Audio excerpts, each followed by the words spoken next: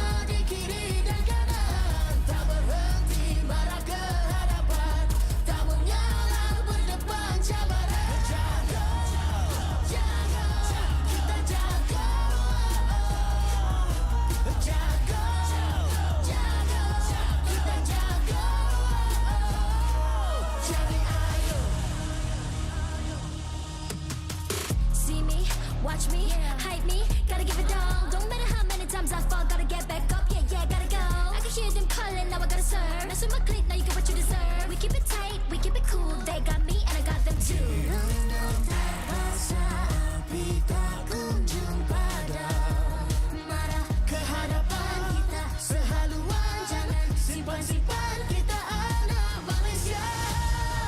Kami tak senang mengalah, kami luar biasa. Semangat membara, harungi bersama. Jaga, jaga, kita jaga. Jaga, jaga, kita jaga. Jadi ayo. Yeah.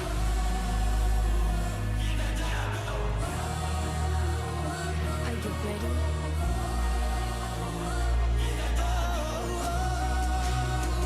Can you feel me now?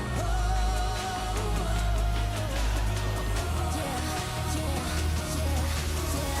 Let me hear you say. Oh yeah. Langkahlah sama-sama langkah, bergema di kiri dan kanan, tak berhenti marah ke hadapan, tak mengalah berdepan cabaran. Jaga, jaga, kita jaga. Jaga, jaga, kita jaga. Jadi ayo.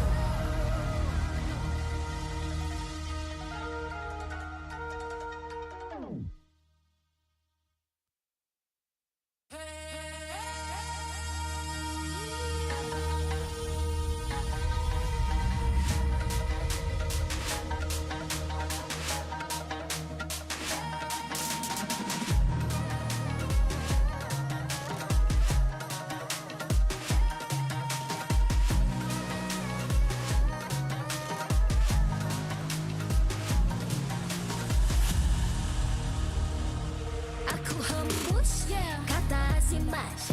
Bila terjatuh, aku beringat. Jalan dah jauh, cari titik bermula. Krak, krak, krak, krak. Jangan patah semangat. Semarak api bukan calon cadangan. Biar apa menghalang, aku sambut datang. 1000 daya, 1000 alasan. Harungi semua sampai di akhir garisan. Eo, eo. Kami tak senang mengalah, kami luar biasa. Semangat membara, harungi bersama. Langkahlah sama-sama langkah, bergema di kiri dan kanan, tak berhenti marah ke hadapan, tak mengalah berdepan cabaran.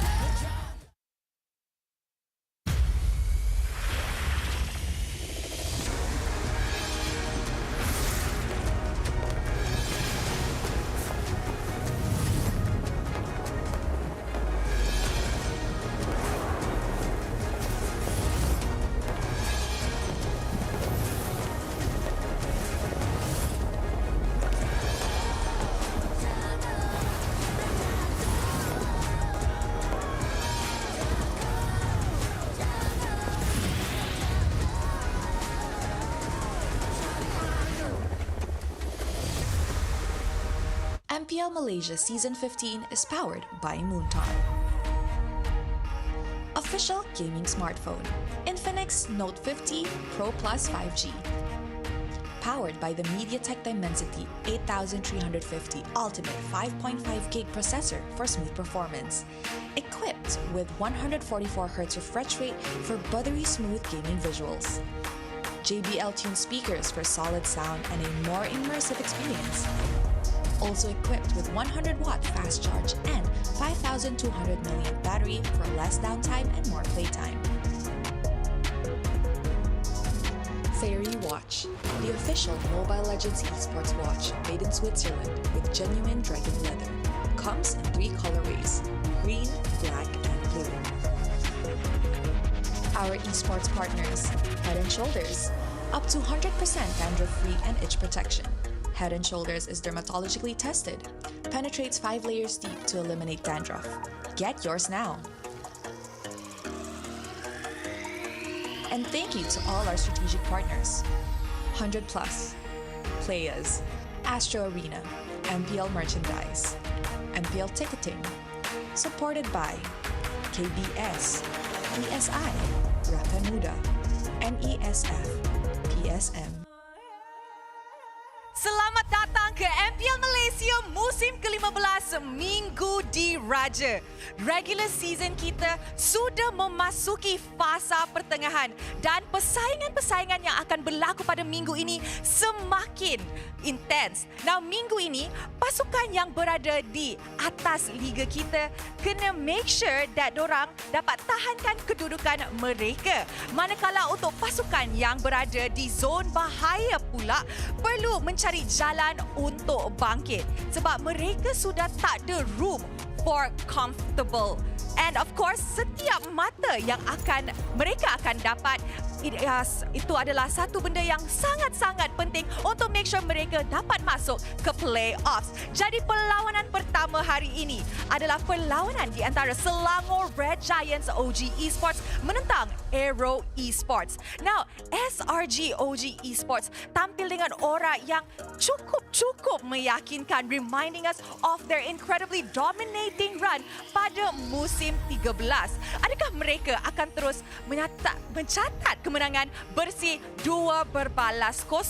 And of course, pada minggu diraja kita, AERO pun ada player baru. So, adakah kingdom baru ini menggegar takhta ataupun SRG OG Esports kekal sebagai penguasa Land of Dawn? And of course, before that, kepada semua orang yang tengah nonton live stream ini, di pentas kebanggaan inilah kita akan saksikan semua benda. Player nangis, happy, menang, kalah. So of course, scan QR code di skrin anda and masukkan kod ini di dalam MLBB anda untuk mendapatkan a special reward. And of course, tanpa membuang masa, let's show it to the casters to kickstart Minggu Diraja hari pertama. Casters, take it away.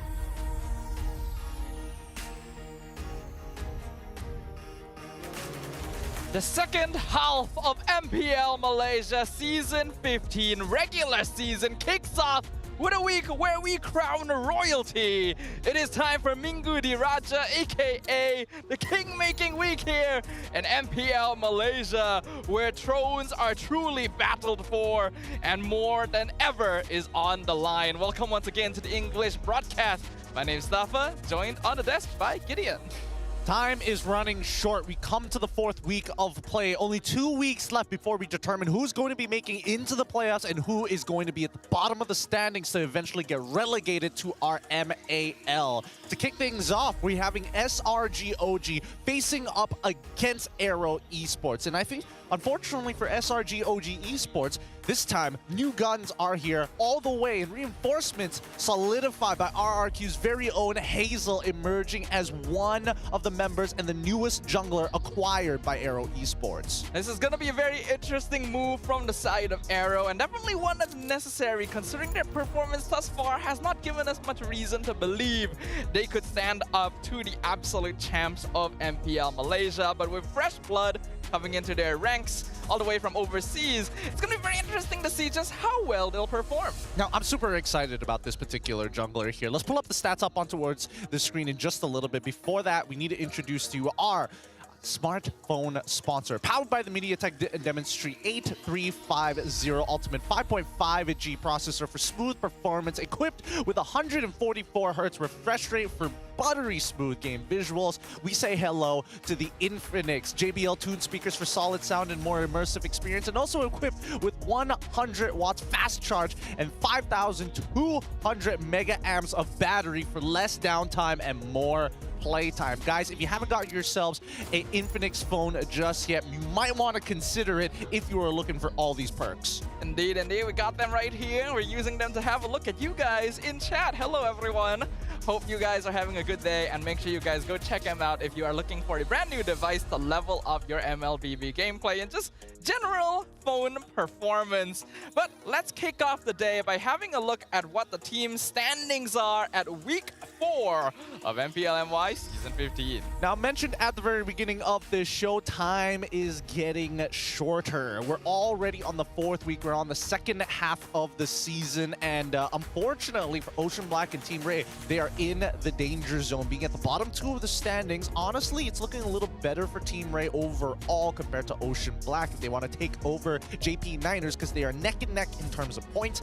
Afterwards, it's the ENG Seoul, and then Torak and AERO currently 6-6 with a very even score line, and then Monster Vicious, Team Vamos, finally Homeboys, and of course SRG OG Esports sitting right on top. Still remaining undefeated up until now, the Selangor Red Giants OG Esports team is looking to recreate their success from their first ever champion season of going completely undefeated throughout the regular season. They have not dropped even a single game, and not series, a single game thus far. They're eager to keep it that way, and AERO Esports are going to be their next opponents on that path. Now, let's look at today's schedule, because even after the SRG OG Esports matchup against AERO Esports, we have Homeboys versus Todak. Both teams looking to grab as many points as possible. Homeboys ideally looking for the top spot, and they can only do that if they can 2-0 Todak or hope that AERO steals away at least one game from SRG.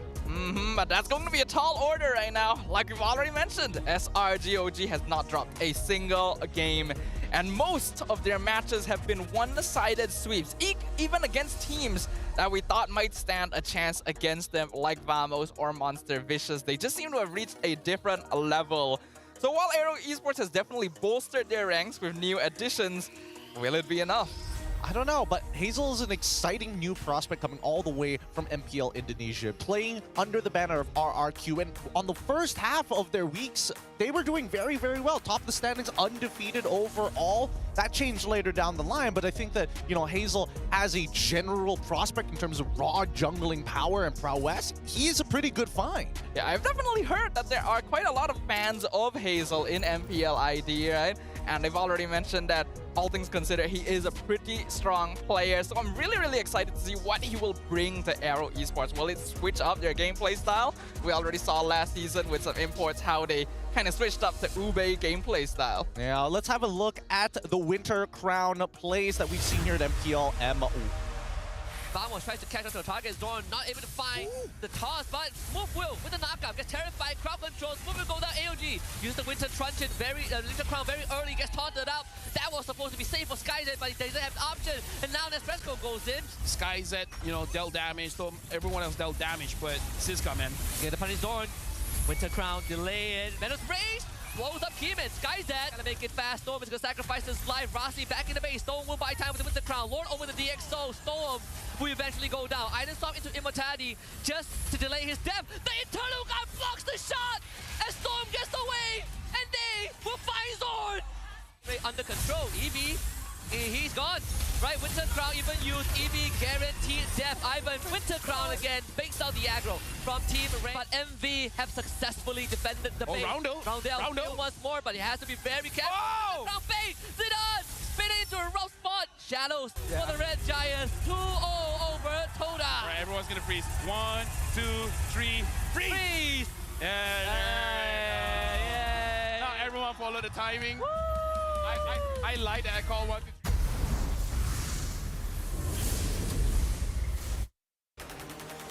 Taking the phrase cool as a cucumber literally there, Winter Crown plays are some of the most impressive things players can do, and we saw some really good examples of that, of them just like canceling out momentum by popping in when their opponent least expects it. Oh yeah, use the dodge ability, use as a way to delay a little bit of time, and most importantly, to swap your items with a honestly, with the current changes and with the amount of plays that we've seen thus far here in MPL MY, I feel like Winter Crown is one of those things you should start to expect now that we're getting into the latter half, because last week, so many teams got away with it. Week number 4 is where I think that stops.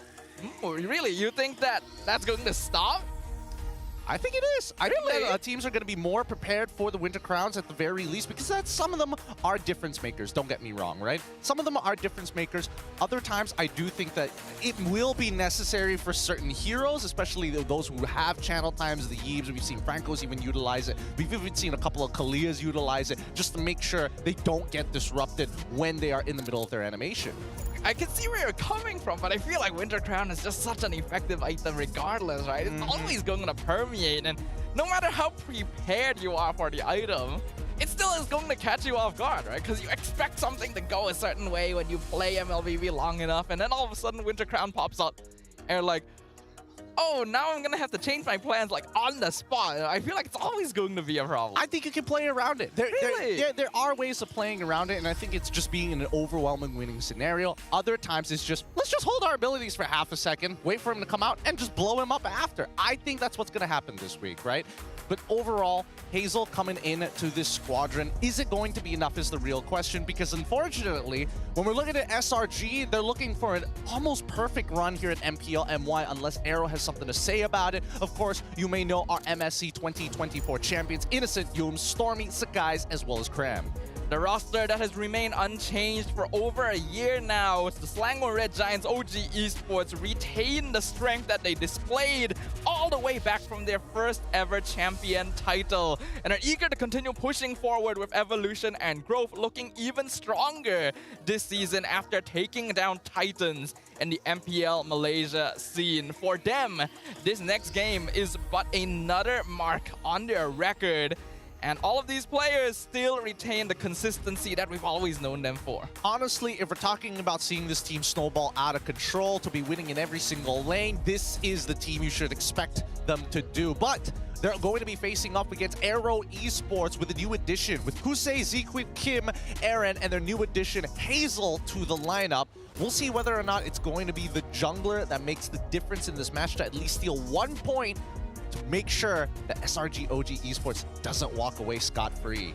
I know that the main topic of conversation for AERO Esports is going to be Hazel, of course, brand new player coming in as an import all the way from MPL Indonesia. But I personally am more excited to see Aaron back on the roster. This is a Red Esports classic back before they were even AERO Esports, as the pillar, the foundation of the team in the EXP lane. I'm really happy to see him back. Yeah, it's interesting that they're going to be swapping out for Aaron this time around to make sure he plays alongside Hazel. Maybe they've had some experience previously building up, and maybe in terms of scrims, and that's why it's working out. It's a little tough to say. It is hard to say, but what is not hard to say is that both teams are about to make a splash on the MPL stage for the very first match of the day. So let's go ahead and welcome both teams up on stage.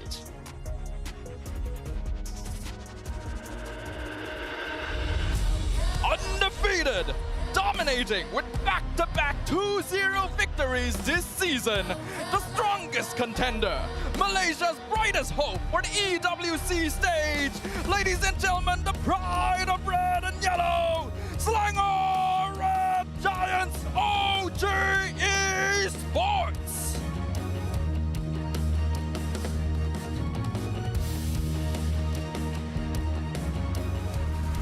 Shocking the league with 2 major upsets this week, bringing in the Black Alien Hazel to wield the retribution. Give it up for AERO Esports.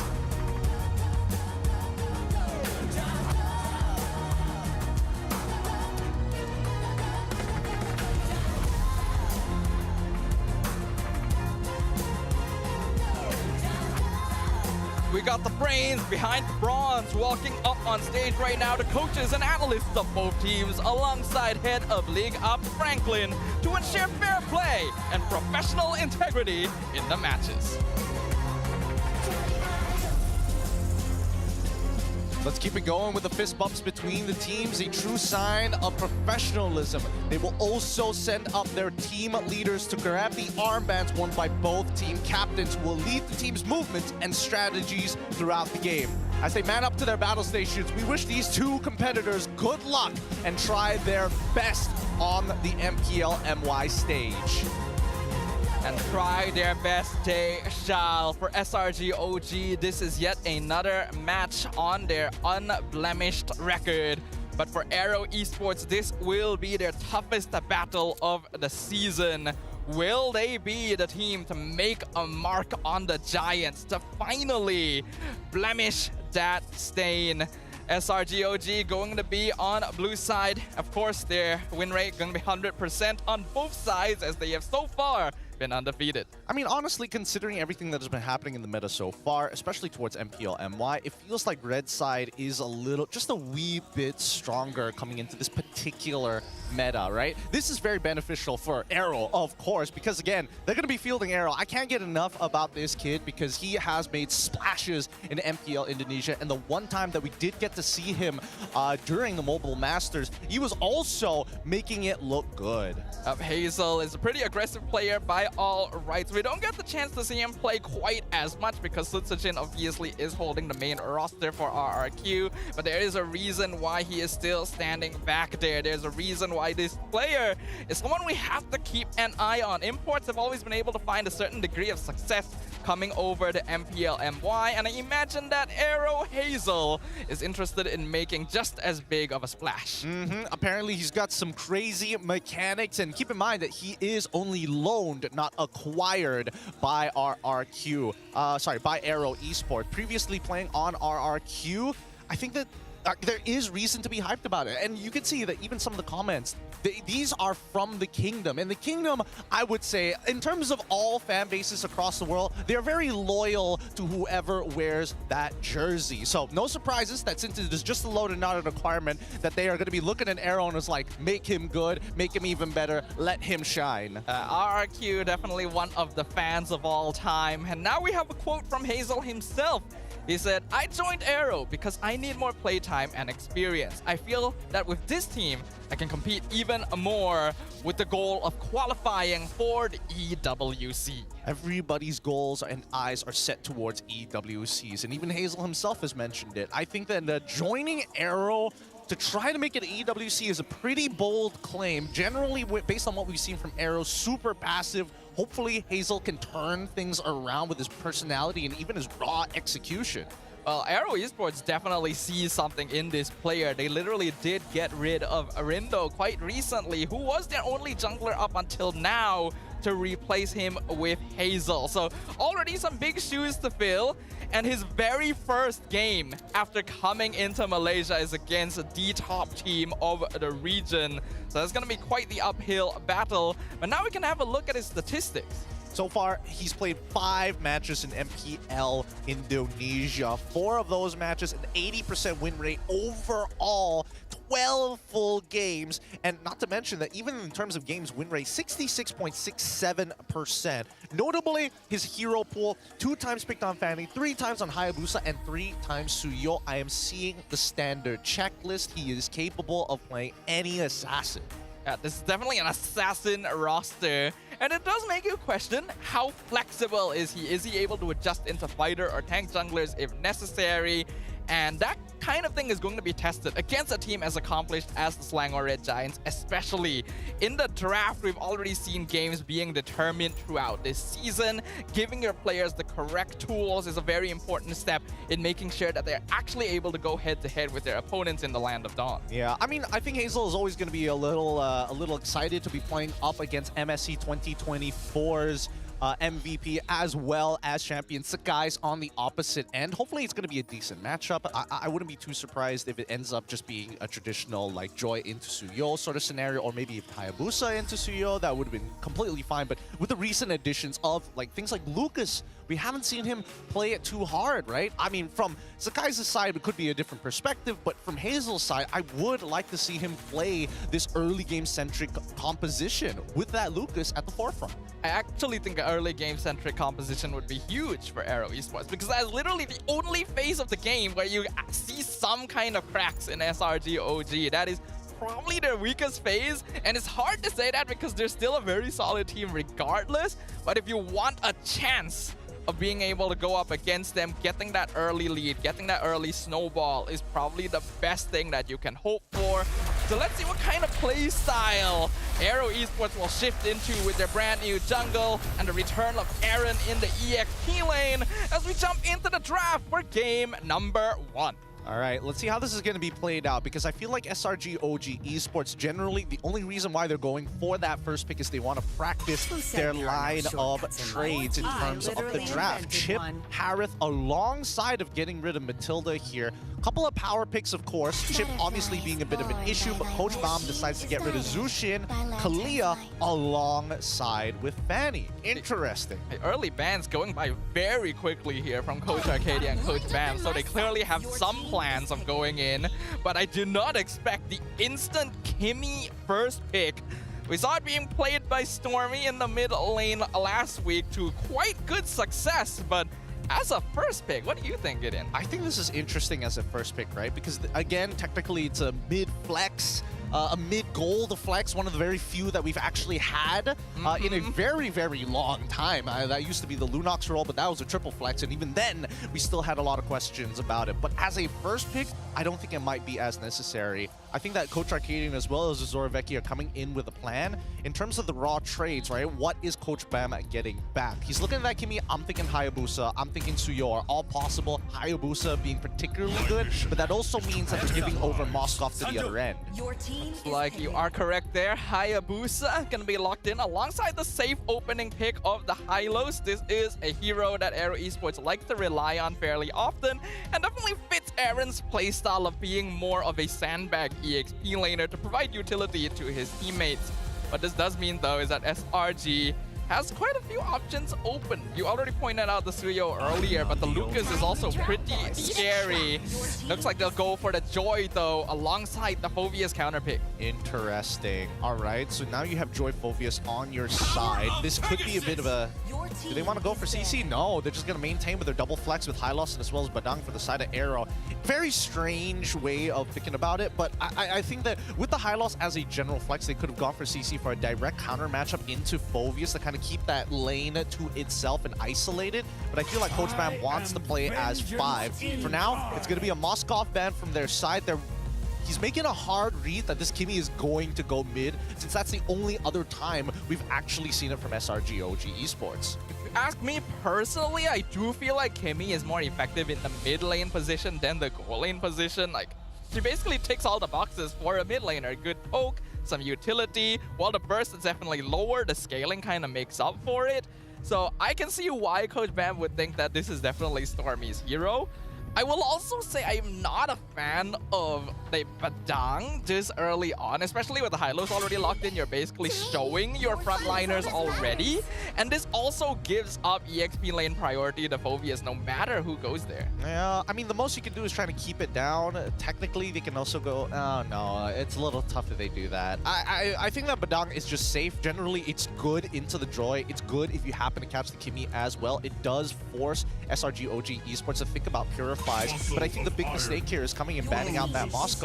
I think they are legitimately worried that this Kimmy could go into the gold lane. It's one of the few matchups where Moskov is like, what am I supposed to do, right? Until I get items and continuously find my dashes, then I can kind of like kite the Kimmy. But generally, Kimmy kind of runs the Moskov down in the lane. But but Moskov also does really well into things like Joy, for an example, that kind of keeps it away as another insurance policy for AERO Esports to kind of maintain that distance of kiting, pulling back, and rinsing and repeating that process. I suppose so. I still would have felt a bit nicer to have AERO lock in the Moskov for themselves, but since they do still have first pick in the second phase, they can still go for something like the Granger, for example.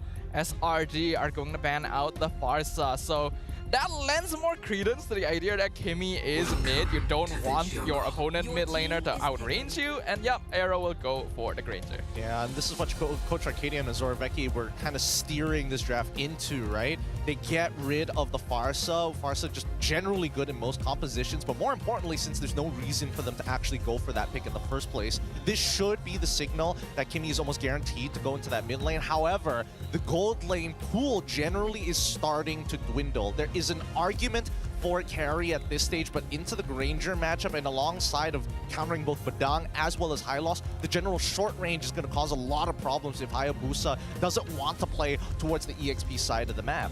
You can always go back to the classic Granger counter of Irritel, or you can fall back to Innocent's comfort pick on the Beatrix. I think those are the two most likely options for SRG OG at this point. They'll also go for the Cho, make sure that AERO doesn't have more. Wow, okay, something different.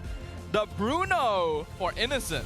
A lot of raw confidence in this matchup. I mean, yes, Granger has been nerfed to the point where the early game isn't as bad unless you're absorbing every single one of those shots, but generally Bruno is going to hit harder per auto attack in comparison. Although, I will say that SRG has played this very nicely. They've got the Phoveus in their side. They've got the Joy as well, the guaranteed scaling, even if Bruno doesn't do too well into the lane. They've got the Cho as well to make sure that Hayabusa can't just simply go in with the Quad Shadows and get free kills. But AERO now finishing off the composition with Eve as their mid laner. Again, as expected, with that Gothot ban coming in from Coach Bomb. Pretty straightforward draft all across the board.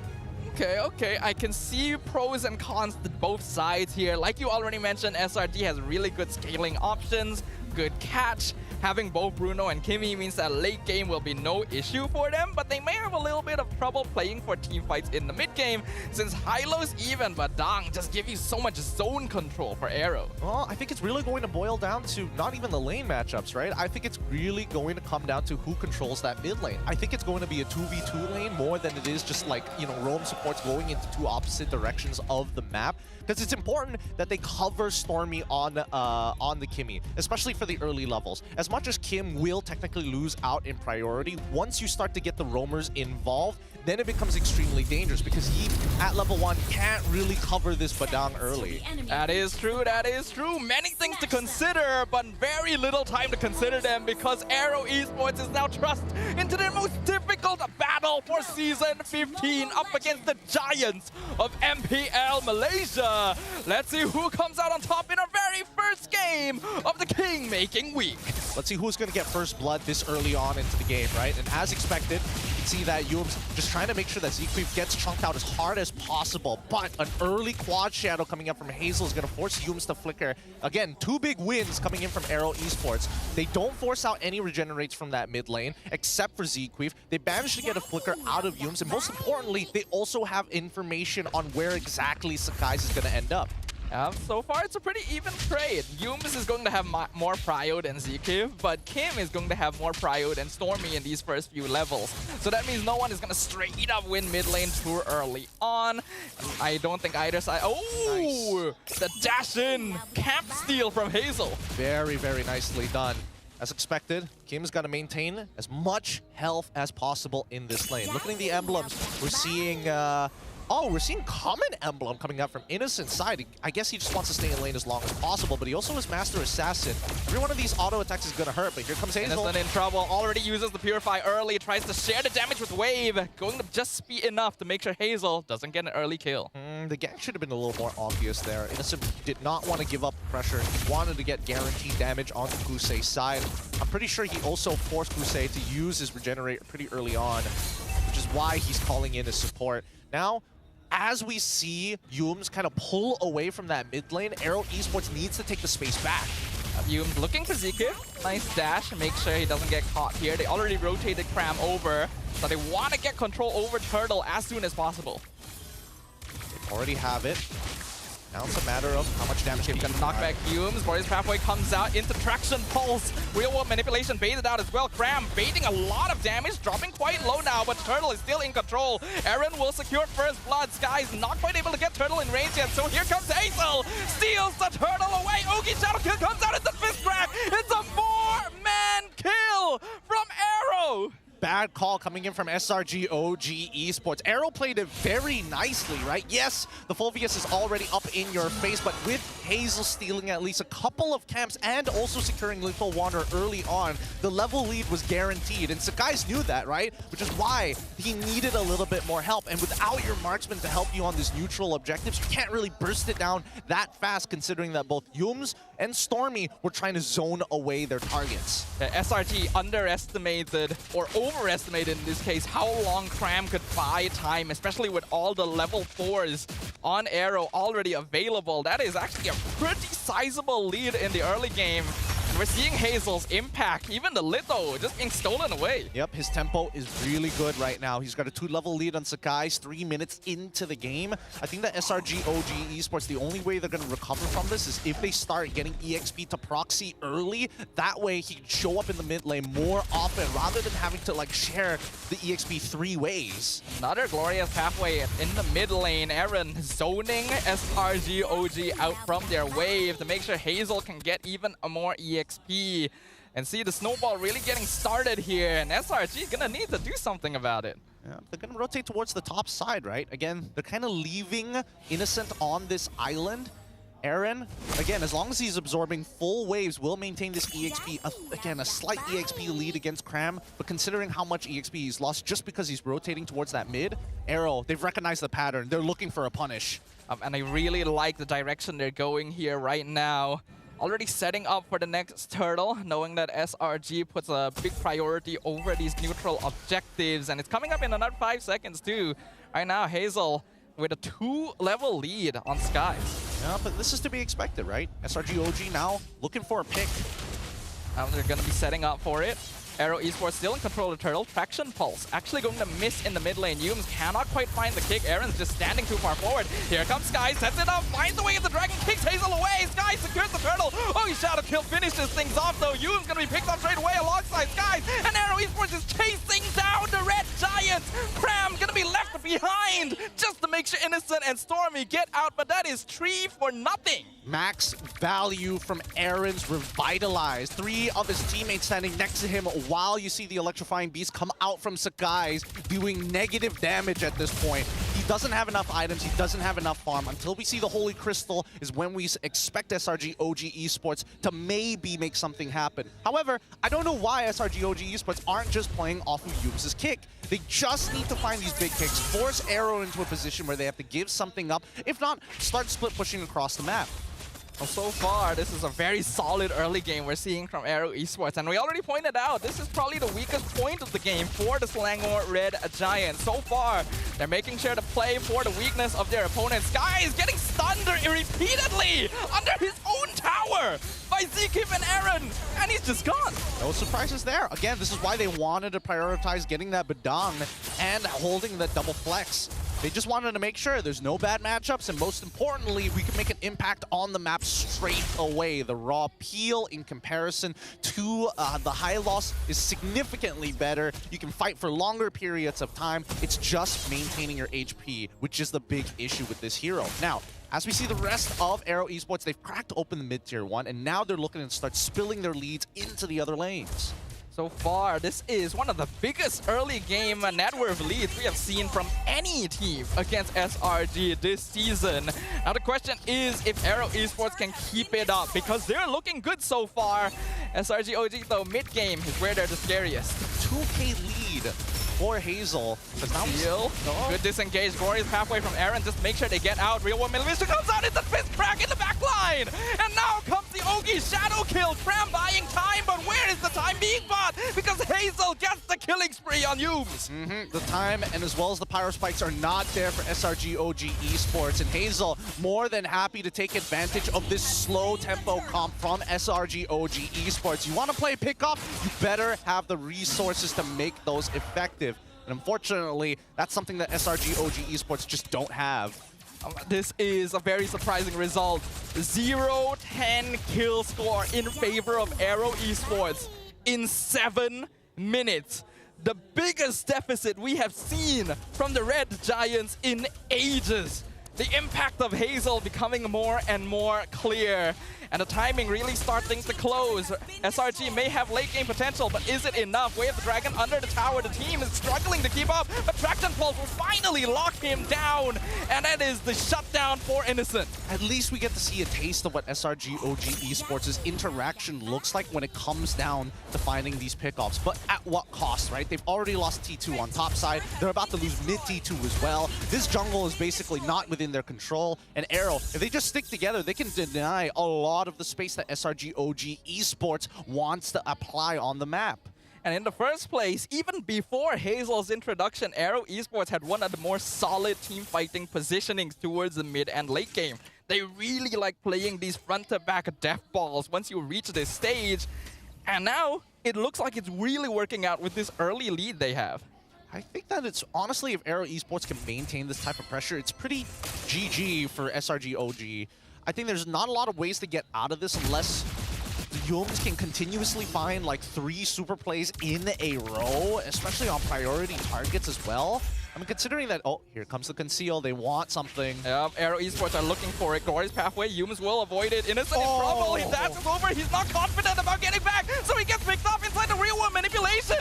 Stormy doing a good amount of poke damage, but here comes the rest of SRG from the flank. They're looking for Kim. Electrifying Beast picks him off in the backline. Kosei gonna be melted away as well. Aaron picks up the double kill, and here comes Hazel. The 3-man fist break, but it's not quite enough. It's Grab picks up the shutdown. It's a triple kill for the SRG EXP laner as they look for the counter-attack. Unbelievable. The RNG on the side of SRG OG Esports. We didn't see 3 continuous hits on the same target. It's split between 2 amongst 3 targets, which is very lucky for SRG OG, especially for people like Yums. AERO, their big problem is that when they wanted to go for these picks, they need to maintain battle lines, right? Because they've only identified 3 players on the top side of the map. So therefore, where are the other 2 coming from? Especially when we're talking about people like Sakai's. He's already got the Starlium Scythe, right? At this point, if anybody gets too low, they're free food for this assassin jungler. It was definitely a bit of tunnel vision by AERO Esports. I think they thought that they could pick off the members of SRG there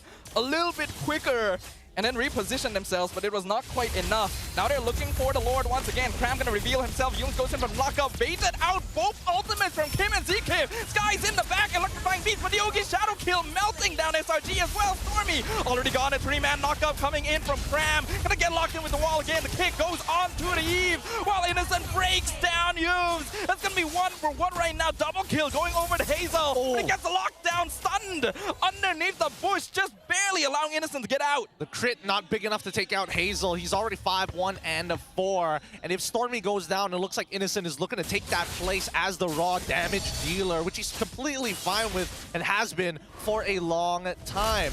But SRG OG Esports, I think that generally the positioning of Innocence compared to Kusei right now is a lot better, right? Innocent understands that not everybody has been shown, so therefore do not go over the battle lines just yet. Kusei, on the other hand, he's very eager to start making super plays of his own, but honestly doesn't need to do that. He needs to start trusting that Hazel will clean up these fights. Oh, and speaking of Hazel, steals the purple buff and Skies at the same time. Worth it, fast, and efficient. Information is power, and right now Hazel has not forgotten exactly when Skies' buffs come back up. This gives AERO Esports great control over the Lord. Glorious pathway, cutting off SRG as well. Cram even can get locked up by the Lord. Traxon falls though, pulls in 2. Here comes Cram into the back. Hazel gonna start working on him again. Cram getting dragged into the front by Aaron. That's a shutdown for Kosei. Aaron still holding the front as long as possible. As Stormy is picked off, Melton with the double kill. They finally find 1 in return, but it's a 2-for-2 trade. Now, here's the problem. AERO Esports, they're doing everything correct. The only thing that they have to keep timings over is when Stormy is max charge on his auto attacks. Oh boy, it might be another solo kill on the Skies. Oh, Hazel, he has got his eye on this man. Skies cannot escape.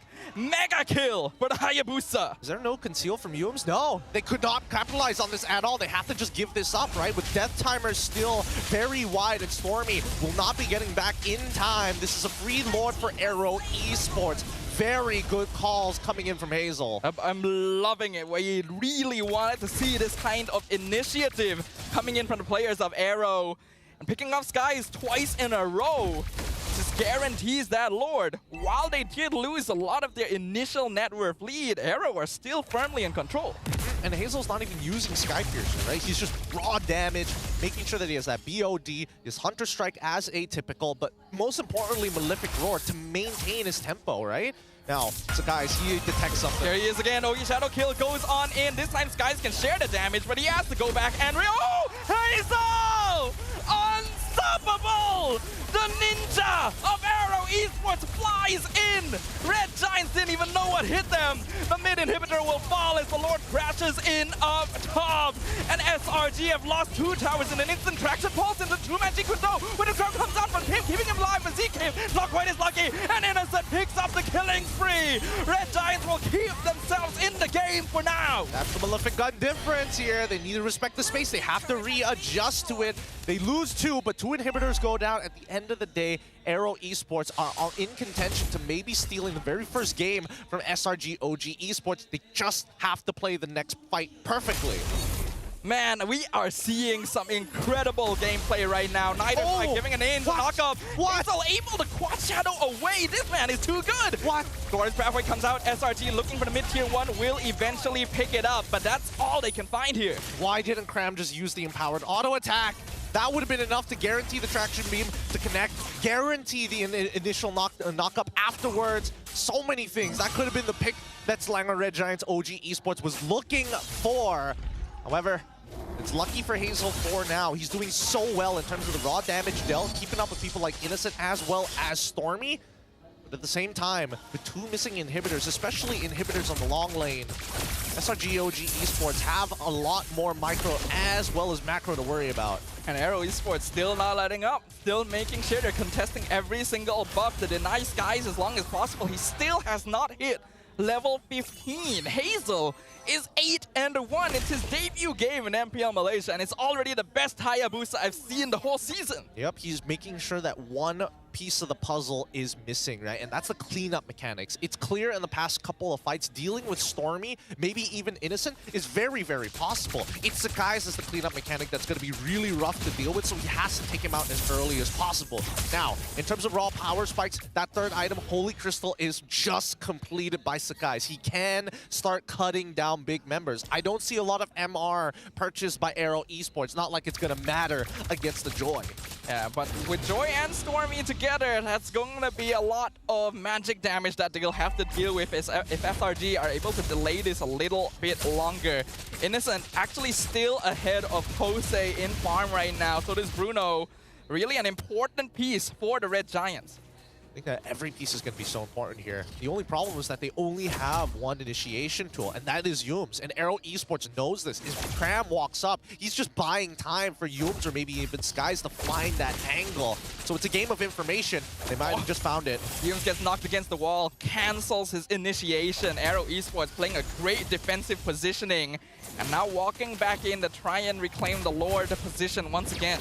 No, they just take the space. This is exactly what AERO wants to do. There is no pressure of time.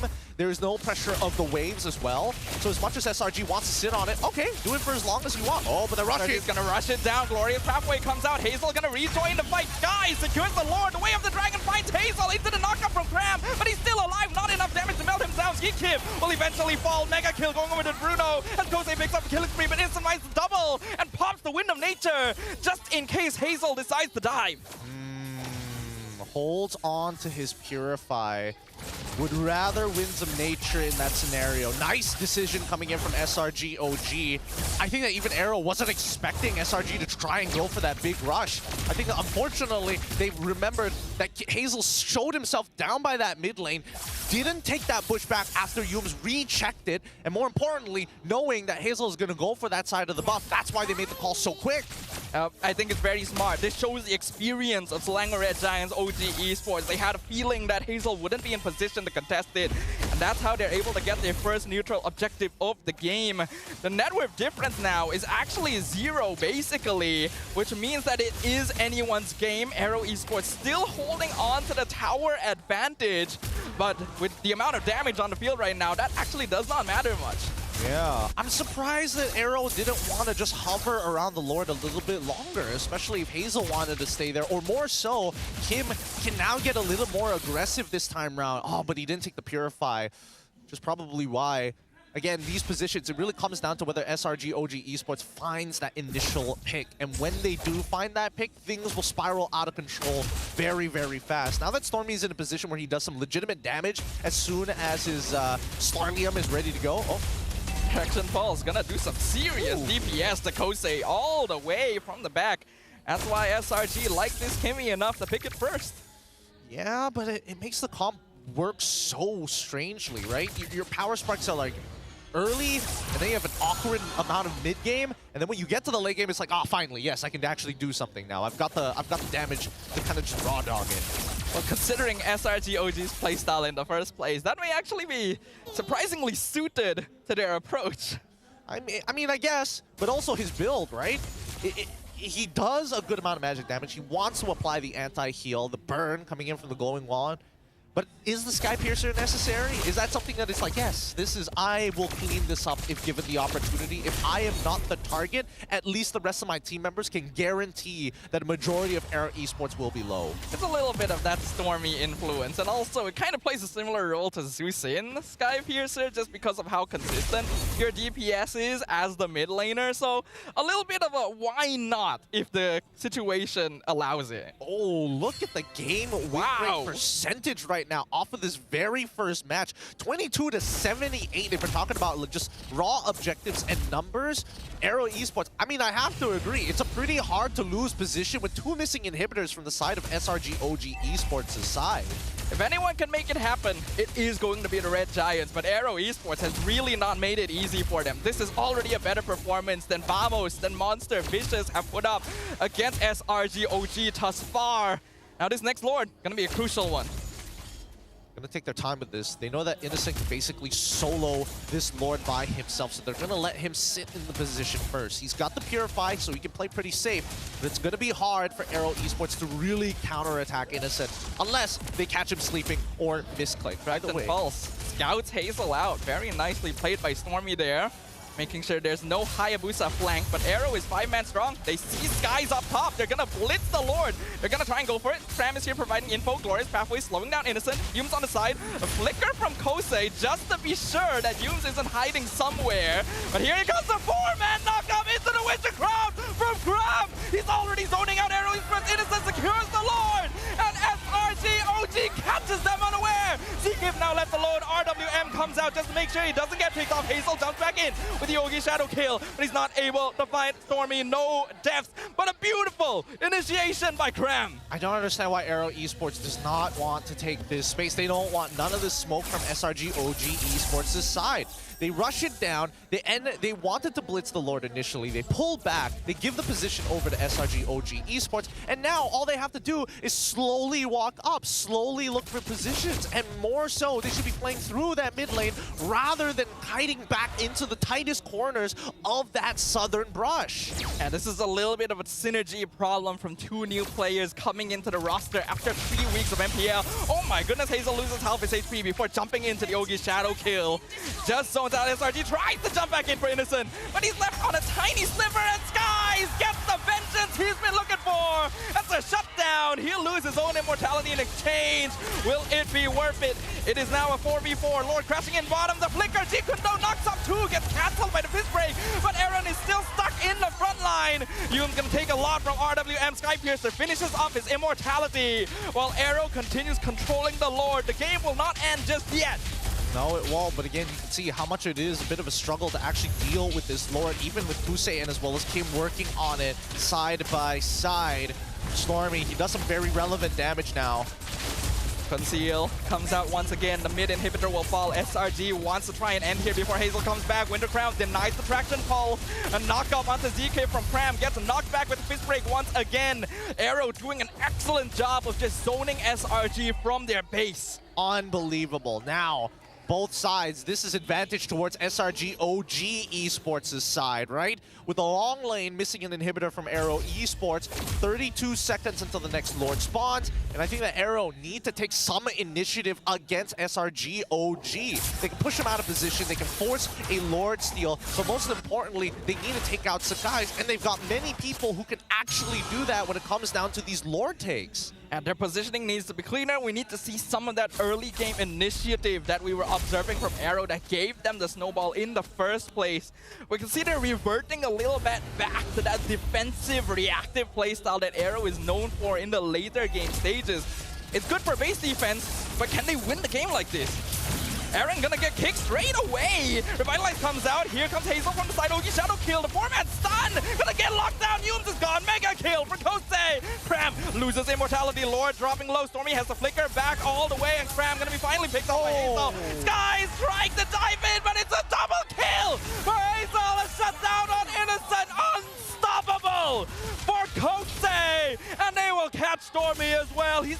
only survivor standing for SRG OG. We are looking at history being made. AERO Esports, now the first team to threaten the Giants' throne. Aaron will fall, but so will Stormy. He'll only be able to prolong for a little bit longer.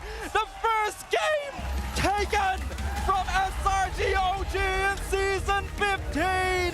Victory to AERO Esports! Nicely done from AERO Esports. They finally found the initiation that they were looking for. They just needed to activate. I gotta give it to them. Hazel, a perfect pickup for their side, allowing that early game to go the way they wanted to. They made a couple of mistakes, and that's not on Hazel. That was on their EXP and as well as their support. Once they get the right mindset, that's when they turn on.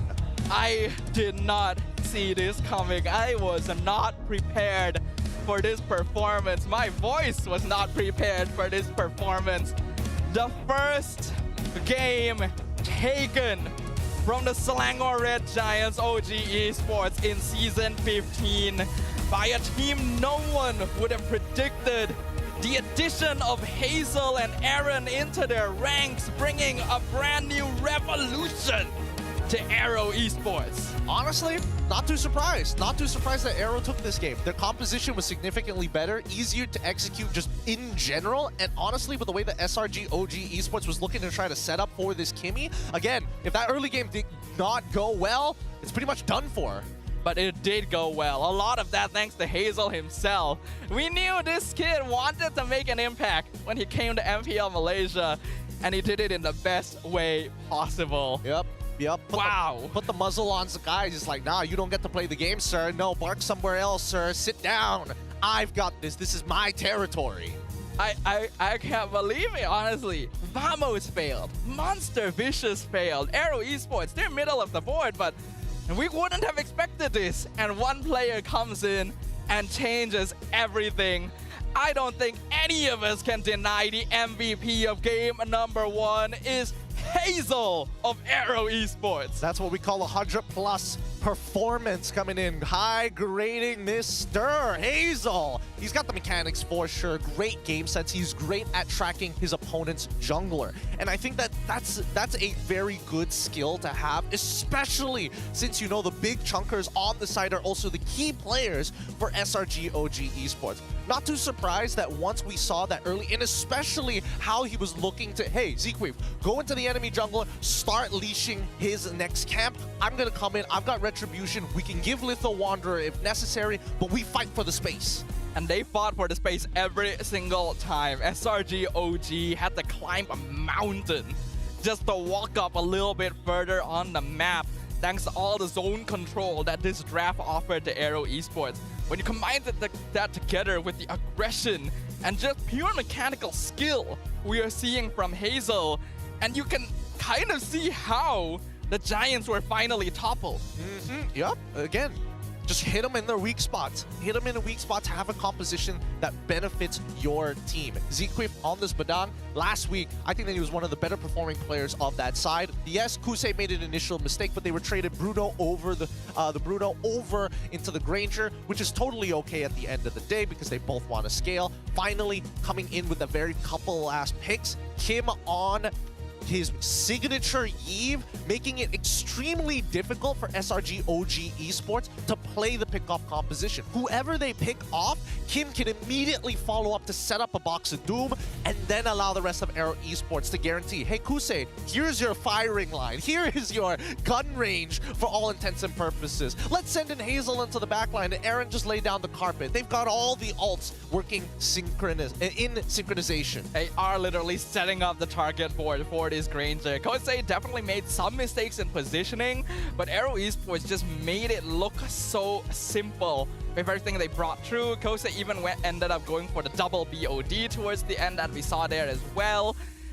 SRG OG literally banned out that Farsa as their last pick to try and deny artillery and range control from AERO Esports, and then Kim just pulls the Eve out and says, haha, now I have a box. Exactly. But again, they had 2 artillery mages. They could have banned both of them, but they had other things in mind to get rid of. And that's why I think that right now, Kimmy, not exactly the best way to set up unless you are looking to flex him down towards the bottom side of the map, which I was honestly hoping that Innocent was going to get his hands on, but I don't know. I got to give it to AERO Esports. Coach Bomb, he called it right. He made the hard read. I think this was a great amalgamation of the new player coming in while still setting up a draft that the older players would be comfortable executing on. AERO Esports has always been good at holding these mid to late game positions. They like their falling. They love front to back. So a lot of this already sets up for that. Hazel sets up the initiation, looks for the flanks as well, and knows the timing that he can play around. And I really love Aaron's impact as well, just standing in the front, making sure that he is the first line of defense. Yep. Again, it made Yums' job very, very difficult. It made Sakai's job very, very difficult. Cram, he generally doesn't care. He doesn't mind being in front. I would like him to actually take the vengeance in these types of scenarios. However, we did see the value of that flicker, making sure that if you're too close together, he will punish you. He literally got a 4-man knockout with the flicker skill 2 around that Lord Pit. That's how SRG OG even got the counter attack in the first place. So I think Cram and Innocent were both still holding their positions, but there was definitely difficulty thanks to how much pressure Skies was being put through and how difficult it was for Yums to actually break through. Yeah, I think this is it's a risky composition to play from SRG OG Esports, which is why I'm not too surprised that AERO played it and won this game at the end. But Hazel, I got to give it to him, right? He's really great at tracking his opponent's junglers. He likes coming in from side angles that you don't think about too very often, especially on off plays. So well done to him. As we look at the item graph, we can explain this a little bit more because that early game was beautiful coming in from Hazel, right? Again, 2 early items. He decided to go for the Malefic Roar first instead of straight away thinking, hey, I could maybe go for a Sky Piercer this time around. But he wants to make sure that if somebody is buying a Sky Piercer, there is one person who is looking for that cleanup, and that is Kusei. Anybody else, it's not as highly valued because it does start to fall off in the later stages, especially if we were talking about the mid game here, where we did see AERO try to kind of ramp up that pace after breaking mid-tier 1. Yeah, even though Sky Piercer probably has the best natural synergy with Hayabusa as a hero, Hazel's just avoiding diluting the Sky Piercer stacks because there already is a Granger there that wants to get those stacks as quickly as possible. Even when you look at the item draft and compare just how quickly the items were being purchased by AERO compared to SRG, you can see just how big of a deficit there was in the early stages, the biggest we have ever seen against this team. Yeah, I mean, the only issue is that they couldn't stop Innocent from farming up super fast, because if we're really starting to compare pace, by 12 minutes, holy cow, by 12 minutes, Innocent already had 4 items complete, and that's not even getting all the core items. This is purchasing situational items early to finally get that power spike in the Wind Talker, coming in pre 14 minutes. So roughly around 13 minutes is when he got maximum amount of crit. Yep. And the thing is, though, even with that maximum amount of crit, it's just very difficult to try and hold that front. You are playing kind of a pick-off comp versus a front to back. It's going to be very difficult to separate them if you don't have some way of creating more pressure on the map.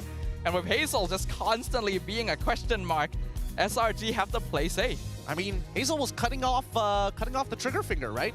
Again, just look at the way that they play this out. I mean, they initially got initially find these engages. Again, I think that Zqueef, one of the few better players on the side of AERO Esports, really has an eye for maximum value engagements. We've seen Cram try to kind of slow down that front line, but at the same time, this is where the fight gets messy. If either side start breaking down in terms of their battle lines, then the fight doesn't go too well for AERO Esports. Again, same can be applied to SRG OG. However, the hunting mechanics from Hazel is so very, very good. Just take away the trigger finger from SRG OG Esports to ruin our battle line, and this game becomes so much simpler. That was so good from Hazel. You would never expect that. It was just such a great debut for this player in MPL Malaysia. And while SRG OG Esports were able to put up a strong fight and keep it even towards the mid to late game, which is where their power spike really starts locking in, AERO Esports looked composed. This is a team that did not falter in the face of our defending champions and really came in with a vendetta, something to prove. And now they are 1 game up. Yep. I'm really hoping that Hazel was the one making the early game calls with Zqueef to initiate that lead. But I also think that SRG OG Esports weren't exactly playing the best in the world. We didn't see too many engages coming out from, not even failed engages, more so no engages until we saw the added power spikes from Stormy specifically, and as well as his boy in the jungle, Sakai's. Without those items, there was no way for these pickoffs to actually work. So you got to make sure you've got the swag first before you initiate.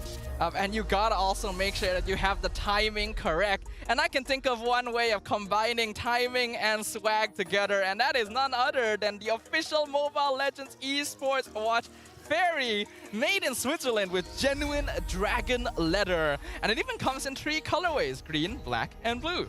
Check out the rest of their catalog at Fairy World. Follow them on TikTok if you can. Again, all the support means a lot to them. They are one of our close friends. They were with us during M6 as well. Oh boy. I think that generally where we've seen the big differences in their products has to be with some of the collaborations they've done. They've even, if I remember correctly, they've even done one with SRG before. Yeah, I believe so, yes. Before they became SRG OG Esports. Yeah, I believe they had like different accessories for specifically designed for every player in the SRG lineup as well. So that's really, really cool. Make sure you guys send them some love, show them some support. But that's not all that's going to be happening, because we want to remind all of you guys to tune in to the MLBB official live stream channel at 8 p.m. on May 17th and May 24th, because it'll be the MLBB X Naruto Ultimate Clan Showdown.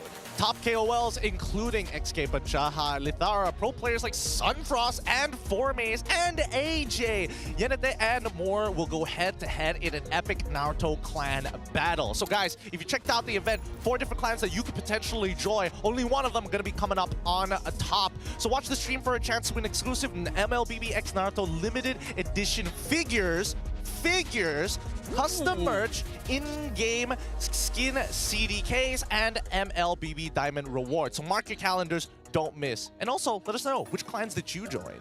I like how you forgot to mention Sif as well. And like Sif? we literally promised him we would mention his name because they didn't put it in the script when he's right there in the center of the graphic, and you forgot. I'm sorry. There was a couple how's he gonna feel? I was thinking a lot, because I was staring at the script, and I was just like, wait a minute, it's not collaborative skins, it's collaborative figures. What do they mean by figures? This is the first time even I've heard about that. Yeah, same actually. Figures are really, really cool. We should ask something about that, because that would look pretty nice. But something else that looks pretty nice right now is AERO's 1-0 score. Let's ask Coach Bam what he thinks, because now that utility junglers are making a comeback, will we see Ube strats from AERO? And he said, whatever strats the players can play, I will bring 100%. I won't bring Ube if it's not compatible with my players, because I believe AERO has mechanically good players. We can pick assassins, utility, whatever meta is given to us, we can adapt. All right. I mean, as expected from Coach Bam. Again, at least he's not giving a neutral answer. He's very, again, trustworthy, and more so leaning in towards the perspective of the players rather than, I say this, you must play. Yeah, I like that. I think that's very, very necessary. Flexibility is important. And we already saw AERO Esports do this last season when they were still at Red Esports as well, where when we had some other PH imports around, there was a switch up to Ube, and it worked really well for them towards the playoffs, allowed them to get a pretty nice finishing edge. Now that the player lineup is a little bit different though, we're seeing a shift again, right? Giving Hazel a comfort hero, setting up the rest of the team to go for a lineup that they prefer. Now, we also asked Stormy thoughts on Kimmy. He said, I think Kimmy is a very versatile hero. She can run, poke, and burst. Her poke is stronger than any of the other heroes I use. I played over 800 games on Kimmy with an 82% win rate, and I've hit top 7 Kimmy in Malaysia twice before joining MPL MY. Wow, that is quite a record right there. I mean, that is also facts. I remember seeing a little fun fact previously when he first joined that he was a nasty Kimmy player. I'm wondering who 1-6 are.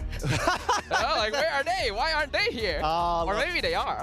Maybe they are, and we don't know, because these players have a huge huge hero pool. However, I will say that the composition did not work out for SRG OG Esports. Very, very risky in my eyes. I think they could have executed. They could have looked for a couple of counters, but they weren't 100% sure where it would come from. They were okay with the Hayabusa already going through. They didn't want to deal with Matilda. So again, in terms of the raw trades, I think being on that blue side could be a little tougher. But I suppose Coach in Arcadia's mind, he's thinking that red side has other priority bans that need to be axed before they get into the game.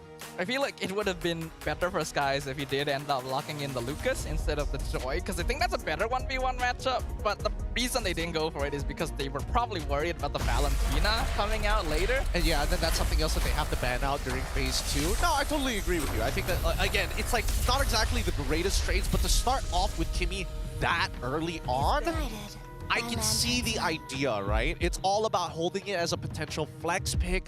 I would have liked to seen Innocent actually play it, but it gets a little tough once Granger hits level 4. Regardless, we now see Coach Arcadia. He's probably like not happy about game number 1 and is going to throw everything at the wall in game number 2.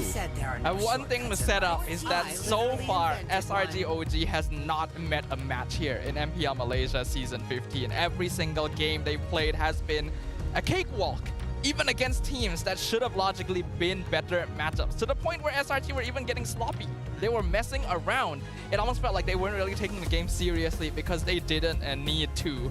And maybe there's a chance they approach game 1 with that same sort of sentiment. Are they going to lock it in now? I'm pretty sure that they want to win the series at the end of the day. I wouldn't be too surprised, but unless AERO is able to hard shut down SRG like they did with the Kimmy read in game number 1, it's going to be a little difficult, right? So it's really going to come down to the brains rather than the brawn, because the brawn have proven themselves. It's all about the brains now in the drafting phase. Oh, there's the respect right there. Hayabusa going to be banned away, but once again, leaves a good amount open. Yeah, the Joy. Leaves Joy, leaves Lucas, leaves Suyo. And right now, in terms of the raw matchups, Suyo will be the weakest amongst the two. Lucas generally better than both of them. Joy kind of in the middle of the pack. It looks like it's going to be an early Kalia pick. Again, no surprises here, right? But what is the trade back? We've seen teams have 2 answers to this, and usually it's a Zushin or a Gatot. I think that Coach Arcadia prefers the Gatot just a little bit more. Yeah, I agree. I feel like while Story plays Zushin perfectly fine, he prefers to be in a more aggressive position rather than a utility mage. So, if anything, I also agree. I feel like he'd prefer the Gatot, but there are questions that need to be asked, right? Do you go for the Suyo? Do you go for the Joy? If you lock in the Lucas, you need to pick Valentina alongside it. Wow. They are adamant to making this Really? They're really adamant to making this comp work out. I think that's still fine because AERO at this point with the Kalia in hand, they're not too worried about the CC. Just in general, right? Cram plays a mean CC, don't get me wrong, but AERO could still flex it out by throwing in Badang amongst the mix.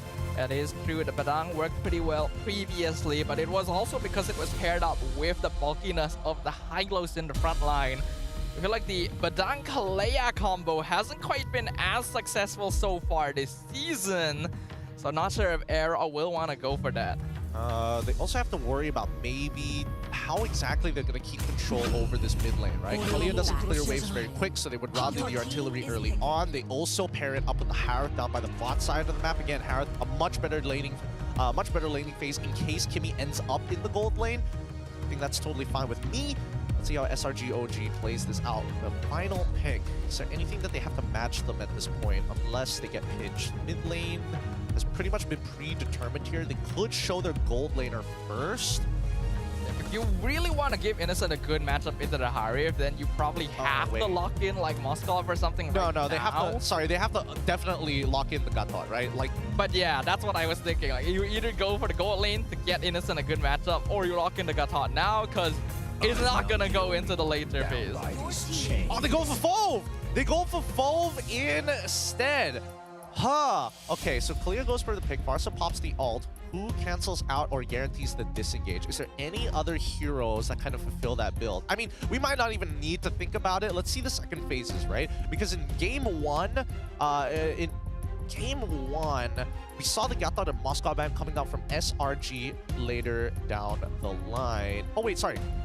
from AERO Esports later down the line. Coach Arcadia banned out the Farsun as well as the Wanwan. Now that the Phase 2 has changed up, are there any other picks? Because Matilda wasn't thought of. They could go for Matilda and then get everybody else to take Purifies, I suppose. Wow, the Ling ban. Really interesting. I think AERO either bans Moskov or Gatot again, or they can actually consider banning the Valentina, because SRG has no place to slot a Lucas in anymore. You're right, yeah. No Lucas spots. I don't know. I feel like Ling.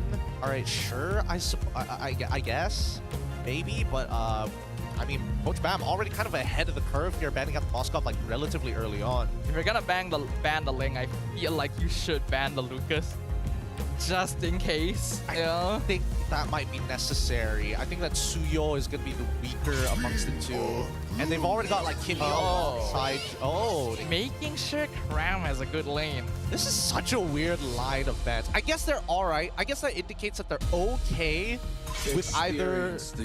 No, but then the Lucas would still be a problem. I guess Phoveus gets multiple charges off of it and Joy could maybe escape. It's still some level degree of execution. I don't like it. I mean, Granger is already gone, so there's still a big question mark of like, is the Kimmy going into the mid lane? I think it's probably Beatrix, right? For Innocent, now that Moskov and Granger are gone. He could still go Bruno. Beatrix Cho once again. I think that's okay, but I still think they need a secondary engager. AERO is almost 100% gonna go Lucas. Yeah, or just go Gatot. At the end of the day, Gatot would technically be like the safest amongst the picks. Yeah, Gatot wasn't banned out. Just pick Gatot. Go for the safe Gatot pick, or Hylos. I prefer Gatot, but Hylos works. Okay. There we go. There we go. There we go. I mean, AERO again. Lucas. Is Lucas, I mean, there's no risk of SRG last pick Valentina, I think. I think it's still a possibility. I think they're just gonna be like, all right, Innocent, we got you could play carry, or you can play Kimmy. Kimmy gold lane Valentina mid is still possible. Okay, AERO goes for Suyo instead. Kinda, I feel like Lucas is so strong here, but they'll go for Suyo, Hylos to finish off their draft. I think, here's the thing, right? I think there's arguments that could be made for both Suyo or even Lucas. And I think that Lucas, unfortunately, might not do as well as I think he will do, only because of the raw amount of heal of Phoveus as well as Gatot, right? Phoveus gets a lot of charges. However, if you build full damage, then you can maybe look to like one-shot Joy or maybe Kimmy later down the line. However, the raw peel of, oh, I use my abilities. If I don't one-shot my target, I basically am dead, right? I could Bijou Beast Bomb. I could try to do as much damage as I can. Kimmy, again, a lot of natural peel. Phoveus, natural peel. Gatot, natural peel. Joy, hard to catch, and now they're gonna go with Bruno once again. Interesting. I thought for sure it was gonna be Beatrix, but I guess Innocent has been practicing Bruno. I think they kind of fulfill the same roles. I think that there's not a lot of combo starters, maybe with just like the Kimmy at least, but we saw how many traction beams didn't necessarily land on multiple targets, so I don't know. I still feel like you shouldn't bring a football to a gunfight. I guess he's comfortable with the matchup, I suppose. I guess. At the end of the day, as long as you can take Purify, that's fine. Your biggest issue is going to get picked up by Kalia. I think this is, again, very risky comp coming in from SRG OG's side. I think it really boils down to how they play the early game. No Hayabusa, so he's not as mobile, but Suyo, I would make an argument, maybe arguably even faster once he gets his first two items. Yeah, comparatively, SRG has the same lineup as Game 1 with the switch off of Cho into Gatot. Let's see if this works out for them, because they are in a position they have not experienced this entire season. One game away from potentially losing their first ever series that AERO Esports wants to claim the title for. Yep, and now let's see how they play it out as both junglers start off on their orange buff, mirrored sides of the map. So it looks like, let's keep an eye on how Hazel is going to position. Oh, okay, my God. I'm gonna eat a lot of it. Still walking into Kim. You're playing with fire right now, so they're trying to get healing back from ZK. Forces out to revitalize. No, does he miss out the minion? He does. Winning scenario for SRG. See, this is what I'm talking about, right? That early game, it's really difficult to win out in this poking matchup against Stormy. Compared to last time, the Kalea going to have a little less presence, and this time Skies will secure the Litho. So things are looking a little better for SRG comparatively. Okay, alright. Kusei does win out on making sure that he secures the initial gold crab, getting some good trades against Innocent, but that can only go on for so long. Definitely, definitely, but SRG are totally fine with that. Again, this is a team that likes playing for the mid to late game instead. So if they can deny early game snowballing from AERO Esports, they'll feel pretty good, and they'll start it by getting an immediate stun into taunt on ZK. Yume secures first blood. Interesting. Interesting. Okay, sure. Probably should not have happened. Would have made sense as Zequid had the first position on towards that mid lane, but again, it's these small things that SRG OG Esports do to get under your skin that helps them get these small leads, which eventually turns into a snowball come mid to late game. And we can immediately see that SRG OG are properly respecting their opponents after losing game 1. This is proper locked in, wanting to deny any early rotations. Yeah, this is the same exact rotation. We saw Cram come down towards that mid lane, making sure that everybody hits level 4 on time. Yumes, however, does miss out on that top wave, but he still will eventually hit level 4. Have a good zoning here. ZK not level 4 yet. Looks like AERO will just choose to give this up. Cram actually goes back in. Does some damage to Aaron, but SRG with the first objective. Cram's still looking for it. Yep, he's zoning out Aaron, right? Forcing that early recall. That's going to give him an EXP lead. Again, a lot of the mistakes that we saw from SRG OG was at the very beginning of the game. And now that Hazel can't be as quick, especially within his first 2 clears, that's when you can see that SRG OG has kind of adjusted to the pacing and the tempo. The initial pickoff on ZK was huge as well, because this Kalea is still not level 4. Traction pulls ZK back into the Starlium Beam. Feathered Airstrike comes out. Yume's going to eat all of it. Doesn't even have to use a Revitalize. As ZK goes down again. Yeah, but ZK, he's got to be careful. He must respect it. Again, he must be very respectful of that space. He can't get in and out of these fights as much as he wants to. And just the natural synergy of Gatot and as well as Kimmy to make it... Oh! Like Bang Beast comes out, Blade Surge does not connect. Glorious halfway just basically ignored by SRG, as not much else will happen. It was close. Hazel was very close to connecting with the Surge, but unfortunately just a little short here. ZK, don't do it. He's going to try, but at least he sees Yumes in that mid lane coming up from that top rush before he lets it rip.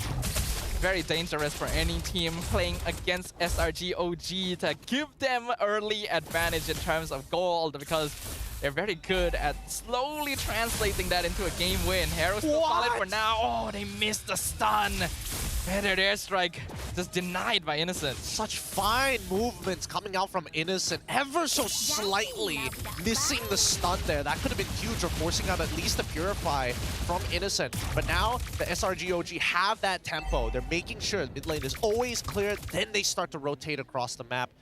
More importantly, now that Cram, he's not participating in the lane as often, more so wants to secure these neutral objectives, even at the cost of gold plating. Looks like they're gonna target that. Aaron gonna scout things out. Already seeing 2 members actually. Yumes was not scouted, so he gets taunt in on ZK. Posei come and jump in to join the fight. Glorious Pathway comes out to drag back Tsunami Slam, but the rest of the team is here. Jumps into the AERO Esports backline. Skies melting 2, double kill for the Joy already. Aaron as well gonna be poked to death by Stormy, and Innocent not even letting up the pressure. SRG with a definitive win. Definitive win, and more importantly, Cram and as well as Yumes playing it very, very well. Yumes knows ZK is looking to Tsunami Slam him. However, they don't have enough damage guaranteed, so they need to wait for the Feathered Airstrike. As soon as we see the Feathered Airstrike, we see Tsunami Slam come out from ZK, and then Cram flickering forward to deny as much follow-up as possible, allowing Skies to walk in from that mid lane for free. I love that SRG OG was using ZK's Tsunami Slam as their own initiation shot call. The moment Yumes got picked up, it was, all right, go time, everyone into the back line.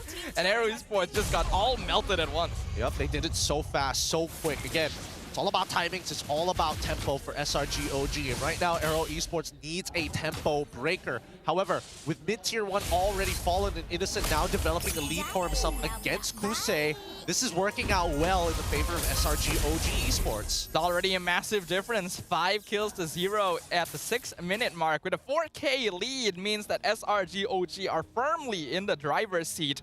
And I already pointed out that their scaling is pretty good. It's very, very good, as a matter of fact. However, AERO Esports now kind of clumping up a little bit more. They're looking for any kinds of picks, and I think that SRG have kind of figured that out as well, right? Cram now as second roamer duty, making sure that they can protect the guys, knowing that Hazel previously was hunting down for him early on, but without much of a lead of his own and without 2 items secured just yet, it's going to be really difficult for Hazel to even consider these options. Hazel's playing from behind this time. Aaron gonna be scouted. Feathered airstrike forces the anti-grab thrusters from Stormy, but SRG still keeping out the pressure. Oh man, Traction Pulse locks down Hazel, but here comes Glorious Pathway. Purify from Stormy, make sure Aaron cannot stun him. And now SRG still continuing. ZKIF even gonna be walked away from. Oh. Abilities landed, but no initiation. That could have been like an easy AOG coming out from Yulbs. They already forced out that flicker. They knew that Hazel technically can't get out of it. I mean, maybe they thought he could or still had a couple of abilities, which is why they hesitated. Regardless, they're still worried about ZQuip. So again, if we see SRG OG look to fight, they're waiting on ZQuip and that Tsunami Slam, especially with that Feather Airstrike, which are the 2 abilities they're most afraid of. Everything else is on the table and is allowed to be traded for. Maximum awareness on this Kalea specifically. SRG OG have actually been avoiding picking this hero a lot of time. Probably precisely because of this reason. They know how to counterplay it, how predictable its approach can be if you don't have enough map control. Now, topside already collapsing as well because AERO Esports was clumping up a little too hard. We're seeing that Innocent is now coming back into that real form, right? Oh boy. Hazel gonna get taunted away. Does iframe out though. Very nicely played. Okay. Stormy a little late on the follow-up. Could have let it launch sooner rather than later. However, the range probably wasn't there, which is why he had to charge it up for a little bit longer. Hazel, luckily, does not get punished for it. But at least we see the ideas coming in from SRG OG Esports. If somebody is able to connect their CC, there should be a fast follow-up coming in from Stormy's end halfway across the map. It's a lot more difficult for AERO Esports. Oh, they found Kosei with the electrifying beats. He's in trouble. That's a 1v2. Aaron is here to try and save him with the Glorious Pathway. Zaman Force as well, but Cram is his natural enemy. AOG cuts off the Sky. Oh my goodness, where did he go? Killing free for Skies, and Aaron is just an extra bonus prize. Innocent gonna be wailed on in the mid lane, but they can't find it. Even ZKIF nearly dying to the bouncing football, and they will back it off. Yeah, the worldie does not get... Oh. Game's just dead here. Help! He's not getting away. Gets smushed into a paste made of bird. Oh man. Cram, just the Shield Hawks guy, just absolutely smashing that Fortunate Mosquito this time. But SRG, this is the spot that they were looking for, right? Play a clean early game. The mid and as well as late should be a lot simpler, especially if they are on tempo. And with tempo on their side, we expect this to be like origami for SRG OG Esports. Just follow the next couple of steps and you should have your artwork already done. Yeah, but this is the free lord, and Yums is even leashing the purple buff so that they can get a little bit extra. Sky is gonna steal it away from Hazel. They got their eye on him now. Let's see how many inhibitors they're going to get off of this. If they only get 1 inhibitor, sure, that's not too bad considering that it's an 8k lead. Oh, wow, Innocent. Not having to buy situational items at all. Already finds the 3 cores. If he gets that 4th, he'll be at 100% crit rate, and that's when each one of those auto attacks are more reliable in terms of just raw damage. Just look at the gold difference between every single player. Innocent is 1k ahead. Yums is 1.5k ahead. Stormy is notably ahead as well. Skies is so much more farmed than Hazel, considering how hard they've been pressuring him. Can't do much about it, but we need to find ZQuip a target. Unfortunately, finding Skies is hard because he doesn't reveal himself. Tram, not exactly the best person to try and pull, especially since his team isn't as farmed up. So there's no free target to Tsunami Slam. Now we're 10 minutes into game 2. The kill score is already the complete opposite of game number 1. All the external towers are gonna fall now for AERO Esports. Even the top lane holy defense is gonna be eaten by the Lord. The Starly, oh my goodness, Innocent hurts a lot. Aaron losing half his HP. Conceal comes out. Feathered Airstrike and Glorious Pathway to zone away SRG OG. Dragon Pulse doesn't catch anyone, but deals with AERO Esports for now. All right, there is an argument for a commit on the next Lord Empowered wave from SRG OG, right? All the big, the big ultimates that they were worried about, the Glorious Pathway and as well as the Feather Airstrike is done. So all that's left is just Harrod and as well as the Tsunami Slam. Oh, that's the Trial Strike. They find the joy. Tsunami Slam, but Skies does so much damage. Mega kill for Skies, and he just dashes out like nothing ever happened. Feathered Airstrike, Innocent just ignores it. Works on the tower instead. Traction Pulse again, zoning out AERO Esports. It is night and day from game number 1 as the first inhibitor falls. They should guarantee this mid inhibitor. They've got the AOG to start zoning out targets. Yum's already walking front, gets a taunt into the Starlium Beam. AOG doesn't manage to get back out though. He gets stunned under tower. Kim finds the shutdown. Zaman forced to chase down Innocent. He's a bit too far forward, but he gets the stun just in time. Somehow getting out alive. They'll trade Cram for it, but the big prize escapes. Yeah. And this is why I was saying use the AOG to go in rather than to go out. I mean, most of the time, 90% of the time, some may say, it's actually better for the Gatot to actually use it as an escape mechanism. But look at the amount of micro CCs from the side of AERO Esports, right? They have so much disruption already. They have Blade Surge. They've already have Law and Order coming in from Aaron. Kim naturally has an inbuilt stun. There are so many ways to disrupt it and have the raw damage to do so. Because again, Kim, this entire time has been looking to build up eventually towards some magic damage items. Yes, it's only the Blood Wings for now, but he's playing a more utility role than anything else. Yeah, he's not really had the chance to build up magic penetration, so he's not able to do enough burst to threaten. And now Skies picks up the Lord. Instant turnaround, looking for Aaron, forcing out Revitalize and Glorious Pathway. Yep, it's all about tempo, and right now SRG OG Esports playing to their beat. They're having a really, really good time, and sure, regardless of the smaller mistakes that have been made, it doesn't really convert to anything for AERO Esports. It is a 9.8k lead, and if they win off of this, by the end of this game, it should be a 10k lead, and that is what we call the checkmate angle. In fact, SRG OG are already looking at that checkmate angle. Lord is pushing up top, mid inhibitor is already gone. Sky is working on the bottom one. They got the two-man stun, pulled in with the traction pull. Stormy with the double kill. SRG OG looking for a Blade Surge connect with 2, but he doesn't do enough damage. Hazel doesn't do anything. And Skies with the double streak chases down Harvey in the back line. Hazel not as lucky, as well as SRG OG hit back as hard as they possibly can.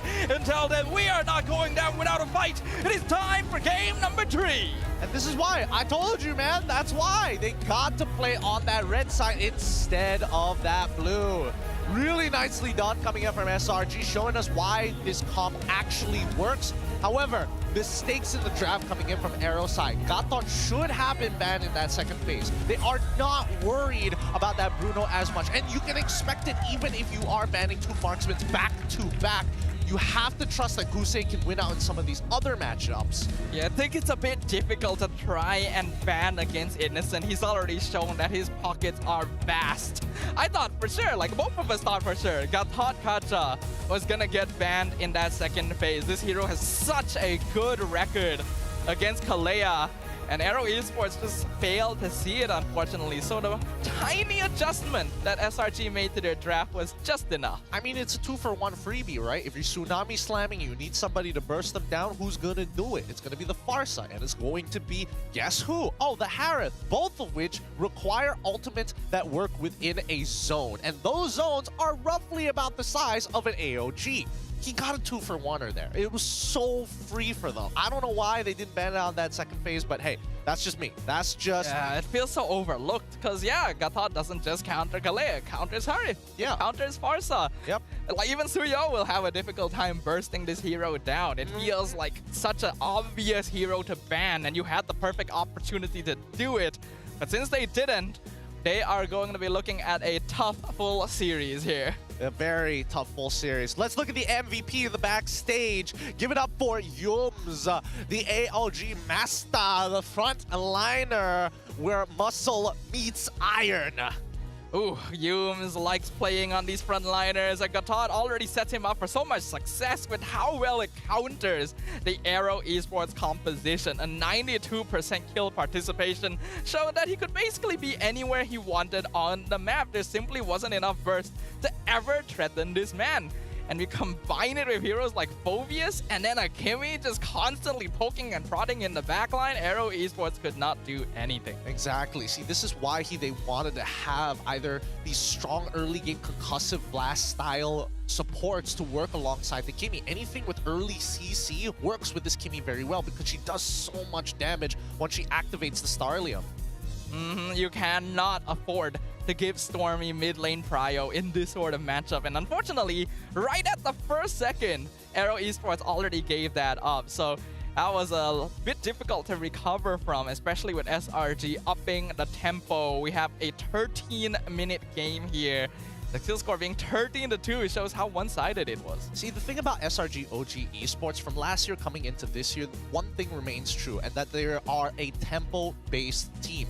Yes, we've seen them being hyper-aggressive and gaining more on the conversions, but that really comes down to my gameplay is tempo-based, and I'm able to put in gas into the engine whenever necessary, right? They never want to play a super slow game.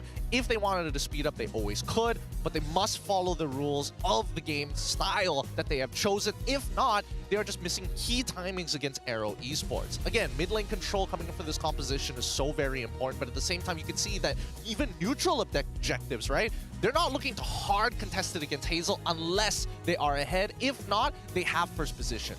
And compared to game one, they don't have to be quite as aggro or to try and find space on the map because it is going to come naturally to them as long as they can get that early prio.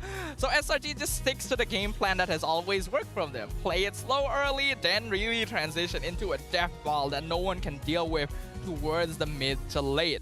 I do feel like the draft did SRG a lot of favors this time around. It's very difficult for anyone on AERO to really be able to set things up. The Kalea first pick has been dropping a lot in overall success rate the recent weeks. Yeah, I mean, a lot of it just comes down to Gatot and as well as Zushin. Gatot being the major winner overall, especially in these types of fights, able to find these big counter engages to the Tsunami Slam, being a legitimate threat for anybody trying to capitalize on this pick. Let's look at the game stats because this is what I'm most interested about, right? In terms of raw damage, Innocent still doing the most. He had a very steady game, but in close second is actually Stormy. So he was right. He does have a good amount of damage, especially if he's able to walk up for free to apply it. I'm not surprised. Stormy has always had a tendency of getting the highest DPS on this team and in any other team that he has played on. Being able to consistently poke and even scale up to be a late game menace is exactly up his alley. And that's why this Kimmy gets prio picked in every single draft recently, right? When you combine as well with the fact that Skies and Cram almost did nearly as much damage as Kim and Kosei as well, SRG were dominating. Yep, I think unfortunately in this game, what it boiled down to was Kim and as well as Zequeef making these mistakes. And to be fair, Hazel was in position to try and do something for that mid lane, to try and even up that score a little bit, but unfortunately Zequeef ended up dying before that even happened. You can see that Hazel, he was hiding on the top side River Brush, waiting to jump on in on the next wave. Suyo is a really tough hero to play against this draft, honestly. I still think Lucas would have been better, but I think AERO Esports were a bit intimidated by the potential of Valentina, and they still didn't ban out the Gatot. So again, the draft really was an issue for them this game, and that allowed SRG to come out on top. And for Skies to get 947 GPM. Wow. That's how you know. That's how you know that Hazel was not going to make much of an impact. Because no matter what Hazel did, if he changed up his jungle pathing, that means that Sakai's is going to get a little bit more, right? If he shows up on bottom side, guess what? You didn't farm your top side, Sakai's is going to eat it all. So they were matching each other all throughout the matchup. Wherever Sakai's was, he's making sure that his pathway will always follow where Hazel is going to be. It's not, I'm hunting for you. It is more so, if you don't show up there, I'm going to take your farm for free, and thankfully Yums was able to relay the information that he gets off of that mid lane. It definitely felt like there was a little bit of a vendetta going on after what they did to Skies in game number 1. This time Skies is saying, alright, how do you like it when the shoe is on the other foot instead? And the rest of the team was right behind him. This is a very supportive group of friends in destroying your enemies. I mean, they were finding everything, right? I think it's sad for AERO, but what can you really do, right? Something to learn. especially when you're up against SRG OG Esports. I think at least for Graham, he had a much better time, right? Didn't have to sacrifice as much farm compared to the last time. Like, I think last time he was only a level down on Aaron, but by the end of the game, it was like an almost 2,000 gold lead from Aaron. Sometimes small things can really make a big difference. And I think the experience of SRG OG shows that they are capable of adapting and figuring out exactly how their opponents tick so that they're able to come out on top. AERO Esports came out the door swinging with the biggest splash a team has made with a new addition in a very, very long time. But the experience won out, and SRG, as well as Coach Arcadia, were able to figure out how to switch up the draft to approach game number 2. Now the test is back on AERO's side. Can they do the same? Yep, I think in terms of the raw bans, they should be obviously getting rid of power picks, but they need to start adjusting the bans to lead into, can we stop Yums, right? Rather than just Innocent. Because I think Yums, being the proprietor and more importantly the face and frontline of SRG OG Esports, it's important to make sure that their initiation tools are on the weaker side, and forcing them to play things like Matilda might just be the way to go. Could be interesting, right? To see a little bit of Matilda. It's always nice to have that support around, just like Head and Shoulders supports you in staying clean as well as dandruff-free. Our official shampoo partner, Head and Shoulders, provides up to 100% dandruff-free plus itch protection, and it is dermatologically tested to go 5 layers deep to defeat dandruff and itch. Look, itch is all due to dandruff. Any visible flakes with regular use, all right, it's not going to be there. And that's why it goes 5 layers deep. This Head and Shoulders is dermatology.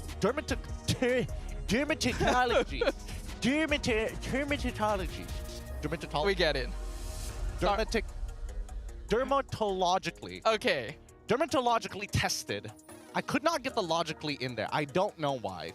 Logically, you should have been able to. Logically, I should have been able to. But regardless, thank you, Head and Shoulders, for being our official shampoo partner. But coming back into this game, if we're going to start thinking 5 levels deep in terms of the draft, I sure hope we don't see these types of mistakes being made in the second half. Because I'm not going to lie, I think that AERO had a great first half. That second half is where I was like, no, why? Why? That is the thing, unfortunately, about this team in particular as well, right? AERO Esports does have that tendency to, when they're playing in a even or even on the back foot situation towards the later stages, plays very defensively, kind of waiting for an opportunity to present itself instead of taking the initiative to make things happen.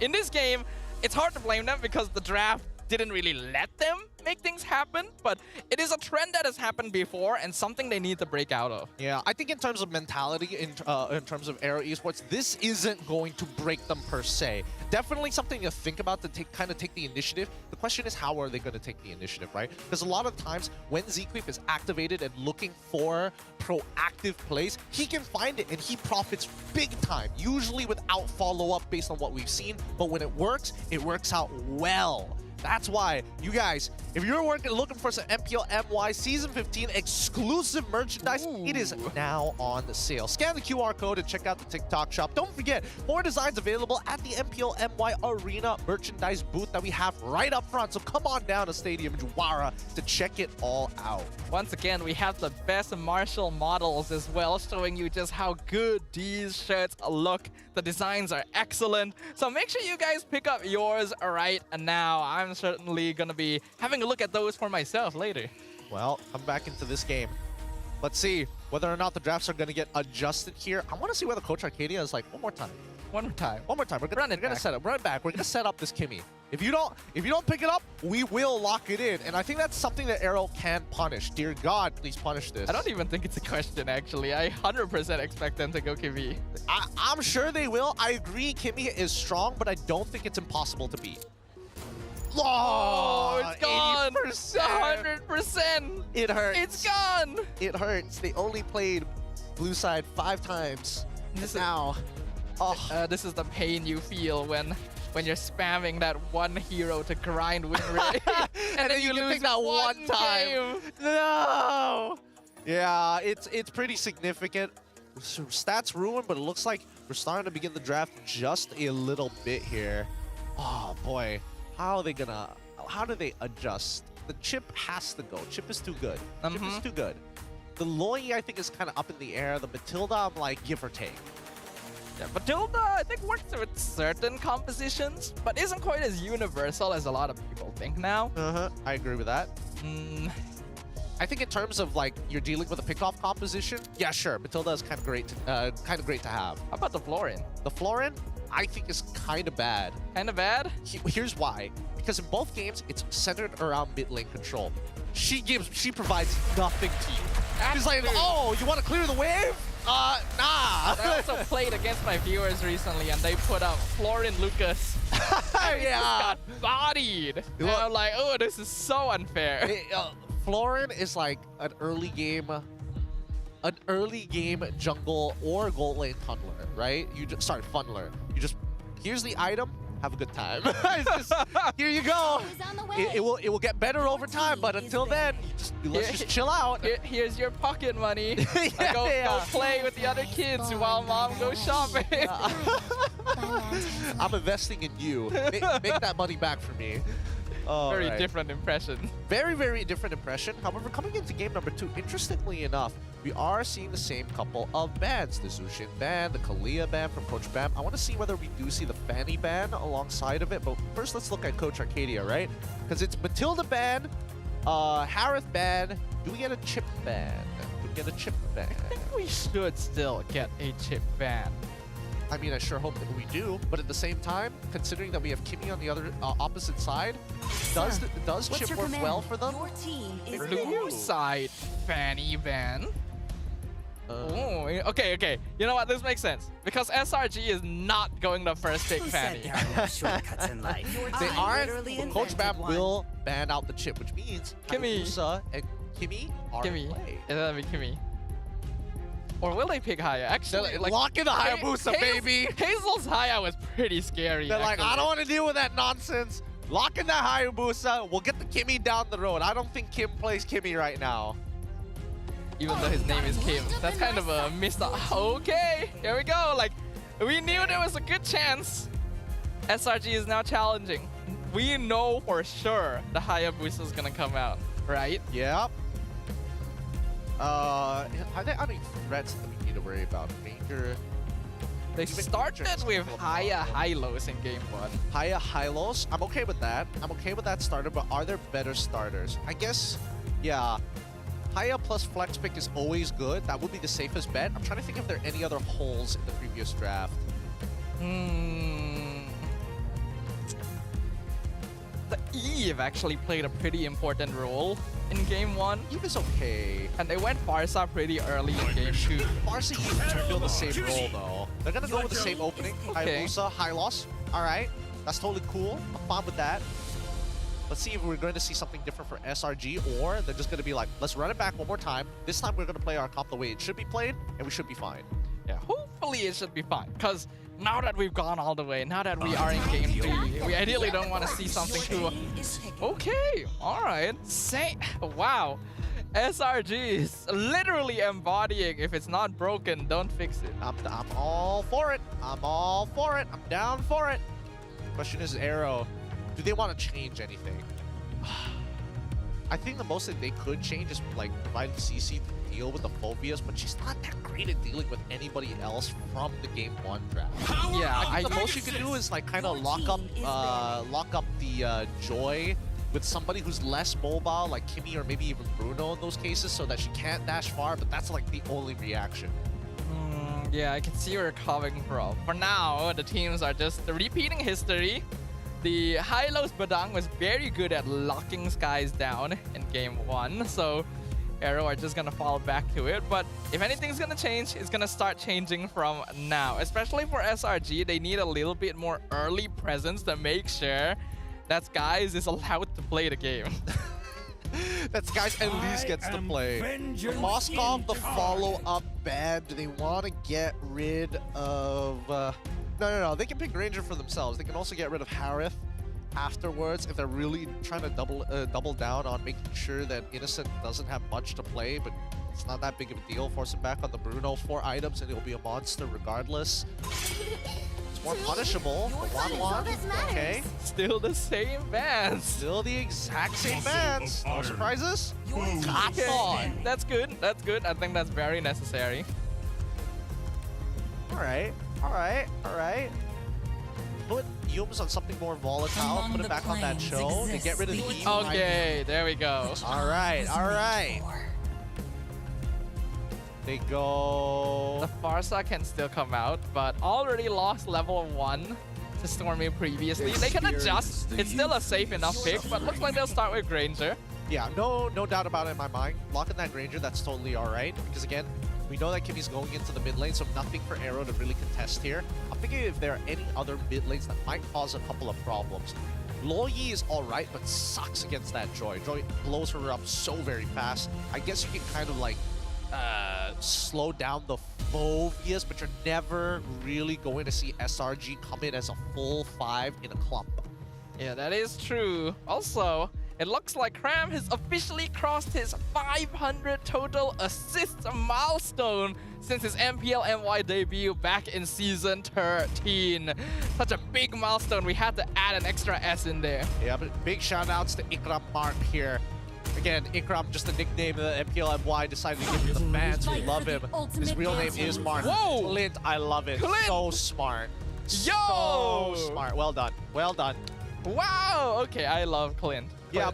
Clint's so fun to watch. He is fun to watch. I'm surprised they wanted to go for Hilda here in this particular matchup, especially when you're up against like the Padangs, the high losses, but mainly it's to get in front of the face of Hayabusa and Granger, not only to block shots, but to force Hayabusa to look for sneakier angles and not get punished even if he goes for Ogi Shadow Kill on you solo. It also guarantees that whatever mid laner comes out here, Storm, the mid lane duo on SRG, will be able to clear wave pretty quickly and already start going around rotating. Does mean giving up a little bit of late game presence though. Actually, I don't think so. Don't think so? I don't think so because in the early game, Hilda clears waves pretty quick with the Concussive Blast. We expect it to happen towards the mid game. Now, Loyi gets locked in here. Now, this is going to be a really difficult game for Kim. I'm not going to lie, right? Joy blows you up, Hilda can get in your face, and now you technically get a 2-for-1 in terms of a body that can block these types of shots. The only issue is that, unfortunately for Clint, it's very difficult for him to walk up to get space. Yeah, Clint is actually incredibly immobile. So if Kim is able to avoid everything and just diversion behind Innocent, there's not really much he can do about it. More so, Husei needs to somehow survive this lane. He's utilizing the Granger. Granger can't get free poke compared to the Clint, and Clint in the earlier stages will dumpster him unless he is absorbing more shots than he probably can take. I think that AERO now have multiple questions to answer in not only the mid lane, but also the gold. I'm expecting rotations towards early gold, but at the same time, we can't just have Zequeef hover around the mid lane anymore. Absolutely. But I think the biggest question of them all, can AERO Esports finally take down the Giants? Or will their streak continue with just a small stain on their record? It is officially Game 3 in our first match of Minggu Di Raja here. King-making week at MPL MY already kicking off with a bang. God, Kim, you gotta stop getting kicked out like this. Now, this is what I was talking about, right? That early level, the early levels just kind of rough as Stormy zones out Kim and slows down this lane even more. And with Kim kind of out of that picture, Litho Wanderer becomes the next question. Oh, fast clears. And even Sakai's, even without Retribution, it's like, you've got lane control, I can take this Litho for free. Yeah, pretty much. Like, we talked about the import... Ouch. Well, there's the early game Clint right there. Kosei not gonna have a good time, but this immediately gives SRG prio. What? He didn't see Kosei walk out of the brush, and now... He thought he was in there. He thought he was in there. It's like, I'm a one-shot. Watch this. That's very embarrassing. Oh, that's funny. He must be thinking, I hope the camera wasn't on me there. No, he's like, all right, whatever. I'm not going to have Flicker. I know for a fact that Hazel wants to take the very first turtle of the game, so we're just praying that the turtle doesn't spawn on the bottom side. Yeah, it shouldn't, logically speaking. It shouldn't. But SRG have really good lane prio over the entire map, basically. I don't think they're really losing out in any particular lane, and that should allow them to take control of neutral objectives quite easily. Yeah, but for now, Yums as well as Equave. Again, Yums, he can take the damage. He literally does not care, right? All about mid lane control. And now calling in the EXP laner to find it. It's exactly what they want. Also have to note, Yums does not have Revitalize actually. This is a Flicker Hilda, so he's going for a very greedy, aggressive position. He's already walking up, or he's halfway to zone out the rest. A nice fist crack, locks down Skies. So Hazel secures the turtle. Him finding first blood before ZK falls. It's a 1-for-1 trade, much more worth it for AERO right now. But SRG looking for more. Cram gonna secure the double kill on the high lows, but Kim is right there once again, trading Yums for it. Beautiful trades, beautiful trades. And now Innocent going to be taking some damage back against Kusei as soon as he hits that level 4. This amount of harassment is kind of illegal. Now, as they go back and forth here, again, it works out in AERO's favor just a little bit more. They secured the turtle on top of finding 2 trades back against 2 key targets, one of them being Sakai's. This allows Hazel to not only farm a little bit faster, but with the help of the EXP that he obtained from that turtle, start to make more aggressive plays. Looks like he will actually still get that Litho, even with Yums and Stormy on top of it. OZK looking for the ambush, finds the fist crack combo! Picks up a kill on Innocent. Very nicely done, very nicely done. As expected, ZQuave cannot just sit around the mid lane for too long. I mean, he needs to start making plays around the map. He needs to force Yums out of that position, allowing him to kind of work on his own and getting these free rotates for Kusei, or in this case, even Aaron, right? So it's not about just how do we control the mid lane. We're going to get the side lanes involved to start making their way and force the push out onto mid. I think that's very smart coming in here from AERO Esports. And Stormy now in danger. Beautiful disjoint. Traction Pulse gonna be dodged though. Hazel still looking for it, but no more quad shadow. Stormy will survive. Now Sky's trying to go in 1v3. Uses there. Sky just barely gets out somehow. No Hazel? He's looking for it. Cooldown not up yet. Can't do much about that. Kusei gonna double wave once again. Clears up that mid, goes back down. I mean, Kim tried, right? He tried to take out Sakai. He even flickered for it to try and guarantee that kill. Just doesn't have enough damage just yet. Not quite yet, but already 2 kills, so looking pretty solid for this Lo Yi. Very good at dealing with team fight situations, which SRG does group up pretty hard. I mean, I'm surprised that SRG groups up this hard, right? Technically, they shouldn't be in the first place. They kind of want like a string more than like a block. Yums is eating it, has to flicker away. Oh, but Glorious Pathway locked him in with the fist crack against the wall. Cram cannot save him. And that means their 1-man down diversion comes in. They're sending Kosei down to the bot lane as well to catch the wave, make sure Innocent doesn't get more free gold while securing the turtle. Yep, this is pretty free. Kusei is now coming into dangerous territory in terms of how strong he's actually scaling up into this matchup. More so, This crack gonna be committed here on Cram to flicker in. He gets the knockup though. Infernal Pursuit into the backline. Revitalize comes out on Aaron. Cram gonna be taken out. Killing spree for Kim. Traction Pulse was in 3, but Yums not gonna survive either. Stormy only finds Aaron in exchange as Hazel wins the 1v1 against guys in the top lane. Innocent is deep here in the tri-brush. Almost picks off Kosei, but the fist crack locks him in. Stormy comes in though to back up the flank. They'll pick up the AERO goal laner. no faith. No faith at all. He did not. I don't think he. I'm not sure. We have to see an instant replay of that because, again, Kosei did use one of his Death Sonatas in the opposite direction, noticing that Stormy was actually creeping onto his side. The question was whether he had enough items and more so enough damage to actually try to make something happen against Innocent. Look at how much damage Aaron is taking. Traction Pulse locks him in under the tower. That is a tier 1 and Aaron gone. Yep. Horse can only take so much damage. Life's unfair, but let's look at the gold difference here. Honestly, it was not much of a difference. After that current take, Innocent now has a 200 gold lead over Kusei, which is still considerably small. Nothing to scoff at just yet. Finally, we do see Sky Piercer purchase coming in from Kusei. Hazel, he backs up for quad shadow. He's not taking that. Yeah, he's just scouting. He knows that there's too many people there. Traction Pulse pulls him back. Has to flicker away to make sure Stormy doesn't catch him out. Death Sonata as well, just adding on to that. This is starting to get a little hard here as SRG are now looking for their second item power spike. AERO Esports probably looking to do the same because, again, SRG with this Hilda pickup and as well as Cram kind of leaving the lane extremely early on, They're making sure that they can clear these bushes up as quick as possible, and then look at a punish Diversion Oh. very deep. They do scout out Skies, so they're not gonna commit fully to it. Hume's already in a 1v1 with Aaron. Traction Pulse does some good damage to Hazel as well. Glory's Pathway used super early. That's a lot of resources gone. Probably not necessary. This break knocks back Hume. Skies is on top of the turtle. SRG, OG have complete control over the turtle pit. Zkeep eating a lot of poke. Hazel gonna be found by Humes as well. Humes will eventually fall, but he's done his job. Hazel cannot approach for the contest, but two-man fist crack, flicker in. Zkeep gets a nice setup. They just don't have enough burst though. So Stormy and Cram just walk away. Yep. Not enough burst. Hazel already used the quad shadow. Husei, unfortunately, is only at 2 items. Oh!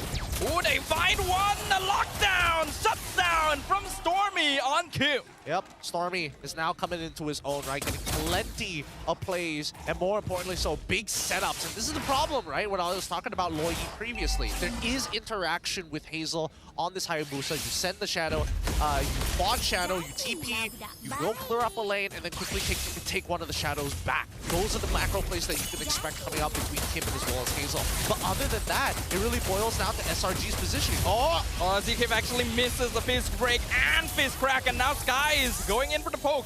Aaron down to 40%. SRG not gonna push the issue. They're gonna transition over the top lane, maybe to do some tower damage, maybe to find Hazel. They won't be able to find either though. Again, won't be able to get much of a conversion here. No steals as well. It's a very tight rope that AERO Esports has to play right now. No early game, not enough of an early game lead to hold on. But SRG OG Esports now awakened, right? In the awakened state. Trying to make sure that they minimize as many mistakes as possible and really utilizing this Kimmy to kind of open up the map for free information alongside Yums, because Cram isn't exactly in the position where he can tank all 5 members of AERO Esports if he happens to open up a bush. We can see the value that SRG OG and Stormy puts on this hero pick. It can scout the bush, offers CC and utility, consistent poke from the early game, and even scales up to do damage. Oh, Diversion! The entire team getting set down! They find Humes first! He survives for a while, but Skypiercer will pick him off, and now Innocent is left all by himself! Double kill for Kosei! Action beam pulls, but again, won't follow up on this. This is why it's dangerous, right? It's dangerous to go by yourself. Uh-oh, Cram, you're very deep, sir! Flicker out! Sky is also wisely choosing not to commit to that. There's just so much reason to not separate and try to go for these side lane pushes. Whenever we saw Skies, he's already died once to Hazel because he was looking for a side lane push. They're looking for it. Cram is just bursted. He explodes. Oh, wait, no! Direction Bolt finds the back line, though. Humes is diving straight into the back. Kim gonna be dropped low, but the Yuki Shadow kill comes out, forces Skies away. Hazel secures the turtle. Kosei gets the double kill. Stormy will find Aaron in return. Diversion comes out. Kim can teleport back after shutting down Stormy. He stands his ground. He thought that it was going to be the Skypiercer that takes him out. But Kim, 100% confidence. 4-1-7 now. Makes a beautiful fadeaway. Gets out of there just in time. Wow, I have been waiting for Kim to find his mojo again, and man is looking good. AERO Esports finally creating some space for themselves on the map with that Lord. Nearly a 3K goal lead, 10 minutes in. Yep, the micro disruptions are beautiful so far. Zkeep as well as Kim feeling themselves. Hazel is in a good spot as well. Now it's time for the conversion, right? They want to be able to take out as many turrets as possible, but ideally, if Sakai's happens to... Oh, ooh, Stormy's too far forward. Loses almost all his HP at once. Tier 2 tower will actually fall there. Engaging on Aaron. Revitalize comes out, keeping him alive for a while, but two-man knockout. Cram secures it. Infernal Pursuit off the Zkeep. The diversion is used to escape. Cram picks up the double kill. Why? Why was it used to escape? Hazel was already on his way to look for this initial pick. They could have actually taken this fight if they wanted to. More so, they already spotted out the positions of both Innocent on top of Stormy's side, so they only had to deal with Cram as well as Sakai's, and they could have dealt with them pretty quick. Looks like AERO Esports just made an executive decision that we don't want to risk it here. If Kim or Kosei go down, they'll be really rough, and it's a bit too much of a 50-50 for them to risk. I think that Kusei going down is bad. Kim dying, not that big of a deal. Overall, not that big of a deal. But here they go. Well, they're gonna commit to it. 5-man diversion. Innocent's the first one they found, and he explodes! A beautiful play by Kim, finding the best target they could have asked for. Really good target prioritization, and more so because Hazel was on the bottom side. He knew that that buff was going to spawn. Great call from AERO Esports as they're looking for now at least one inhibitor. Hazel gonna jump in with Oak the Shadow Kill, gets stunned in place. He's gonna need to back it out, but he will survive there. Very important for AERO Esports to keep their jungler alive. You can't let frustration get the better of them. SRG, they may have all missing outer turrets, but at the very least, they still have their inhibitors. They can still pull this back against AERO Esports. This next Lord is going to determine everything. Right now, Kusei at 558 stacks. That is a sizable amount of stacks, 12 minutes in the game. He's got plenty of energy, can go for 3 rounds. 3 full rounds. Goodness gracious me. Kosei is starting to become pretty huge here, and unfortunately, Innocent on his Clint pickup wasn't able to create enough of a lead in the early game. Now is just really, really vulnerable, especially with diversion. Yeah, they cannot get behind them. They have to open up the map. Traction Pulse, gonna find Zkip in the bush. Not really what you're looking for. Conceal comes out, SRG is trying to force it. Hazel looking for Stormy. Oh, Shadow Kill denied with the Wind of Nature. Meanwhile, in the front line, Cram buying a lot of space. Kosei picks up the monster kill though. Hazel gonna jump back. Does get crushed by Cram for the killing spree, but it is still 4v4. AERO Esports chasing them now. Cram doing so much work right now. Is Hume still forming the front line. Kosei gonna be jumped on. He gets the flicker out, but Cram is still chasing him down. Godlike for Kosei, but Cram will eventually shut him down. That's a mega kill for the Phobius, but Innocent and Stormy are still chasing them down. It's a 3-for-3 trade, but SRG come out on top. Finally, the mistake being forced out of Kusei's hand, and Cram did not miss the opportunity to jump right onto him. Kusei has to be careful to not give Cram an extra mark. If he goes down, this whole composition starts to crumble. Kim's gonna try and steal it. There's no jungler here yet. Diversion coming in. They're gonna send Hazel into the Lord pit. Who's gonna get it? Hazel! Oh! Hazel steals the Lord and kills off Skies at the same time! But Innocent is given the double kill in return! Oh my goodness, Kim lands the stun onto Skies just before, especially in a retry contest that mattered so much. Hazel wins it out, and AERO Esports just bought themselves an extra 4 minutes to this game. This game is insane, ladies and gentlemen. I hope you all are on your edge of your seats, because we never could have seen how close this would end up being. AERO Esports trying to defend the Lord. They painstakingly stole, but SRG has enough damage by now. The goal difference is basically 0. It is anyone's game. It's very, very tight here. Again, this Lo Yi, as much as it doesn't provide too much damage overall in the grand scheme of things, the macro aspect is so much more important. At least it has disruption. I may not be killing all my targets, but that's totally fine as long as it buys space for the real damage dealers. Oh man, looking at damage dealt ranking, Stormy, Kosei, and Innocent all at the very top. But that does mean SRG OG has a little bit more access to overall DPS consistency compared to AERO. That's why it's so important for Hazel to somehow burst one of them down before the fight even starts. I mean, they did get the Wind of Nature out of Stormy, right?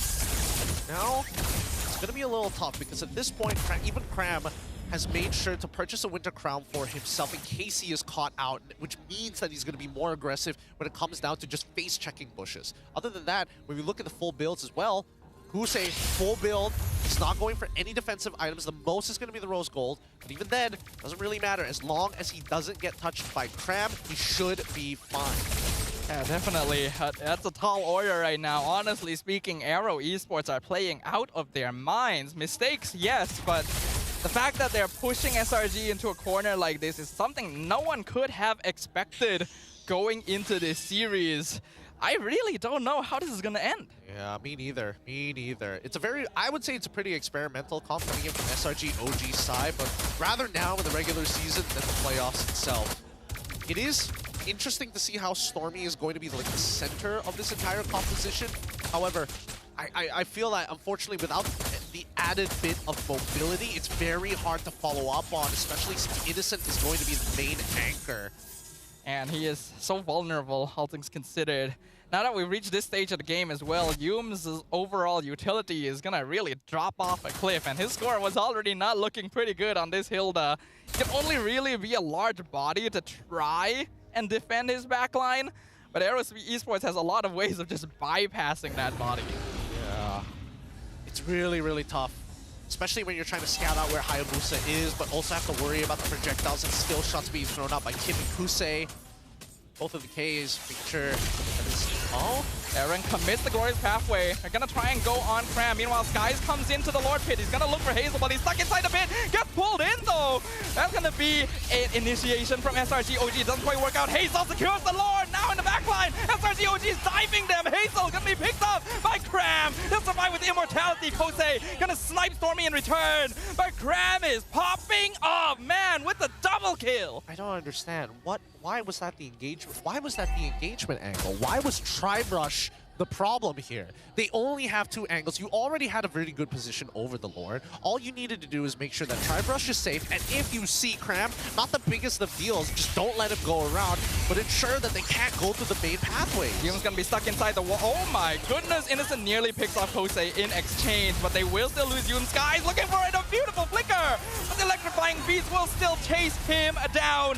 No more gold laner for AERO Esports, no more roam as Innocent picks up the killing spree. Yeah, but they still won't be able to take off an inhibitor, right? They still need to get rid of the Lord-empowered minions coming from every single angle, and Hazel is still alive and still at large, something that SRG OG cannot afford. It's safer to take the recall and go for a full reset. This has to be an exhausting series at this point. It has actually been back and forth over and over again.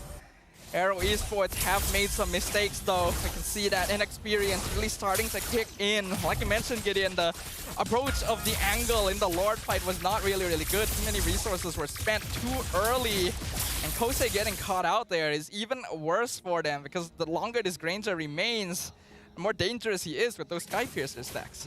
I think that Z-Queep as well as Aaron have to make sure that they work in tandem with each other, right? If one person is covering one angle, Z-Queep has to be in the secondary angle. As much as Aaron is making first contact, Z-Queep is going to be the main initiator, right? But he can still peel. I think they have to remember that Z-Queep isn't completely helpless in these types of fights. He has the items technically to deal with specifically just Sakai's, but when Innocent starts walking up, that's when AERO Esports must also show the borders to make sure that Slango Red Giants respect that space, and then they will back off from Z-Queef. Yeah, definitely. When you look at the items as well, there actually isn't an antique cuirass yet on the side of AERO. Only Aaron has completed that Dreadnought, so that also contributes to Innocent doing a lot of damage overall, since so far the itemization has been focused around Skies and Stormy. Yeah, he's just cutting through them, cutting through these tanks like butter right now. And any armor that they purchased, the more armor they have, the better it is, technically, especially with the Malefic Gun. So Antique Cuirass, probably the only way to minimize damage other than the Twilight armor. But even then, I would say that you're probably getting more value out of the Antique for now. Yeah, both teams, though, showing a lot of respect.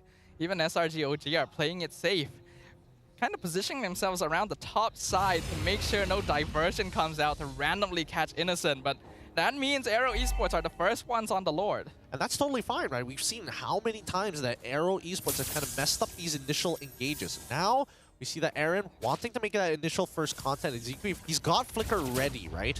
So this is where the push and pull starts to begin. Doom's gonna see Hazel on the Lord as well. Hasn't quite scouted the rest of AERO, but you can probably make an educated guess of where they're going to be. Kosei also gonna show himself now. They get the initial mid push. All right, yep. Send the quad shadows down, clear that top wave, force SRG to OG to move back, take the shadow back, perfect. Exactly what we wanted to see. SRG right now in control of the Lord, but Hazel has already returned to rejoin the fight as well. SRG OG not willing to risk it. The Lord's gonna get reset slightly. Yumes will finally start trying to scout the bush. Conceal comes out. Hazel jumps in. Stormy melted. Wind of Nature popped instantly, but Innocent has found the mega kill on Kosei. One core 4-1. Right now, SRG OG gonna be chasing down the rest of AERO Esports. Kim dropping real low. Diversion gonna be used defensively to send Kim back to the base. Hazel still around the Lord, and SRG have scouted him out. But the retry has been used to try and slow down guys, and there's no way to avoid it. Guys even using the minions to get the beat in. Hazel down for the count.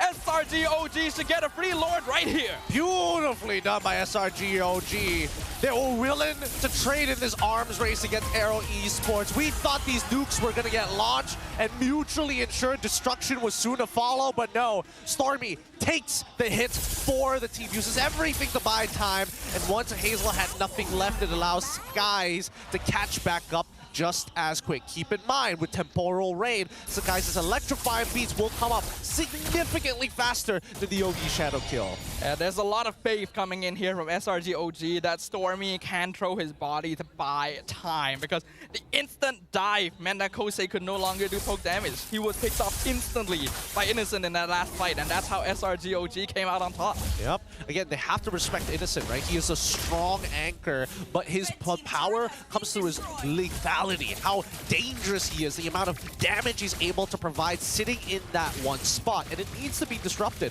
One of the few ways that they're going to have to do that is with that glorious pathway, and even afterwards, right? Kosei needs to be in an off angle to apply damage. Another conceal from Yuens, baits out the glorious halfway, traction pulls him in, Z came in the back, two-man fist break and a fist crack, here comes Hazel with the Yogi Shadow kill, it's a shutdown on top of Innocent, Kosei still alive, Sky's not able to jump on top of him, AERO Esports have cut off, SRG OG, double kill for Hazel, Winter Crown comes out, he's still alive, he dashes away, AERO Esports keeps themselves in the game.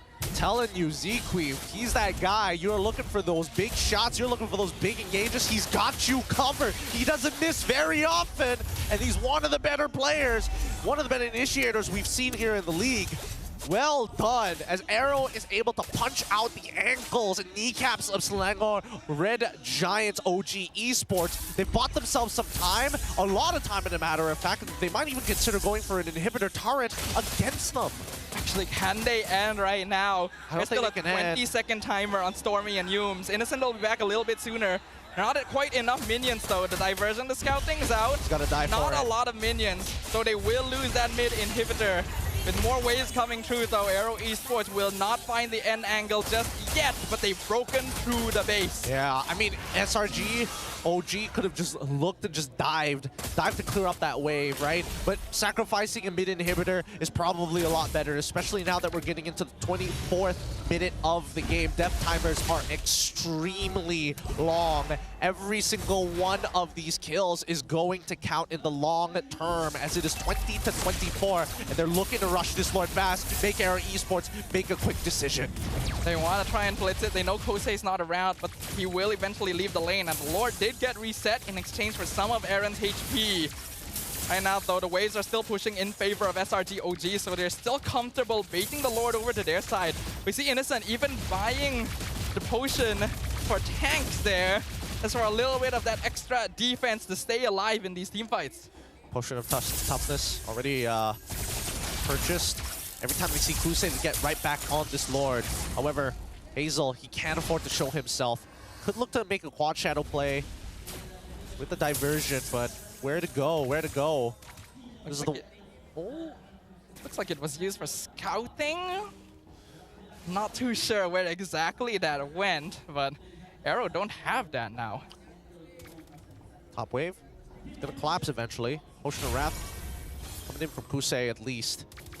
This is a tough decision to make, because AERO Esports with no inhibitors, right, are always at the mercy of the waves. It's a tense situation, because SRG OG will definitely position themselves to avoid the same kind of flank they saw earlier. And they're only going to engage on the Lord when they know the waves are pushing up. Diversion finally going to be used into the backline. ZK looking for it, but Skies avoids it straight away. Another Winter Crown. True man, miss crack! They found Innocent and Stormy! It's a double kill! Killing spree going over! Cram trying to keep things alive for as long as possible. Hazel eventually gets shut down. Cram with a double kill. The Phobius is going crazy. Kosei is in the base. He's trying to defend. That means AERO Esports have no damage. It's a triple kill for the SRG EXP laner. He has saved the game. Kosei and ZK. It's a 2v3 defense. The minion waves pushing in, but the Death Sonata doing so much damage. Sky Piercer finishes off Cram's immortality. Yuum trying to eat the damage, but they just don't have enough minions. They cannot end yet. No, they can't. Not against Kusei. Not against Zekri. Zekri can buy plenty of time, and Kusei, he scaled up very, very nicely, using all of his resources to clear up that wave. Now it's about threatening this Lord and finding some position in this game. They have to at least show face. They have to show something against them. If not, this is going to be a free take. Cram is a god right now. Actually ridiculous, the fact that he saved that fight after losing both of their backline cores. And they're still baiting the Lord even without Innocent and storming around. Zeke is just gonna get zoned out because Hazel's dead too. It's a free Lord for SRGOG. And this should be now the end game. Full fighting force of SRG with a Lord at the 27th minute of this game. I don't think they have enough damage to cut down this super empowered Lord at this stage. It's gonna take some time, and they have to delay it very slowly. Oh man, we are approaching the 28-minute mark. This is probably the longest game in Season 15 now, and it is completely unexpected that it would involve SRGOG. Yeah, I would have. I mean, it's just the style of comp that they're playing, right? It's a tempo comp for a reason. Lightning Truncheon pickup. Wow. Came from Sidormi. Ooh. Let's see if it makes a difference here. Innocent, they pull the entire team over. Innocent pops the Wind of Nature. He's going to stay alive for now, but they're going to work with Stormy. He's melted down. Innocent, though, picks off Hazel in exchange. Go, Cram! Is in the base. Why not just push, sir? The rest of your team is already slowing them down. Sky's still buying time. He picks up the killing spree on top of him. Cram, though, just buying space. He knows the game is already over. He's just waiting for it. Skies loses that immortality. Eren and ZK the only survivors, and we know that is officially it. SRGOG, after a 28-minute slugfest with AERO Esports, will take the series and continue their win streak in MPL Malaysia Season 15. Well done to both of our teams as SRG achieves the longest game, 27 minutes and 47 seconds here in Season 14, with their very first loss in terms of games, not round. However, I will say for AERO Esports, they should not be disappointed with that performance at all. They put up a fight against SRG with a composition you would have expected to see from them centered around this Kimmy. That's why no frowns for the side of AERO. This is the hardest we have seen SRGOG pushed in a long time. The changes in AERO Esports have brought about a brand new energy, a brand new revolution. Hazel's presence makes such a massive difference. It was back and forth the entire time. Really boiled down to the goal laners there. Unfortunately, Kusei worried about other things, and Innocent able to outplay Hazel enough to basically two-tap him. It's time to be throwing over to Rose for the interviews. Give it up for Sagais and Azoroveki.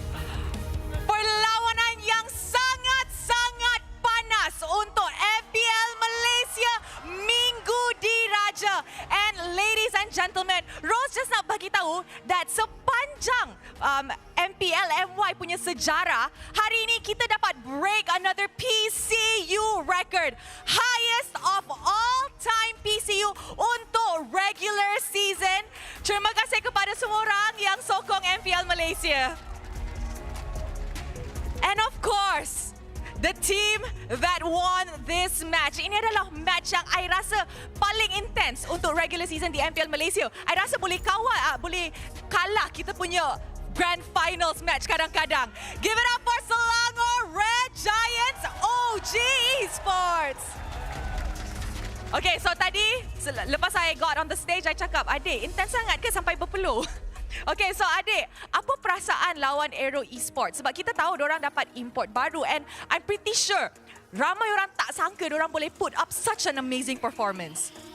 Actually, I felt really happy lah sebab sangat seru game tadi sebab ada Hazel kan, Q Hazel. So I didn't expect that game will be like this. So I really thankful to RQ because make this MPL MY so seru lah cakap.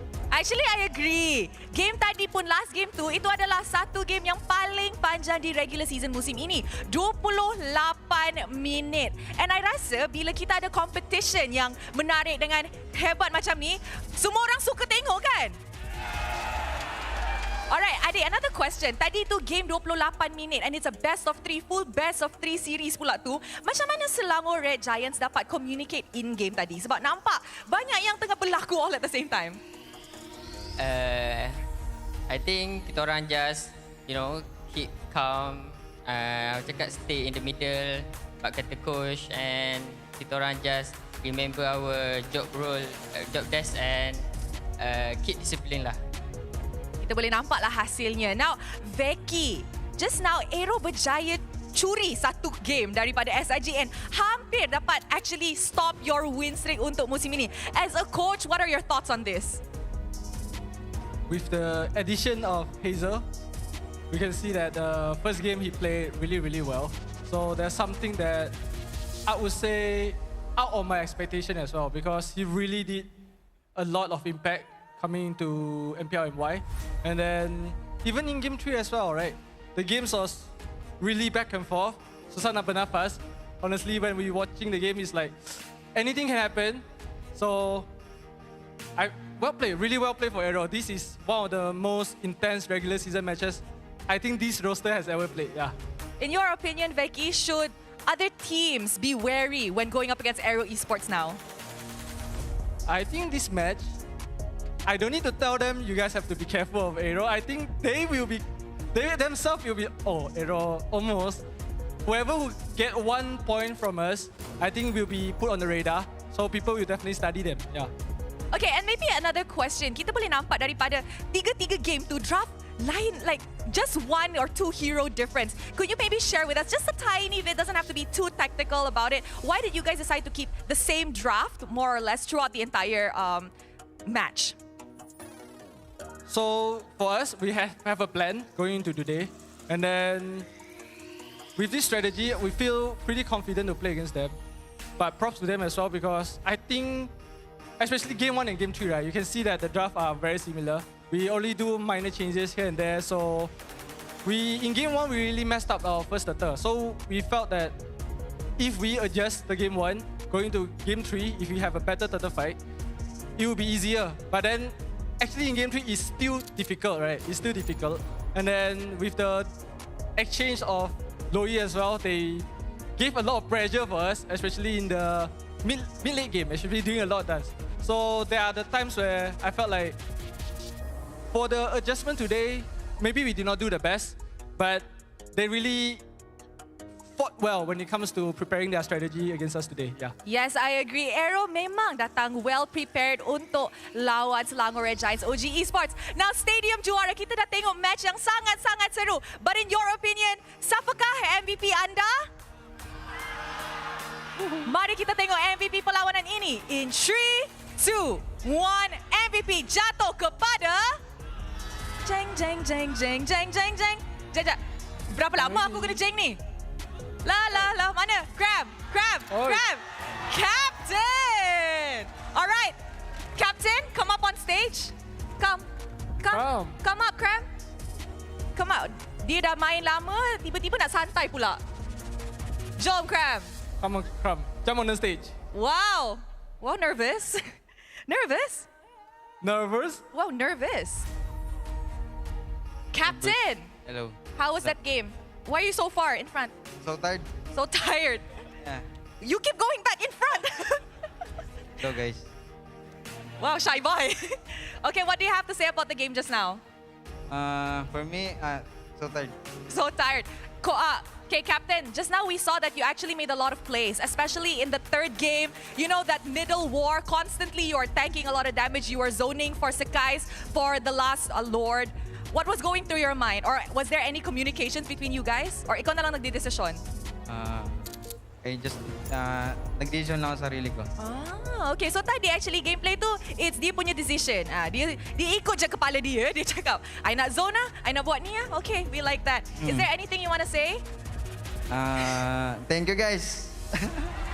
You're welcome. You're so welcome. Okay, is there anything you guys want to say? Anything to the fans? Full house today. I think I just want to say really thank you for those yang datang hari ini. And saya pasti yang korang tak menyesal lah datang hari ini. And yeah. All right, terima kasih. And once again, congratulations to Selangor Red Giants OG Esports. Tanpa Don't stress. Tanpa membuang masa, mari let's join back to the casters to analyze apa yang jadi dalam perlawanan yang sangat-sangat panas untuk Minggu di Raja. Casters, back to you guys. Thanks, bros. Give it up for our MVP of the game. Phoveus from game 2 to 3. It's Cram making his big-time plays. 2-1-9 in game number 2, but 11-3-6 in game number 3. He was the difference. He is the man right here. Cram just followed his head, followed his guts. Even with his cores, his backline DPS just taken out of the fight straight away. Cram says, no, I will do it myself. Just like another large purple man we all know and love, showing us that he is fully capable of being that source of DPS as well. 11 kills on a Phoveus is insane, actually. Yup. He was cleaning the shop up, especially when they needed him the most. But the disruption, making a huge play of their own. All he needed to do was make sure, hey, Cores, don't die. Don't die. I got this. Just don't die. Then we can turn this around. And then when they did die, Kram's is like, well, all right, it's all up to me then. Gotta do it myself again.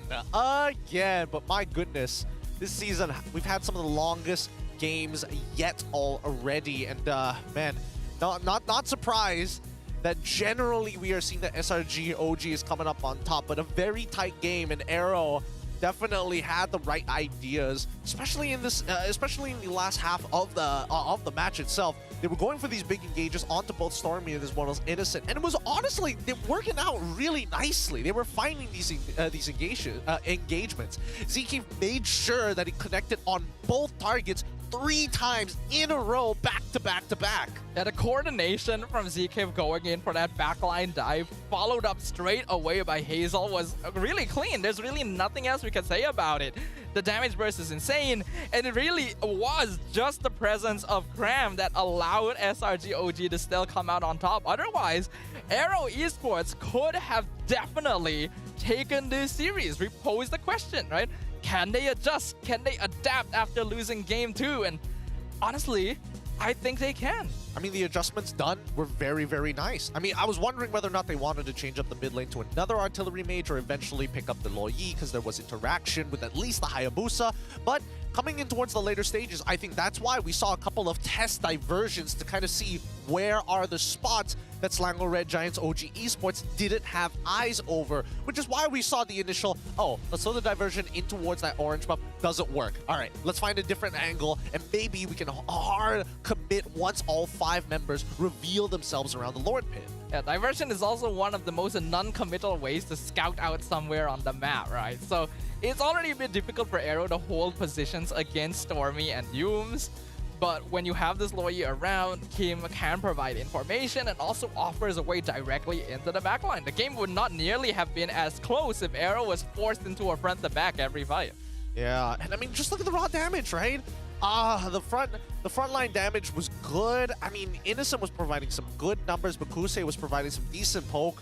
Unfortunately, there is no committal in terms of burst that Innocent on, especially when he is on full charges of that of his ult. He's able to make sure that these frontliners feel like butter, right? There's nothing you can really do about it to reduce the amount of damage he outputs. And when you're 28 minutes into a game, if you're squishy, heck, even if you're tanky, you are not surviving for very long. That's why positioning becomes so important. You gotta give props to SRG OG. Having a Hilda around means they all should lack frontline by all means, and their backline was getting dived almost every single time by this Hayabusa, and they still made it work. Yep. It's all about that in and out, right? That early to mid game is Yums' comfort zone of being able to scout out his opponents without getting punished too hard, but then soon you just see the tipping point, and that's when Cram gets involved so very often. Let's look at the key players here, because wow, 3 out of the 4 are actually coming in from AERO. The rich guy going over to Kusei. Innocent actually the carry of the game. Aaron for Sandbag, and best wingman goes to Zkeef. Oh, it is not often we get more of a representation of the losing team on this screen, but if it was gonna happen any game, this was the one to do it. AERO Esports put up such a strong showing. A team that only just introduced a new import into their roster for the first time, nearly taking a series against our 2-time defending champions. If you give them some time, oh boy. There is so much more that can be learned from it. When we look at the total gold, we can see the back and forth, right? AERO had that lead by that turtle side. However, SRG turned it around very quickly within the next 5 minutes of continuous back and forth war. The majority of them comes down to losing your turrets early on, and then afterwards, these neutral objective turn things around for SRG. Regardless, it did boil down to a couple of steals, and more importantly, the fact that AERO, you can give us the lore, but your conversion off of it will never be as good as long as we secure it. Yeah, that was always the goal. I think the neutral objective takes from AERO Esports were honestly really solid. Hazel knew the timing that he needed to enter, and having Aaron and Zkeef in the front and back line made sure that there was always enough space for them to decide what timing would be the best. When you combine that with the diversions, then it's actually a very complete package. That's the whole reason why SRG had such a difficult time. This is literally the longest game we have seen from them in a while. Yeah, I mean, oh man, even that goal graph is pretty interesting to see. 5.2 is the highest peak compared to 4.8. However, the fight turnarounds is where things got really sad, right? Because the initial push was good. I think there was an argument from AERO to actually continue on that fight and actually hold them hostage towards that tri-brush. But then afterwards, you see the big issue is Cram, he's absorbing damage. However, the follow-up afterwards, where we see Yums wanting to actually hide in these bushes to regain his health so he can tank even more shots, it's just the continuous push and pull. I mean, Cram just being the spearhead of SRG OG the entire time as well. It really was back and forth. This is some of the best MLBB we have seen this entire season of MPL Malaysia. And it really shows how much AERO Esports have improved just with a slight change to their roster and the dynamic of the team overall. SRG OG still retain their crown, but their unblemished record is now officially gone thanks to AERO. Yep, and all this due to one change. Oh man, even this fight was pretty good, right? Again, Zkeef is finding these like insane angles every single time. It's great to see them actually pull through in some of these scenarios, but at the same time, it's just the calls in the later stages need to be a little more clear, right? You can see the front line continuously moving forward, and then Zkeef has to go back because he's the only one who can deal with the waves. I think it's a question of just generally having that stamina, right? At this end phase, Cram definitely could have went into the base and just ended. He had so much faith that his team was winning that he was like, okay, I'll just wait for the rest of my team to come by. I mean, he knew they want that team like, he knew. Man, just like, okay, it's done. It's finally done. You can see how tired Cram was. Even we're tired, who wouldn't be? Stamina probably played a role for AERO Esports as well, you know, starting to become a little less stable with the decision making in the end. And no one can really blame them. I mean, even in the highlights, you could see in the end game moment, when exactly did you see Cram put down his phone without actually having to see him? He's just literally right outside the inhibitor, right outside the enemy base, puts down the phone, it's just like, all right, time to start putting on my shoes. Like, oh, what a game that was. And I gotta wipe all this sweat off. Yep. Oh man, what a series. The Young King challenges the Giant's throne. And even though they didn't win the war, AERO has broken SRG's clean record, and I don't think Hazel could have asked for a better showing for his first game here. Yep, I mean, it may just be his first game, but there's many more games to come afterwards, all of which are even more high stakes. Not because of their opponents, but they have to win 2-0 if they still want to try and qualify to make it into the playoffs and look for that goal in both Husei as well as Hazel's idea of they want EWC. Well, if they keep playing at this level, and if they keep improving, I don't doubt that they're going to be able to achieve that at all. I think all of the other MPL MY teams have to be careful because there is a new competitor around the block. Yep, hopefully that's going to be enough to shake up those standings, though. Oh, a lot of stuff finally only getting exciting on the 4th week. No surprises. Very MPL MY that only this latter half of the week starts to get interesting. But man, that's only the first game. I'm glad it's a Friday, idiot. I'm glad we only have 2 matches today, because I could not have handled if that was part of a 3-match day.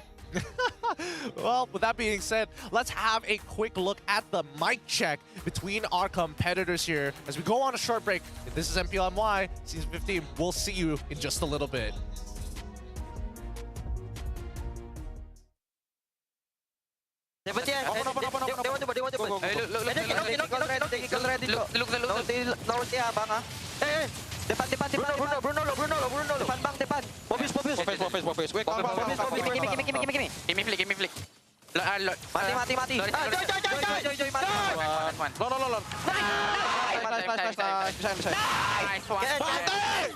Nice one, Cok. Nice one! Gimme. Still respect, Kimi, ya. Tommy, John, still respect Tommy. Nice one, Cok. Nice, sayang. Nice, guys. Just first game, Cok, guys. Aman. Pasan of flicker. Ni. Aman. Tiga gua. Listen. Hehe. Go to San. You see what happened if you serious? Siber. Set bang atong ano? Ya, fokus ah. Fokus. Let's go bang. Can see me first ah. Isong. Dapat dua. Dapat dua. Down. Nice. I got steer it. Begin end. Coba. I steer it. Aman. Steer it. Begin play right. See. Aman. Dev? Mana saya try guys. Tak boleh. Ente. Nice game. Nice set. Nice. Kuatnya, gatot cuk. Kan sini, Granger. Dapat kerja. Mati. Boleh ya. Hayana shadow. I got to low guys. Low. Lagi percaya. Ayaman. Nice one, Dik. Getting. Ada Haya behind. Isi ya. Aku mati ya. Come on guys. Lagi play. Ayah dalam tidak. Our top cannon dah just hero ah. Mati. Aman. Boleh. No gereja. Kan. Win. Aman. Win guys. Nice one. Pentil. Pentil. Ente. Hold on. Ayan. Go. That's one, yo. Boleh, Dek. Akak demo. Boleh. Low elo, guys. Nice, Dek. What? Masih menang. Bye. Nice one, guys. No wonder he go up. They don't know. Just game betul. Okay, look. Gua dapat Kimi ya. Kimi. Top. Cannot. Nah, try guys. Gak apa-apa. Osmos, Cok. Jah. Nice try, guys. Nice.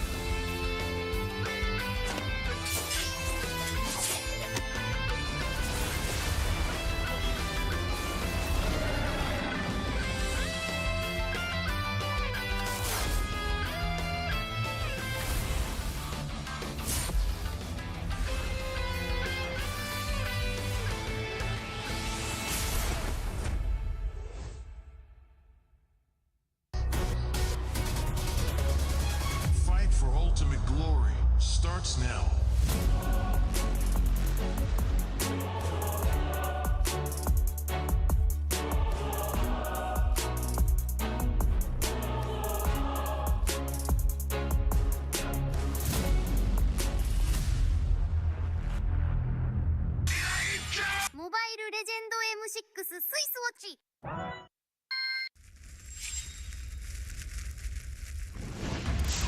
みんな、渦巻きナルトが帰ってきたぞ。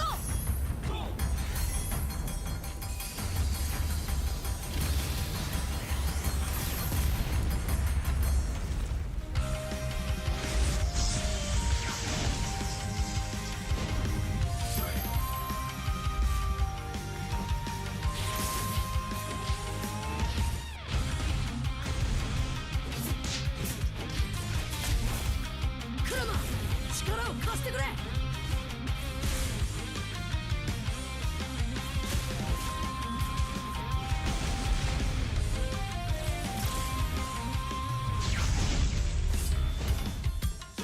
っしゃ、第7班ここに復活だってばよ。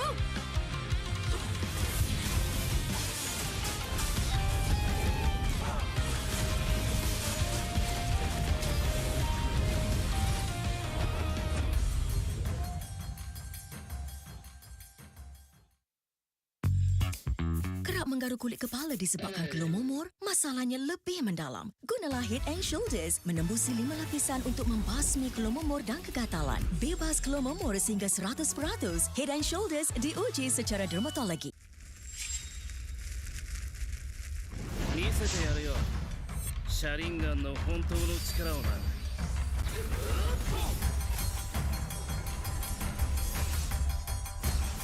力が湧いてくる。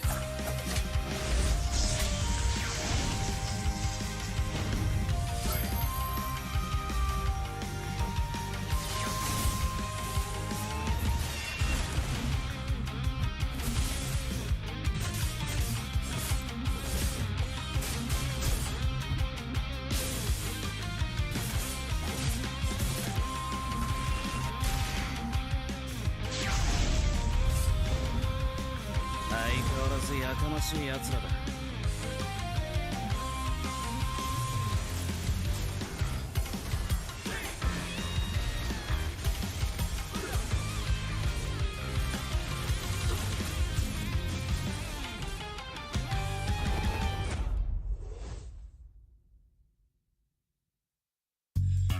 You keep scratching the surface for dandruff? But the problem lies deeper. Use Head and Shoulders. It goes 5 layers deep to defeat dandruff and itch. Be up to 100% dandruff-free. Head and Shoulders, dermatologically tested. みんなを守るために私はもっと強くなる。やっさよなら。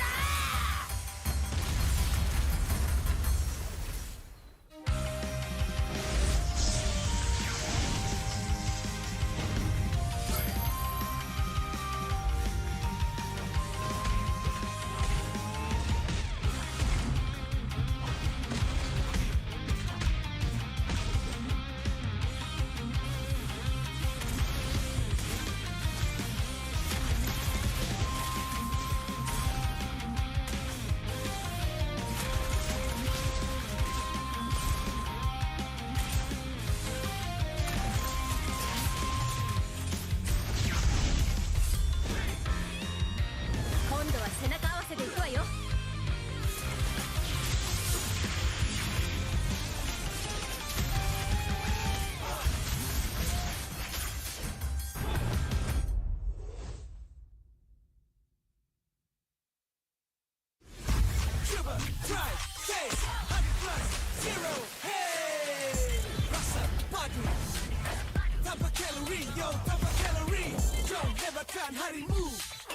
Dengan 100 + 0. Coba, try, taste 100 + 0. Hey!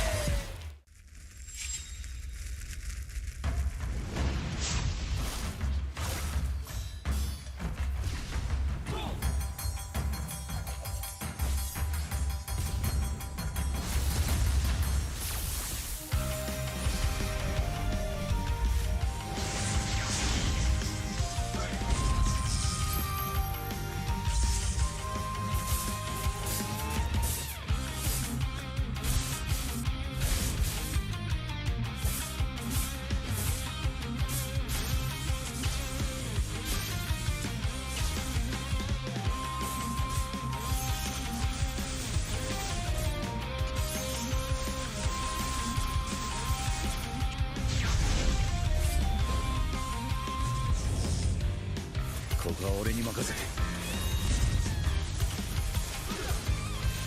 もらった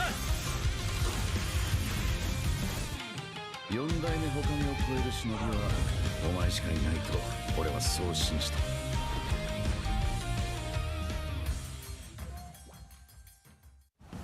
Jiwa perwira, setinggi semangat gagah sang harimau.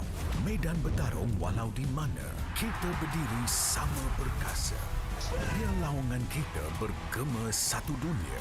Perwira dan pertiwi, bangkitlah dan terus berjuang. Marilah kita bersorak, harapan pasti ada. Ayo Tim Mas, kita mara bersama. Kita semua Tim Mas.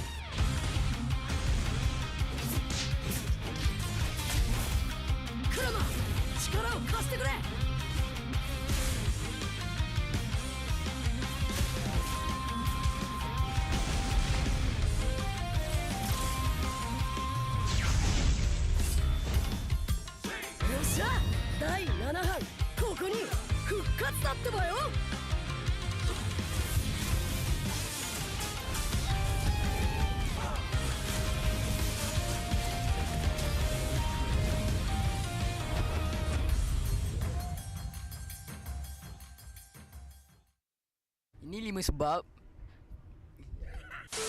sebab kenapa korang kena datang tengok MPL MY di Stadium Juara. Pertama, korang dapat tengok kita orang main dan tim MPL lain main secara langsung. Kedua, boleh jumpa player depan-depan. Bruh. Yang ketiga, sebab ada booth Vamos. Keempat, tiket murah, RM10 je. Last sekali, yang penting sebab ada saya lah. Jom datang Stadium Juara setiap minggu untuk tonton semua tim MPL MY bertanding. And paling penting, jangan lupa beli tiket guys kat Ticket to You atau tekan link di bio. Jangan lupa follow MPL MY.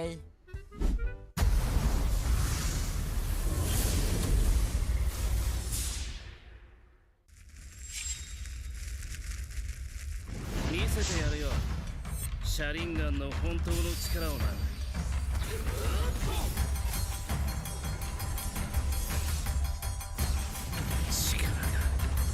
湧いてくる。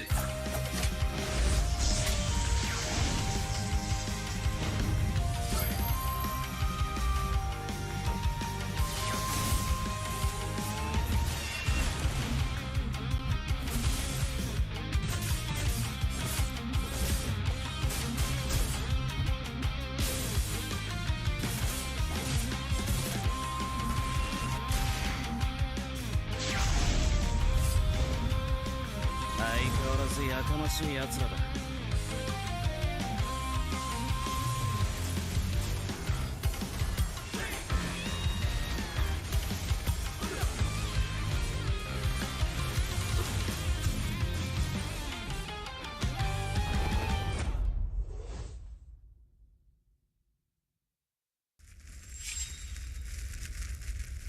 みんなを守るために私はもっと強くなる。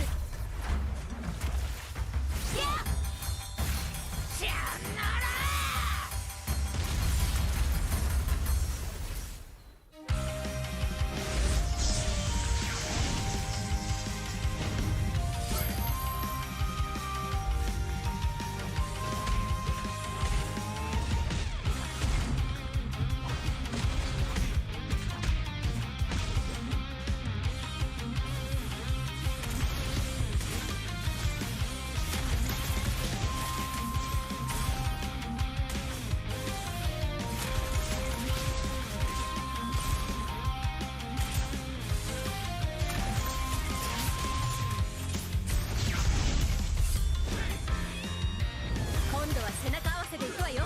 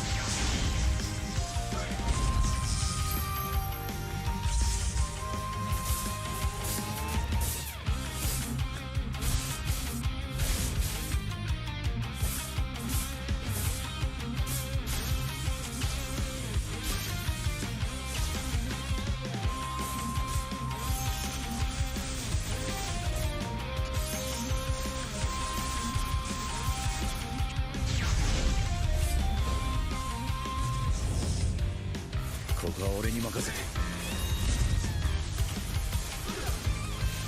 もらった。四代目他を超える忍びはお前しかいないと俺はそう信じた。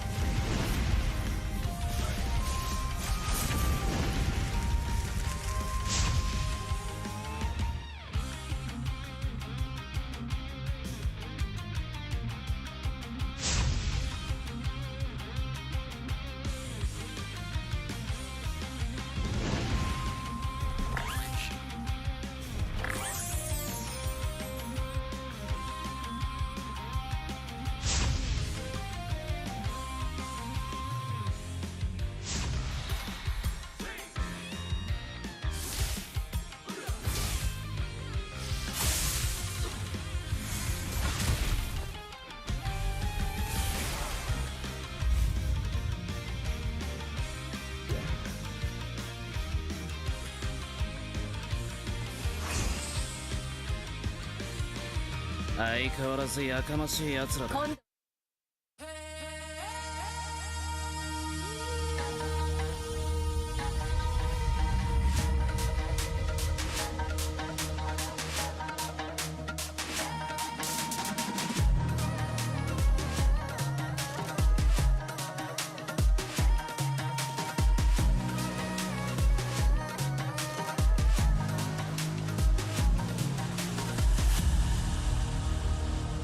Aku hembus kata simat. Bila terjatuh aku beringat. Jalan dah jauh cari titik bermula. Krak, krak, krak, krak. Jangan patah semangat. Semarak api bukan calon cadangan. Biar apa menghalang aku sambut datang. 1000 daya, 1000 alasan. Harungi semua sampai di akhir garisan. Eo, eo. Kami tak sedang mengalah, kami luar biasa. Semangat membara, harungi bersama. Lakukanlah sama-sama lakukan. Bergema di kiri dan kanan. Tak berhenti marah ke hadapan. Tak mengalah berdepan cabaran. Jaga, jaga, kita jaga. Jaga, jaga, kita jaga. Jadi ayo. See me, watch me, hype me, gotta give it all. Don't matter how many times I fall, gotta get back up, yeah, yeah, gotta go. I can hear them calling, now I gotta serve. Mess with my clique, now you get what you deserve. We keep it tight, we keep it cool, they got me and I got them too.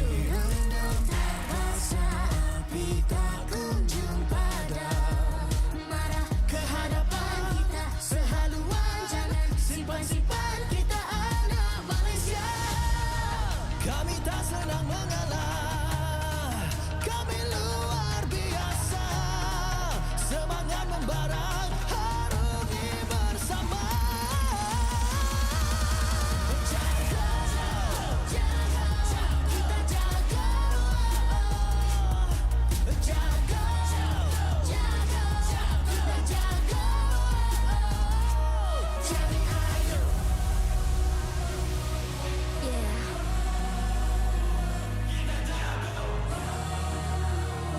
Are you ready?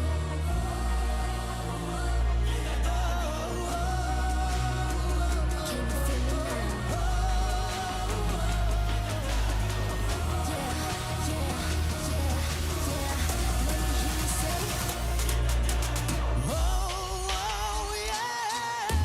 Lakukanlah sama-sama lakukan. Bergema di kiri dan kanan. Tak berhenti marah ke hadapan. Tak mengalah berdepan cabaran. Jaga, jaga, kita jaga. Jaga, jaga, kita jaga. Jadi ayo.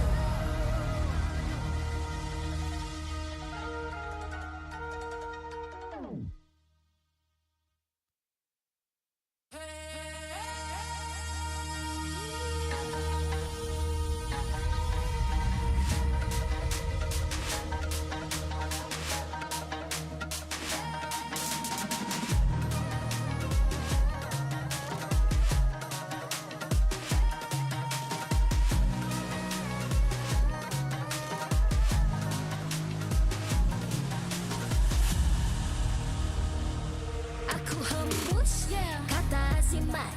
Bila terjatuh aku beringat. Jalan dah jauh cari titik bermula. Krak, krak, krak, krak. Jangan patah semangat. Semarak api bukan calon cadangan. Biar apa menghalang aku sambut datang. 1000 daya, 1000 alasan. Harungi semua sampai di akhir garisan. Eo, eo. Kami tak sedang mengalah, kami luar biasa. Semangat membara,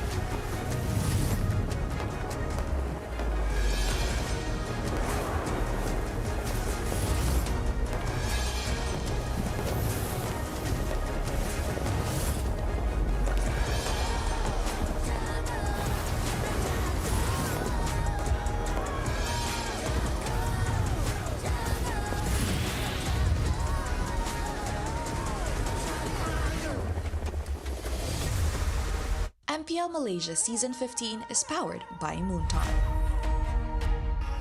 Official gaming smartphone, Infinix Note 50 Pro Plus 5G. Powered by the MediaTek Dimensity 8350 Ultimate 5.5 GB processor for smooth performance. Equipped with 144Hz refresh rate for buttery smooth gaming visuals. JBL tuned speakers for solid sound and a more immersive experience. Also equipped with 100-watt fast charge and 5,200 mAh battery for less downtime and more playtime. Fairy Watch, the official Mobile Legends esports watch made in Switzerland with genuine dragon leather.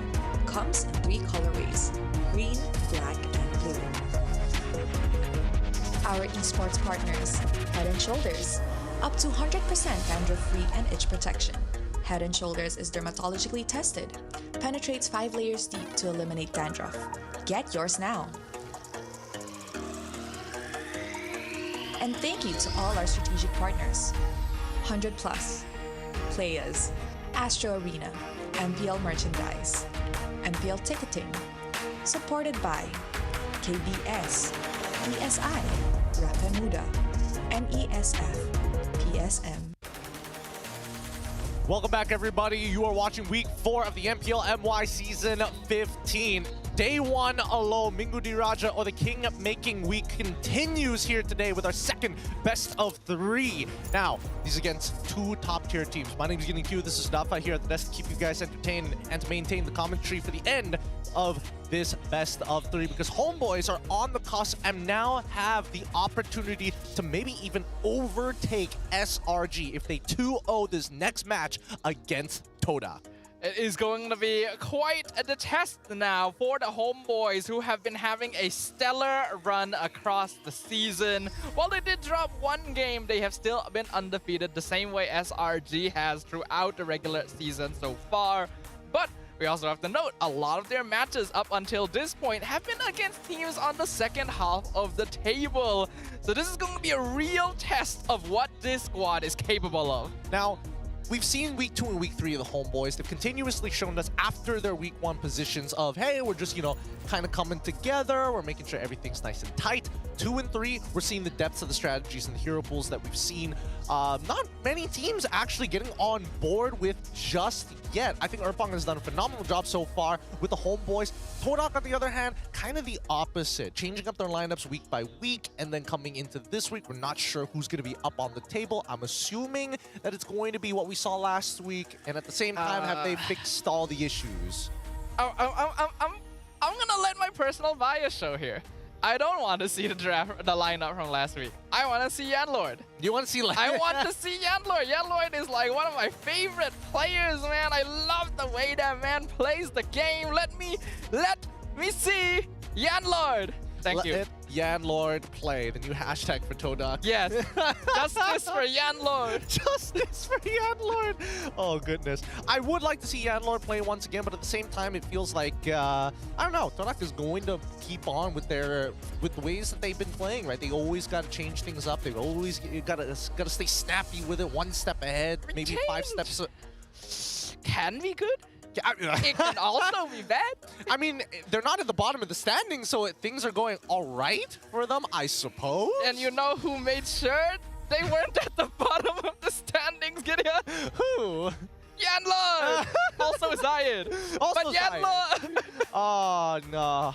Yeah, this has been a tough argument for netizens across the board. I think people have been extremely vocal about the way Todak has been showing up here in Season 15. Generally, I think that, you can try it all you want, but if you see a potential higher ceiling, why not? But you can reach a higher ceiling with your older players, too. I know Todak has always been a team that likes to, test things out. Maybe just ups and downs. Maybe just a bit. It's tough to say, but we got a video to show you guys before we talk about it some more. Untuk dapatkan lot yang pertama ini, Team Vamos ini akan jadi percuma saja buat mereka. Walaupun smooth yang terus saja ditumbangkan dengan crossbow daripada SkyZ, mencari bangsa lagi. Zone diturunkan. 2 pemain gugur di tangan pasukan DXO. Abang Tamkan daripada Rasi tak berjaya ke depan sesiapa, tapi let's go, cukup membandingkan. dari pemain Kimin hampir saja didapatkan, tapi Kimin pula membalas mencari kedudukan Zorn. Ada SkyZ yang masuk lagi mencari kedudukan. Belakang Kimin pula kena tendang dengan Rasi, namun Kimin dapatkan Rasi walaupun akhirnya di shutdown oleh Siska. Siska akan ke atas Siska. Siska diturunkan nyawanya dengan begitu pantas. Namun begitu untuk tim Vamos. Tasha kepada Klokun. Skanda daripada Zon. Mencari kedudukan Kimin. Immortality dah pun dipecahkan begitu saja. Terpaksa melarikan diri dari Siska. Tapi tengok macam mana posisi untuk tim Vamos. Pecah dua sikit saja lagi. Rasi tak mati lagi. Sama Rasi masih lagi. Dah lah CB. Tarik daripada Zon. CB dah CB. Dapatkan satu pemain tapi pecah juga Storm. Satu pemain Rasi. Ya Allah, lama ni. Dia laksanakan malah Nova Escobar. Yang ditangkap kembali dengan Tsunami Slam. Lidon akan dijatuhkan bersama dengan Nova Escobar. Double kill dimiliki oleh Uni. Stun terkena ke arah Lolias. Raf masih cuba untuk bermain. Hazelnut terpaksa untuk keluar dengan Flika. Lolias mencari Raf. Sadar berjaya didapatkan. Malah kali ini round dan berjaya didapatkan round. Untuk mendapatkan satu. PDS daripada Zain Boys. Tekas masuk daripada bahagian kiri. Ada tombak daripada Nation tapi tidak terkena ke arah sesiapa. Ini adalah 5 lawan 4 tapi Magma bakal ditumbangkan. Stormy Sky akhirnya berjaya untuk dijatuhkan.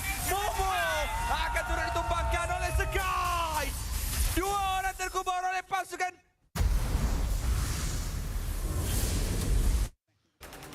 Those were our top 3 reactions between the games that are happening in week 3 itself. We saw a good amount of the fans. I think the SRG is more on the calm side of things, even alongside with Sora Bayong from MV, who's part of the coaching staff.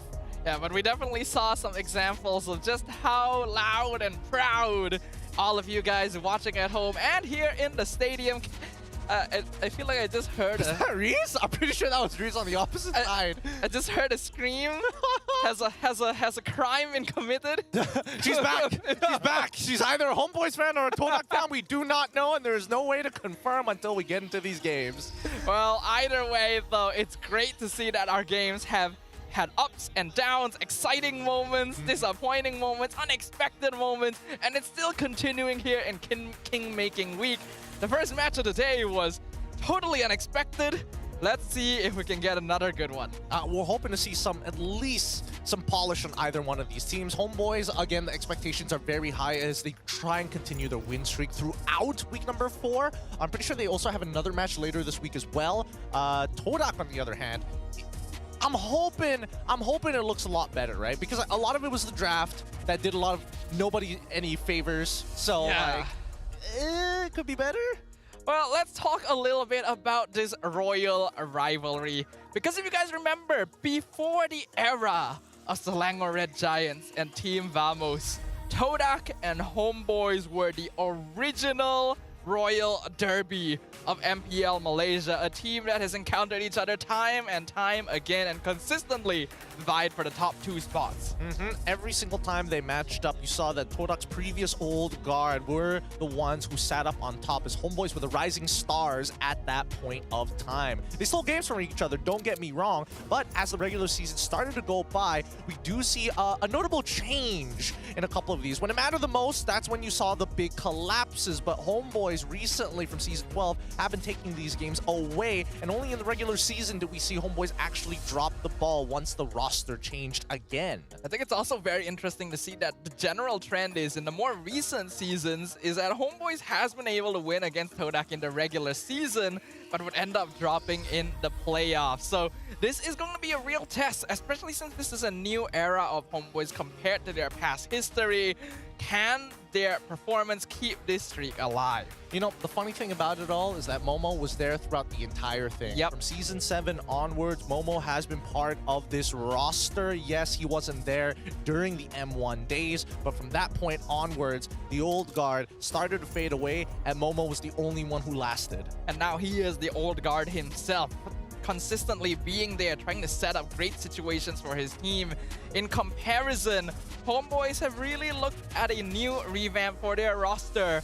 The introduction of Ivan and Vel have breathed really strong new life into this lineup. They look really strong. Their coordination and synergy is great. Big fan of the aggressive way they play the game.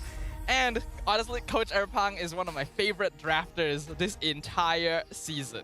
He has been drafting, he's been cooking up some real bangers for us in terms of team composition, but always making sure that he's highlighting the players, right? The breadth and width of both Vel and Ivan has definitely really substantially benefited from his style of drafting, having things that, again, most people in MPL MY have not picked up upon. Masha, again, we saw a lot more bans coming into week number 3 comparatively. We'll see whether that continues in week number 4. Considering just how good it is in the hands of Vel, I wouldn't be surprised, right? This is the whole reason why other players are starting to kind of consider it here at MPL Malaysia.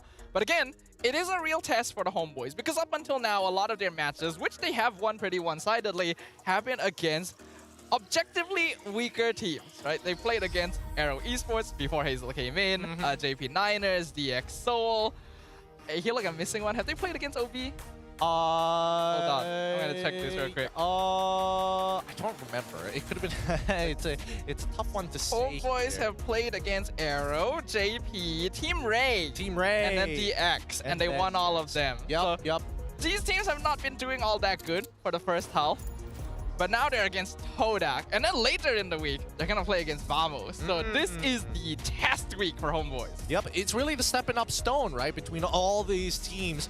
We're just hoping that it's going to be enough. In case you don't know who they are, this is the new homeboy lineup. It is going to be Melcuti, Ivan, Izanami, Amal, and as well as Vel. I love this lineup. The way that they have been playing this season of MPL Malaysia is some of the cleanest MLBB I've seen in a very long time. Izanami has always been looking for the right team compositions to play around, the right roamer to really combo around with, and we can see Ivan really filling into that role. And Amal has always been looking for the right support system to really emphasize his assassin gameplay in the jungle. Now he's even able to flex into fighters and tanks. And then Vel is just such a wild card, and Melcuti is so solid in the gold too. Yeah, he has been extremely solid. After playing for at least a season in the MAL, finding a home in the homeboys has been interesting transition for him, but it looks like none of the skill has left. In comparison to their opponents today, it's going to be Todak with Jihin, Magma, Zaim Senpoi, Gebe, as well as Momo.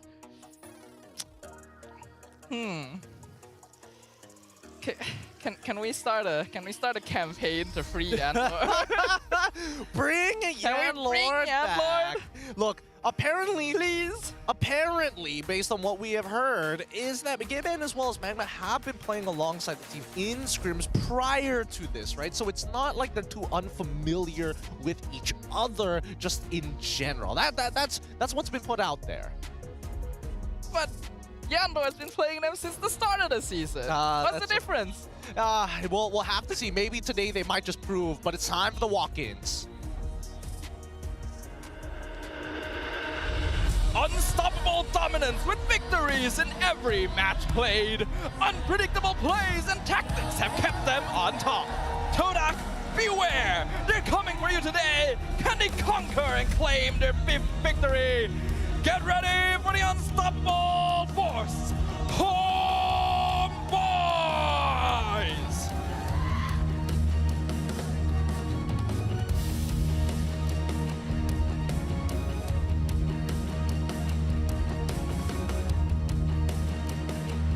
Still searching for the right chemistry with 3 different lineups. Today, they're sticking with their 3rd lineup to face the challenge. Can they rise up and take down the mighty owl today? Ladies and gentlemen, the king of the ocean, Todak!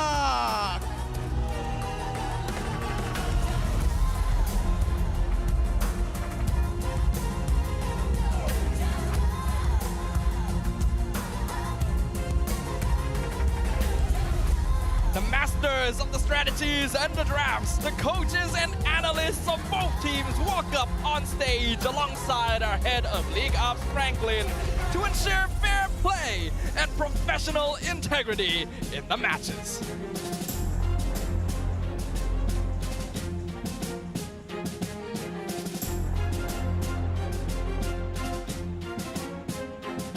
Let's keep it going with the fist bumps between the team. A true sign of professionalism as both team captains will pick up the armbands as they coordinate their teams to victory and now to battle stations. Good luck to both homeboys and as well as Todak. The Royal Derby returns for another chapter. Their first encounter in MPL Malaysia Season 15, coming from different levels of momentum. Let's see who comes out on top, as Todak will start off game 1 with first pick. It's going to be first pick at 60% win rate so far for Todak.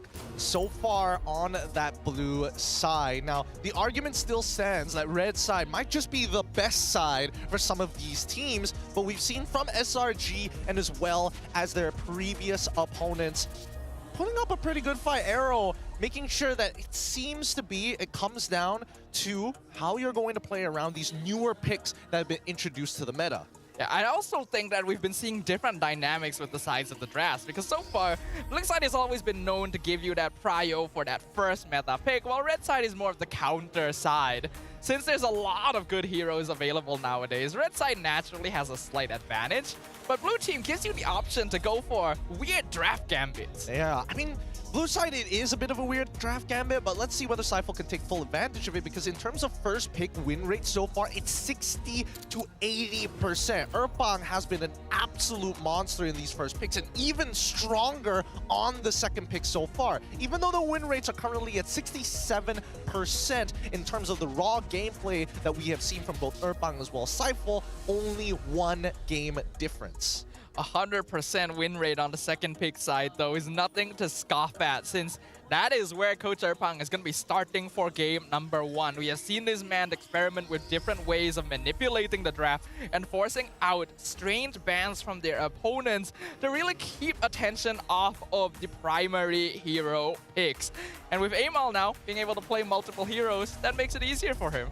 Cypher, such a character, but Erpang has been an absolute genius in these drafting phases. I think, as you mentioned, mentioned before, one of the smarter drafters here in the MPL MY, and it shows with each and every passing game. Against Todak, how do you prepare against them? Because now we have the hero pool comparison. 27 unique heroes picked up by the homeboys compared to 20 unique heroes coming in from Todak. A bit of a switch in terms of like what we've known Todak to be, but they have a pretty huge shared hero pool as well. I do love me a team that brings lots of different heroes to the table, and homeboys definitely checks all of those boxes.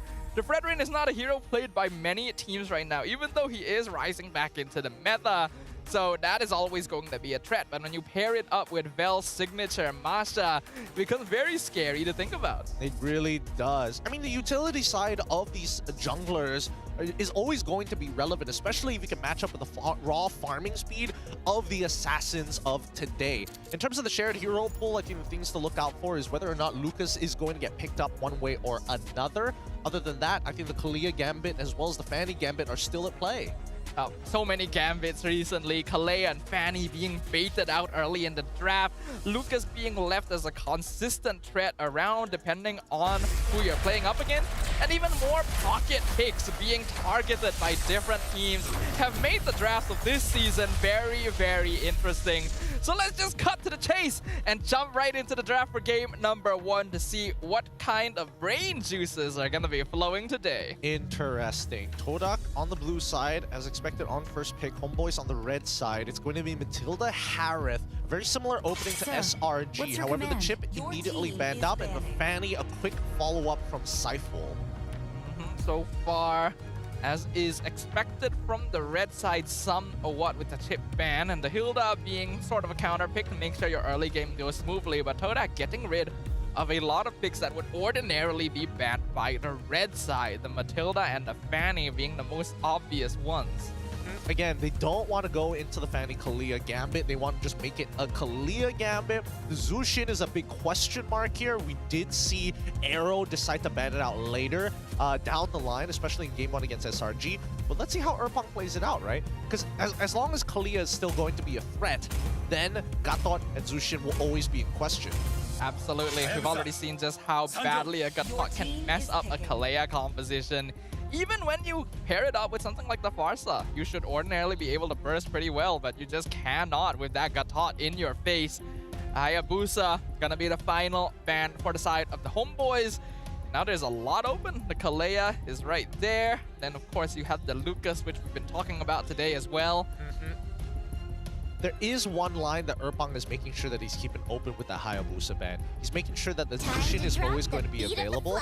Oh, so Todak ain't going to be first to submit the Gambit. They're going to go into Joy. Joy does pretty well into the Zushin. However, that gives Homeboys access into almost picking it up straight away for free. So the question is, do they want Kalia or not? They could even open up with Lucas Valentina straight away. I think Izanami is one of the few players that doesn't mind revealing Valentina quite early. And Lucas already kind of counters Joy in the jungle. But if they want to play it safe, then the usual picks like Zusin are still very viable. Ooh, what is the trade-off? I feel like going for Lucas Valentina this early on is still rather risky, right? Because there's still some matchups that, again, Valentina doesn't necessarily win in terms of the raw 2v2s or even the 1v1s in the mid lane. So it looks like they will take the Kalia, but they will also pair it up with the Kimmy. Kimmy being the hot pick of week 4. I do love to see it. I like to see new heroes popping up into the meta, and then as teams kind of figure the hero out, then we'll slowly see it kind of mesh in with the rest of the hero pool. But this is a pretty solid opening. If this Kimmy does go mid, though, that does mean Homeboys doesn't have a lot of mid-roam burst to play around. Yeah, well, we'll see. We'll see whether or not that's the case. It could fall into the hands of MelQT. It could fall into the hands of Izanami. It would make sense if Izanami gets it, but that's why it is such an interesting flex pick. And regardless, now we see Todak. How are they going to answer the Kolian as well as Kimmy now, right? They've got the Joy in hand, so being able to get into the backline is not much of an issue. They're going to go with the Farsa, but they're also going to go with the Hylos. We are not seeing the traditional Zushins. We are not seeing the Gatots as an immediate response to Kalia just yet. We have been seeing definitely a lot reduced priority for heroes like the Zusin in recent weeks, but here comes the Fredrin on the AMAL signatures, and something Coach Erpang likes to pull out a lot. This immediately indicates that Vel is probably going to be playing an EXP lane that's a little more damage-oriented. I don't know. This is where it gets a little tough to decide because Fredrin has been shown that Vel can pick it up. The Kalia, I wouldn't be too surprised if Vel can also play it if it's a decent matchup. If they want to open up maybe even a four flex picks in this case by locking in Gatot after banning out the Jushin. It really depends on where these next couple of bans are going to go for Erpang, right? Hopefully that gives us a little bit of an idea. So I get rid of the Cho. Alright, that's totally okay with me. Cho, kind of annoying dealing especially in the mid lane. It does incentivize Kimmy to go into the gold more likely. Masha, the follow-up from Saiful. Good respect over to Vel. The Fredrin Masha combo is something Homeboys has pulled out quite often, so they're just getting rid of it. The glue also getting banned out is interesting. It is a common Fredrin counter, but it means Fredrin going into EXP lane is still very much on the table. And then they get rid of the Lucas on top of it. Man, this is a hard sell. Not sure where they're going to go with this, right? Homeboys could look to pick up Gatot here as a means of denial against Todak, but that allows Todak to pick up the CC as a direct counter to Fredrin. It just could mean that Kalia just goes into EXP to deal with the early levels. It's still a pretty winning position from Erpang. Yeah, I think it could work perfectly fine if they put Kalia into the EXP lane, especially if Hylos ends up going down there as well. That would mean that Vel can actually start rotating at level 2. If Matilda wasn't banned out, I would think that would be a really good roam to complement an EXP Kalia along the Fredrin, but it was one of the first heroes banned. Saiful still remembers the Matilda-Fredrin combo Homeboys pulled out previously. Oh, the Edith going to be the choice from Homeboys. Okay. So that means that now Fredrin is confirmed to go... Fredrin is confirmed to go into the jungle. That means Edith and as well as Kalia are the current only two flex picks other than Kimmy at the very end here. Let's see what the matchup is going to be, because Todak gets to predetermine what gets the fight, potentially gets a blind pick. They could pick up the Granger for themselves to slowly chunk down the thicker tanks on the Edith, on the Fredgen, or even try and punish the Klee if somebody gets picked up. However, Gatot is still wide out in the open and honestly doesn't do too bad.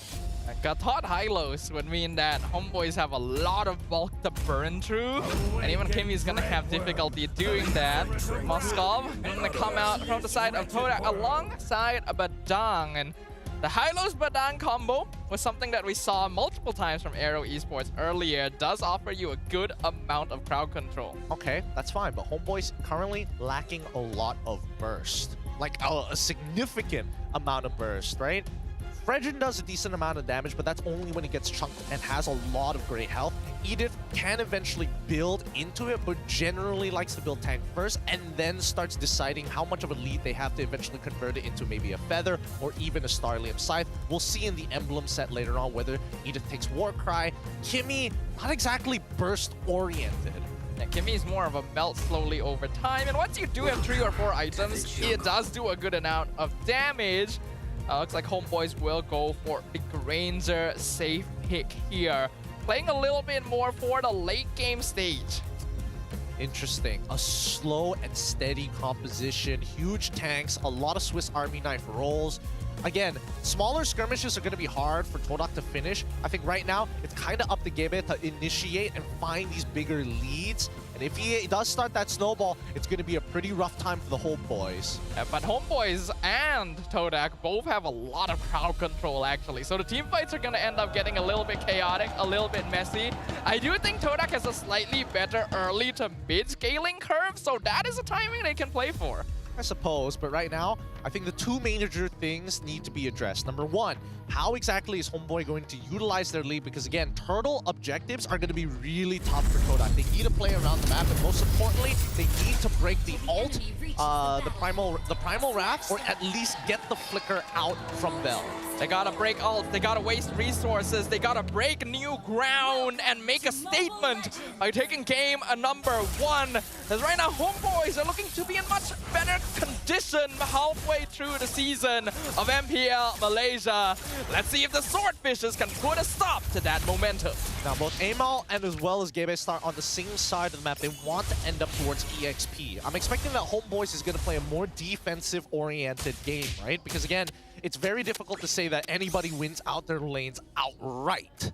Yeah, I wouldn't really think so. In fact, I think the only player that has a very obvious win con in the lane is going to be Vel, and even then it's not by that much. So without obvious lane priority, I don't think homeboys are going to be looking to make overly aggressive movements on the map. All right, let's look at the battle spells so far, because I'm not seeing, no Warcry coming out from Vel. He looks like to be playing a pure tank, and he has Pull Yourself Together, so he doesn't mind actually utilizing his flickers very early on. Momo, really good freeze on the bottom side of this map, but now it comes down to the mid lane, right?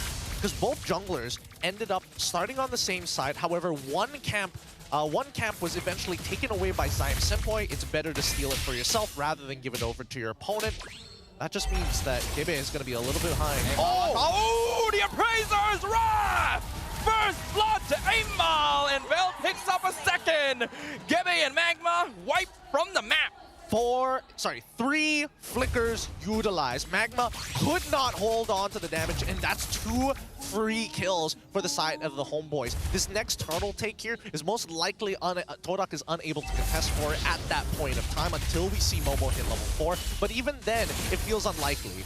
Magma and Gebe are back. They're going to contest the turtle again. Amal still on top of it. Electrifying Beats comes out. Melts fell down somewhat. The flicker in is missed.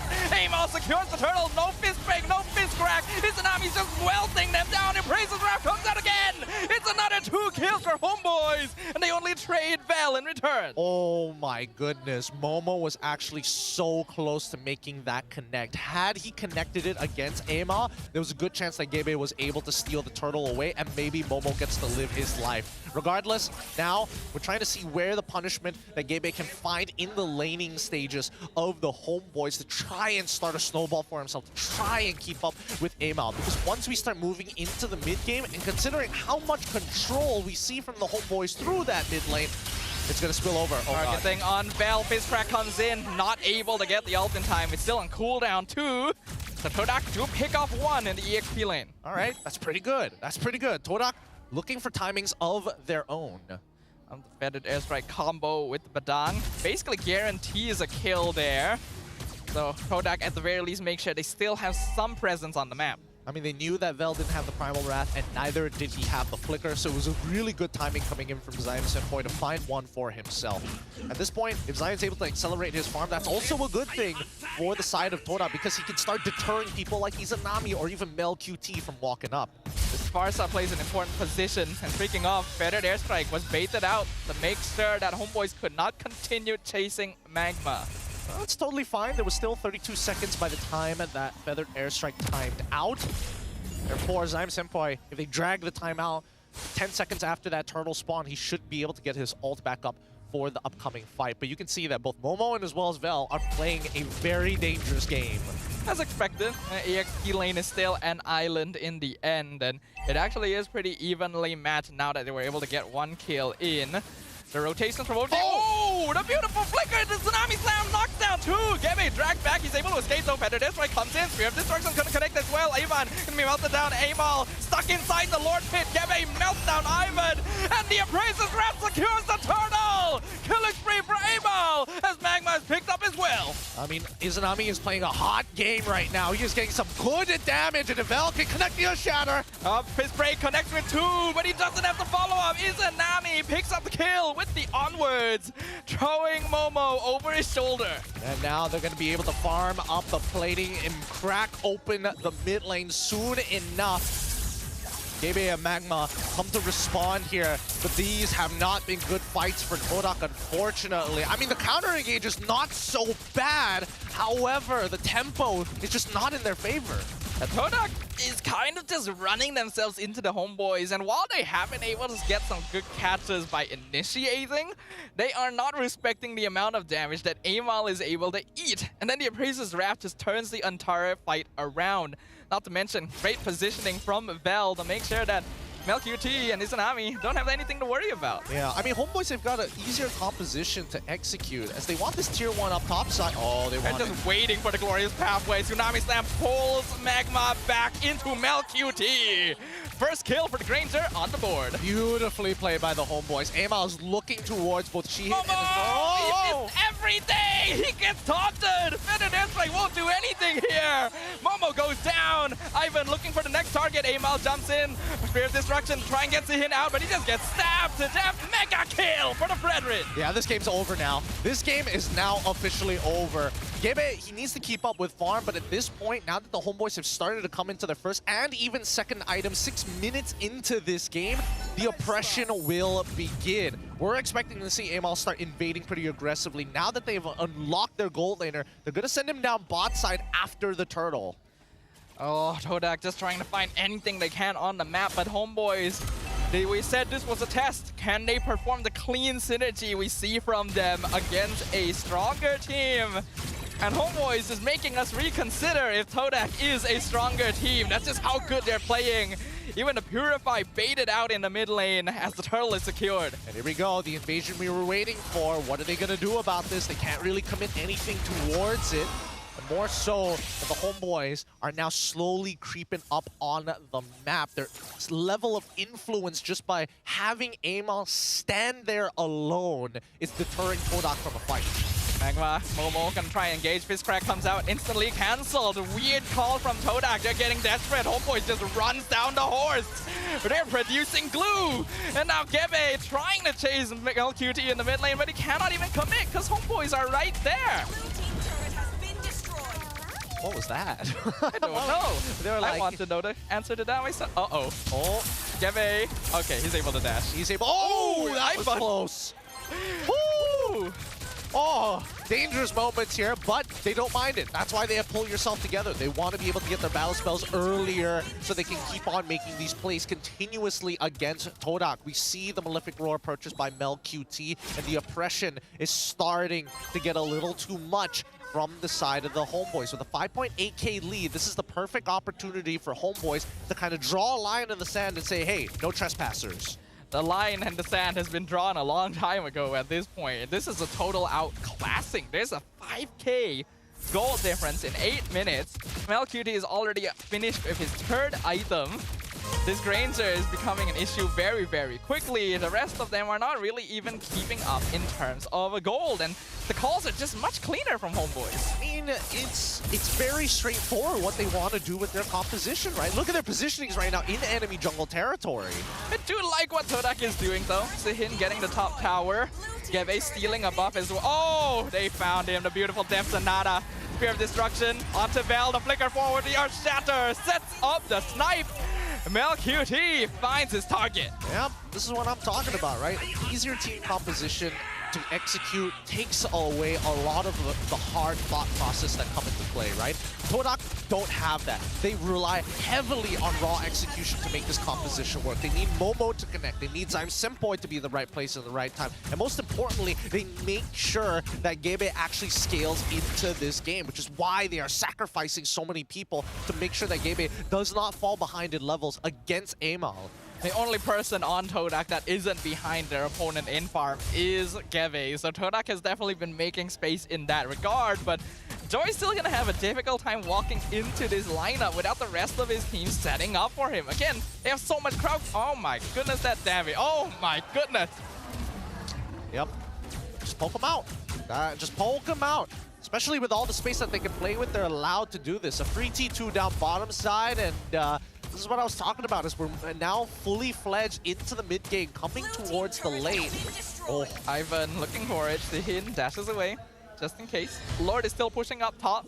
Gebe is waiting in the flank, but for what really? Conceal comes out, Bell is in front, just waiting for someone to walk up to him. Glorious Pathway comes out as well. Earth Shatter knocks up Magma, he melts so fast. The horse is gone. Ivan jumps in with the title strike. Momo gonna be separated once again, killing free from LQT. Gebe, what are you gonna do? What are you gonna do, man? There is nothing you can do here. It's too late.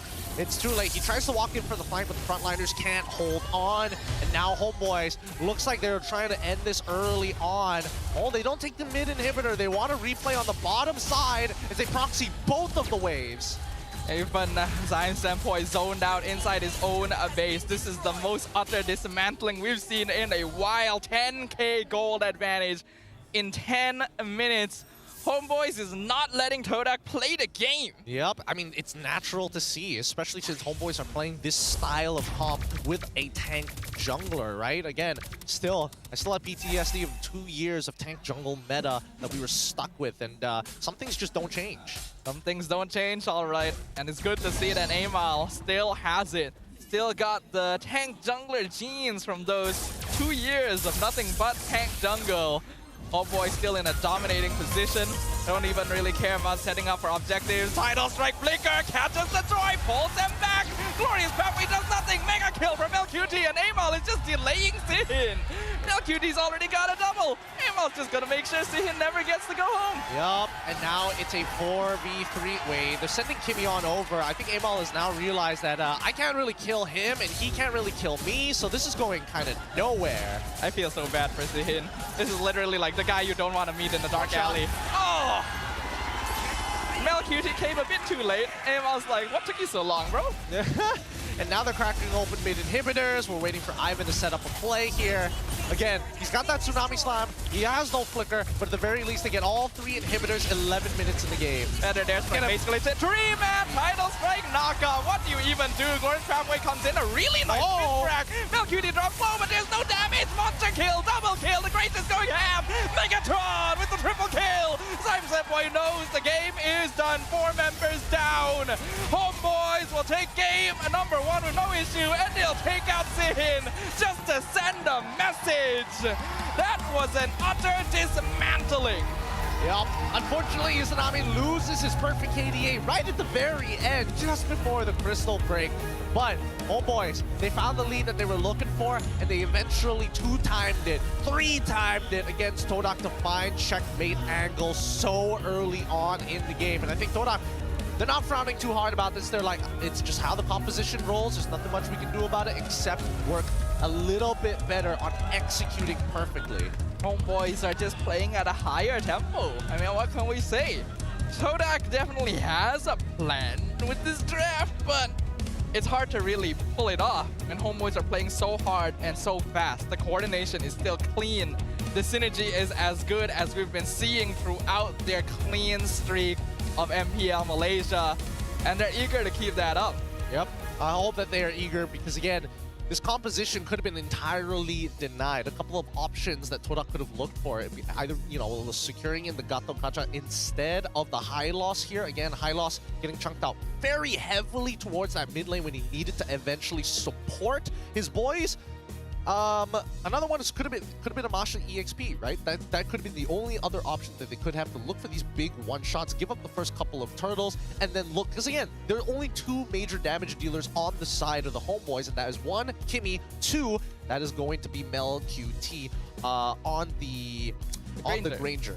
Either way, it's a risky comp to play if you start falling behind, but once you get ahead, it's very easy to maintain. Yeah, we talked about how early game Todak should actually have slightly better scaling, and they should have some lane priority they can play around to make things happen and get a snowball going so that the Kimmy and Granger don't have as easy of a path to just farm into the late game. But Homeboys, man, they're just so efficient with their positioning and rotation. Aima looks so confident when he's on this Fredrin as well, with those Appraisers Rafts. Todak are just not even ready. Yeah, I mean, again, they're willing to throw out battle spells just on the dime, right? As long as somebody gets caught, you commit as hard as you can because every one of these kills is a 2x multiplier, and all of which set up by Amal's Fredrin. A really solid performance here coming in from Amal. It's great to see that he has the full trust of his team. If he catches somebody, there is a guaranteed follow-up to come soon after. Man is 5-0 and 10, and he's literally in the middle of most of these team fights, just waiting for the chance to drop that Appraiser's Wrath. And he did that exactly multiple times. The fact that he didn't die a single time this entire game is already a really, really bad sign. And the fact that he has 5 kills with no damage items to speak of is another indication that Todak has done something wrong. I think that, was it Todak doing something wrong, or were they not able to play the game? I feel that late to mid, sure, I think that was already done for. Could they have done more in the earlier stages? We saw that Zyme Senpoi found a timing onto Vel's side with the help of Momo, and that kind of put them back in a more neutral state, as Gebe had to play extremely selfishly. He's the only person that could probably make something happen in this match other than Shihin, but Shihin needs 3 items. And that's where we saw the big difference, right? The laning phase between Shihin and as well as Mel QT not in Shihin's favor, especially once mid lane priority falls into the hands of the Homeboys and they continuously rotate to that side of the map. And you can see that Homeboys are doing a good job of prioritizing the sides of the map as well, right? They instantly try and gang Momo as early as possible to unlock Vel. Once they have the 2-man front line to play around, then they're able to freely rotate around, start putting some pressure onto Mel QT's side, start invading jungle with this Fredrin pressure. It's very textbook, but it's executed perfectly. It's executed extremely well. The fact that Vel was able to get some pretty decent pushes onto Momo just goes to show, right? This Edith, the Swiss Army knife of the EXP lane, has a decent clear overall against every single one of its matchups. The only way you lose it is not having your battle spell or your ult ready in time when the gank happens. And even then, we see that Homeboys will always take the initiative first. Looking at the damage done overall, Mel QT obviously going to be at the very top with a very wide gap between him and Izanami, who is still actually the 2nd highest DPS in the game. Zyme Senpoi was the only one that could actually do any sort of damage in that game, and it simply wasn't enough. Yep. All of Homeboys' targets definitely wasn't towards Magma or sometimes even Gebe, right? It's making sure that if you are looking for Zion Senpoi, he needs to be in this Feathered Airstrike mode. If Momo was there, is there another priority target like maybe Shihin or even Gibe at the helm? And if they don't find them, that's fine. It just means that they get these picks for free because there's no way to really escape from the Frederick. Yeah, I still am not really seeing like proper synergy, proper coordination between the members of Todak. We pointed out, we've seen the high-lows Badang double frontline core before, literally by AERO Esports earlier today, but when you compare the way that Magma and Momo were moving around the map together to Eren and Ziki, it's a very big gap. Yeah, it is a very big gap, but at the same time, I think that Momo was on time for the first 2 engages. Just that second one, man, had they gotten the turtle, it could have been a bit of a turnaround at least. Even so, well done to the homeboys. A very dominant 20-4 game, 12 minutes, one of the shorter, on the shorter side of things with a composition that actually needs time to scale back up. But it also is a testament to Kimmy's early game damage.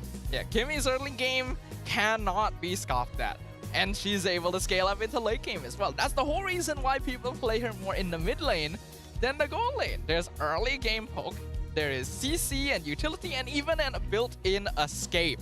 It offers your team so much that more and more teams are starting to pick it up early in the draft. So making sure you're able to match that, making sure you don't give up mid lane priority to a hero that actually clears the wave a little bit slower than other mages is important.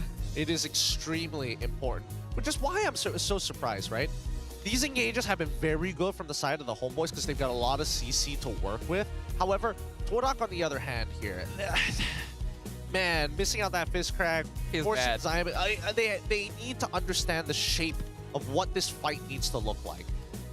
And I think homeboys are very good at identifying that. You give Ivan and Bell both catch heroes and they will make space, they will make things happen. There were some cases where Todak were able to fight back a little bit, but homeboys just instantly shuts them down because Melqt is never threatened in the backline either. Things are just not very clean, and homeboys are clearly the ones in control the entire time. Feels bad for Shihin down here.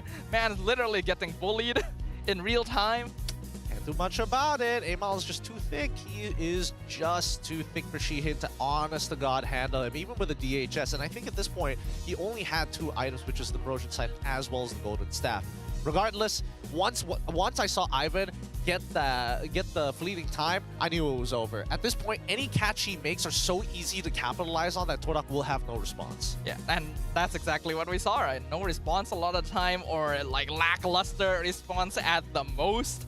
Homeboys are looking on track to clean sweep this game without much problem, and Todak is gonna need to really make a switch up. You cannot afford to be giving a team like Homeboys early game advantage. So it's time to bring in Yanlord. I mean, they could bring in Yanlord as well as Zion. We'll see whether or not they'll try. I mean, you know, you can let them know. You can let them know here. Todak, Yanlord, please go up on stage right now, please. Thank you. Yanlord as well as Gibe, you know, that's what we want. Or Zion, one or the other. I think it's really, really tough, right? Now that Kimmy has joined the picture of what needs to be done on top of the Kalia, I feel like the draft gambit here from Todak's side just, again, very big mishap. Yeah, there were definitely some mishaps there. I think they need to like really refresh their approach. Just like you guys can refresh with 0 sugar, 0 calories, and the same great 100+ taste that you have always loved. No matter the occasion, sugar-free and calorie-free 100+ 0 is here to keep you replenished so that you can get the most out of every moment. I got some right here. Yep, we gotta stay hydrated all the time with 100+ 0. If you're worried about, oh, one of those sugars in there, it's gonna ruin my calories and my macros. Don't worry, it's got none of those. That's why it's calorie as well as sugar-free. Get your 100+ 0 today. Now, as I continue to think about like how exactly the draft could have panned out a little bit better, I definitely think that Todak, unfortunately, blue side, is going to be really, really difficult in these types of areas. And we want to hear from everybody, from whether you are watching at home on a computer or you're watching on TV, you don't miss a single moment of the MPL MY Season 15. Now that you can catch all the live action on your TV screens, only with Astro Arena. From epic clashes to highlight-worthy plays, experience the thrill of esports like never before right from your living room. It's amazing now that we're able to watch and catch all the action of MPL MY from basically anywhere, from just being able to watch on your phone or online or in person. Now you can even watch it live from your TV along with the whole family, you know? This is a great chance for you to get your siblings, your parents, your cousins, your whoever, your cat into MLBB by showing them MPL Malaysia right from Astro Arena. Thank you to everybody watching from Astro Arena. But now we come back to the conversation of if Todak is given red side, is the Gambit going to look as good compared to the Homeboys? Because I think that now with Kimmy in the mixture of things, Kalia is a lot less of a problem. Yeah, sure, you can heal up, but you're going to receive a consistent amount of damage, and you can only heal every 3 intervals of your auto. It just so happens too, Kimmy has great synergy with the Blazing Wand, right? So go for that first item. You instantly cancel out a lot of the healing that your opponents would be able to rely on. I think that's part of the reason why Magma died so much, even on the Hylos Revitalize in game 1, because it was just too much damage to deal with. Maybe too much damage to deal with, but I think it's a lot of base damage that they were eventually unable to kind of maintain. I don't know. With Fanny, having to ban Fanny is such a feels bad on blue side, because now in terms of raw power picks, I'm not seeing enough from Todak to be a legitimate threat coming into the drafting phase, which I think that Erpang has a significant advantage over. He doesn't even need to deploy the entire hero pool to know, hey, these heroes don't work well together, and these heroes, they don't play that great. And we've seen what Coach Erpang is capable of in the draft, right? The kind of tricks he plays with opposing coaches. And he didn't really need to pull any of that out in game 1. Like, his draft was still very, very smart, but he didn't really have to do anything to manipulate the draft into that position. I think there is also another argument that Todak probably shouldn't have interacted with the Homeboys lineup as much as they did, knowing that they're always going to be moving off of that mid lane. But now, let's go at a MPL Insider. Kalau dari POV ku sih mungkin tuh faktor ya, kecil lah, karena kan faktornya banyak kan. Dari sebelum terbentuknya tim ada namanya scouting. Dari scouting kan ada trial kan bisa lihat itu tim cocok apa enggak. Jadi chemistry itu cuma faktor kecil doang. Maksudnya kalau selama scoutingnya benar sama dari awal preparasinya benar, anggap aja chemistry itu jadi faktor tak begitu besar sangat lah. Very wise coming in from the coach here. For those of you who didn't understand, basically we asked for Ivan what are his thoughts about the current issues where teams have been saying that a lot of their losses are caused by chemistry issues. And he said he believes chemistry shouldn't be the main concern, because if you do proper scouting and proper trials, then you should already know whether players work well together. And if those are handled properly, chemistry should not be an issue. I mean, there's some wise words coming in from your boy, especially when it comes down to the matchup between Vel and as well as Momo. I think, you know, both Momo, obviously, he is a Swiss Army knife. He's worked with many different lineups in Todak's time, all of which he is able to perform upon. Vel has integrated extremely well with the rest of the Homeboys as well. It doesn't seem like either one of these players are missing a beat. Yeah, Vel is really shaping up to be one of my favorites already. The fact that he is willing to bring aggressive picks into the EXP lane instead of fully relying on utility roles already gives him a wider pool to play around. And we know that Momo has the capacity to do that. But I feel like he's being relegated into more of a utility role in order for other players to execute. And we've already pointed out, Momo has been with Todak for many, many seasons. Since season 7, literally, he has been a pillar for the team and has had to really fit himself into so many different player lineups and team compositions over the years. Yeah, he has. And I think that, unfortunately, that's just EXP lane, right? Just the secondary roam. Now, another MPL Insider, we asked, why did Gebe and Magma play immediately after arriving in Malaysia? And Saiful replied, true, Gebe and Magma only arrived, but we've actually been training with them before the regular season.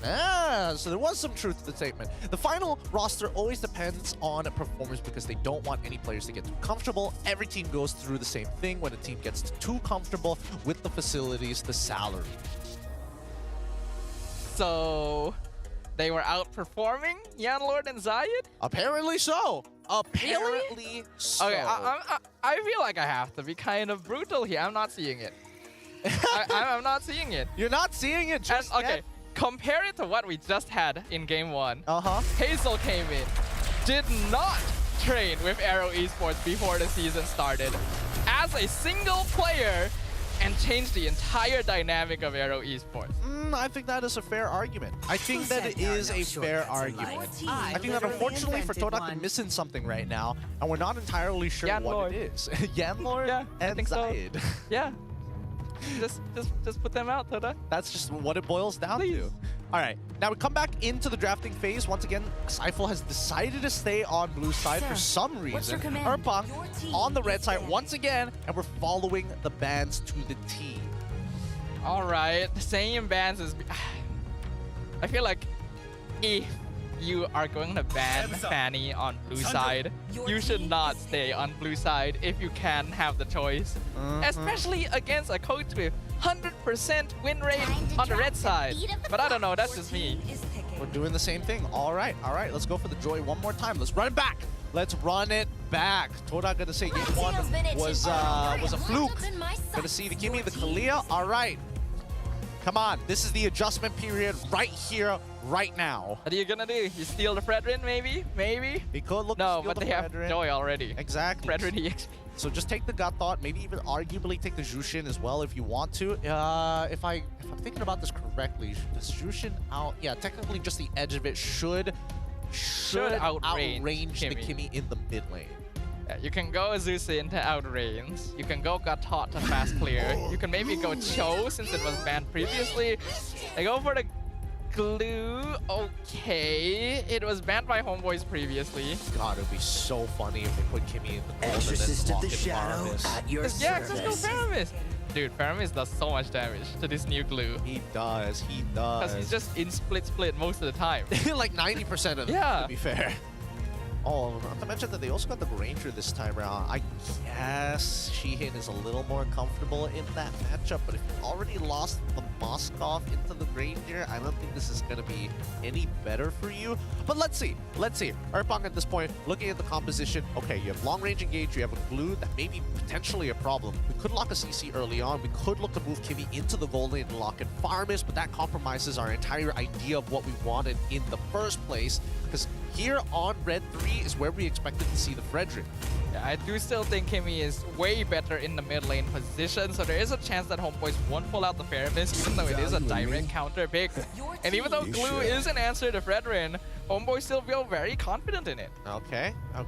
It almost feels like they guarantee that Fredrin goes into the jungle, right? It's less of a flex pick right now because of how bad that matchup could look like. But let's see the next two bans coming in from Erpang's side, right? That could give us an idea.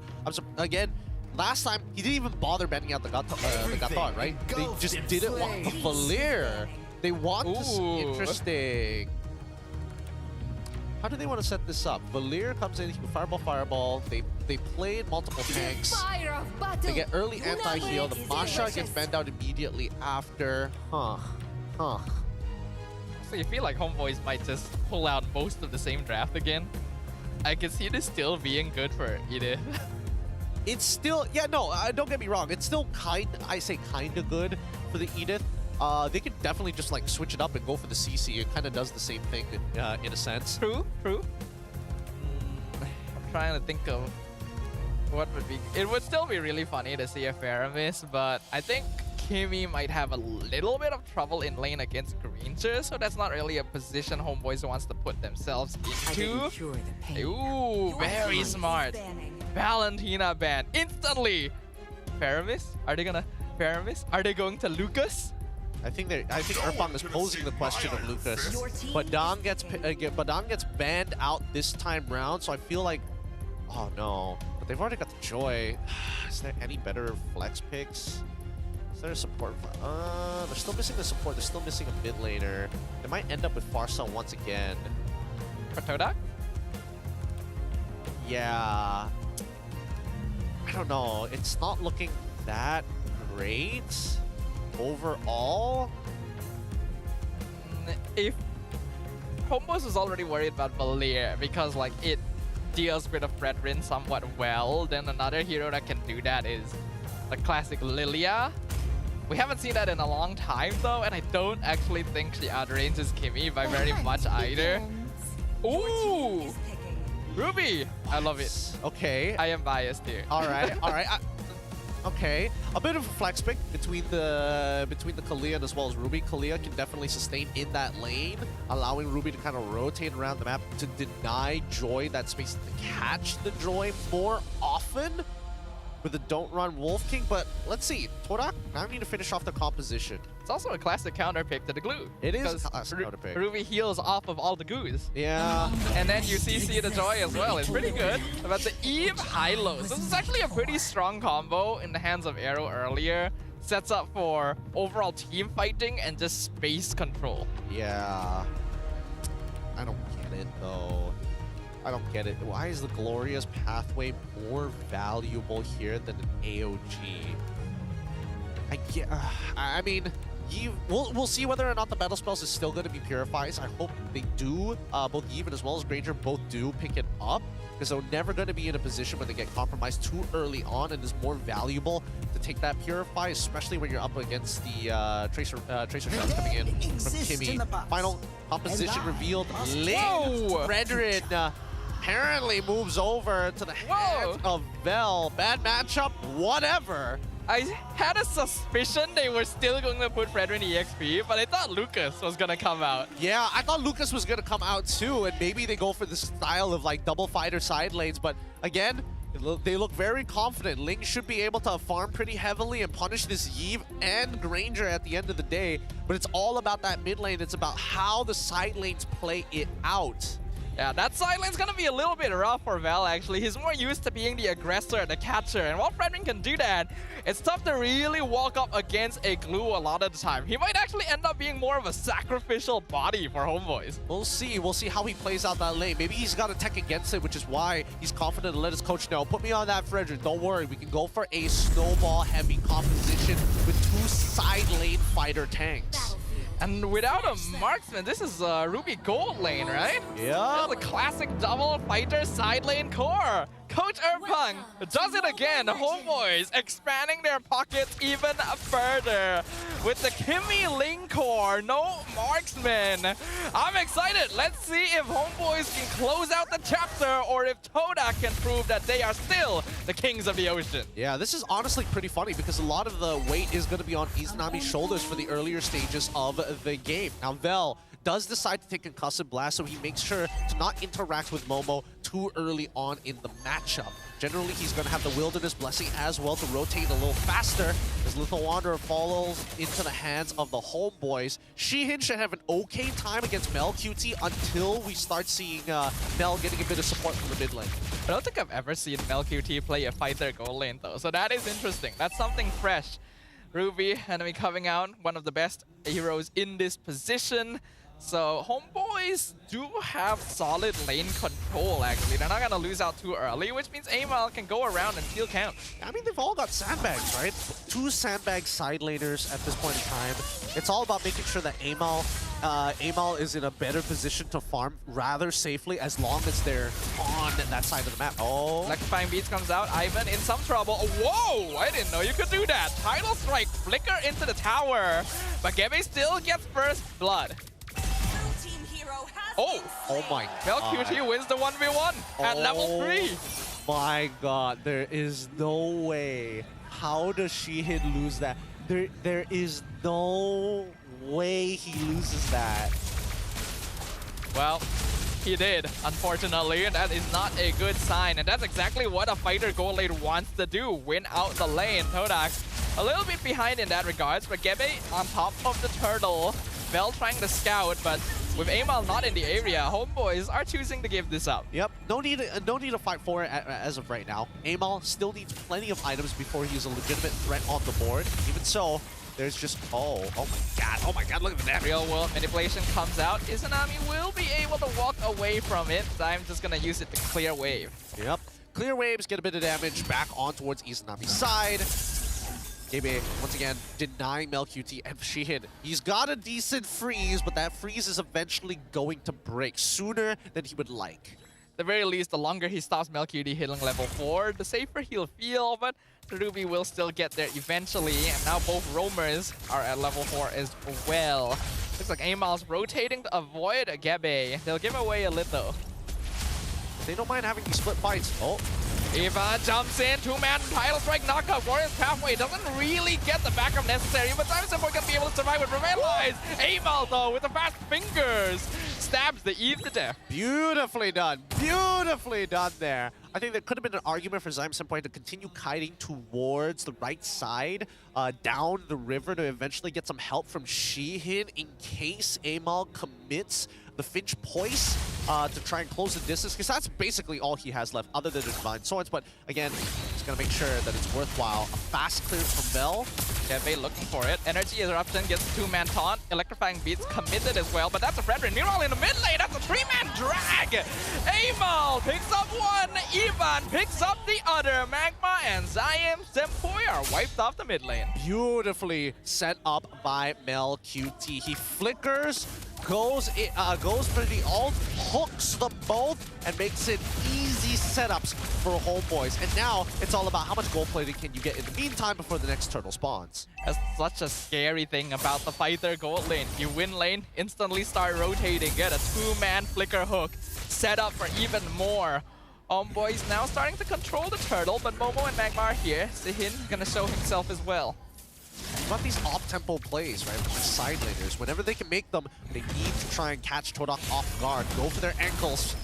But now, oh, MelQT, he's waiting for it. He sees Shiin. That's gonna be I'm offended. Sihin tries to dash over. Purify comes out a bit too late. Revitalize keeping him up, tops up, but Tempest of Blaze comes out. Izanami picks up the kill, but Gebe gonna get the trade on Amal in return. Tsunami Slam picks up Gebe, but he dashes away. Real Moment Military comes out as well. MelQT gonna be jumped on with the grab, but he's gonna get dragged back over to the rest of the homeboys. MelQT will eventually fall, but they trade for Magma. Izanami picking up a couple kills for himself. Gebe still waiting, still looking for an opportunity, but he's not able to find Izanami, and now the two-man energy eruption. Appraiser's Wrap will miss, but Ivan will not. That's gonna be another.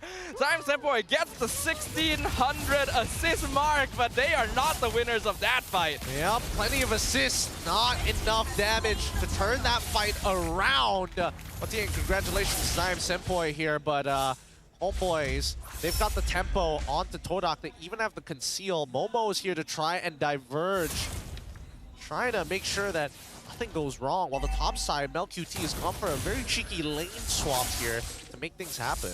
It's a lot easier to lane swap with double fighter side as well, because you can basically slot in anywhere. And the amount of crowd control that MelQT offers is very good in most of these team fights.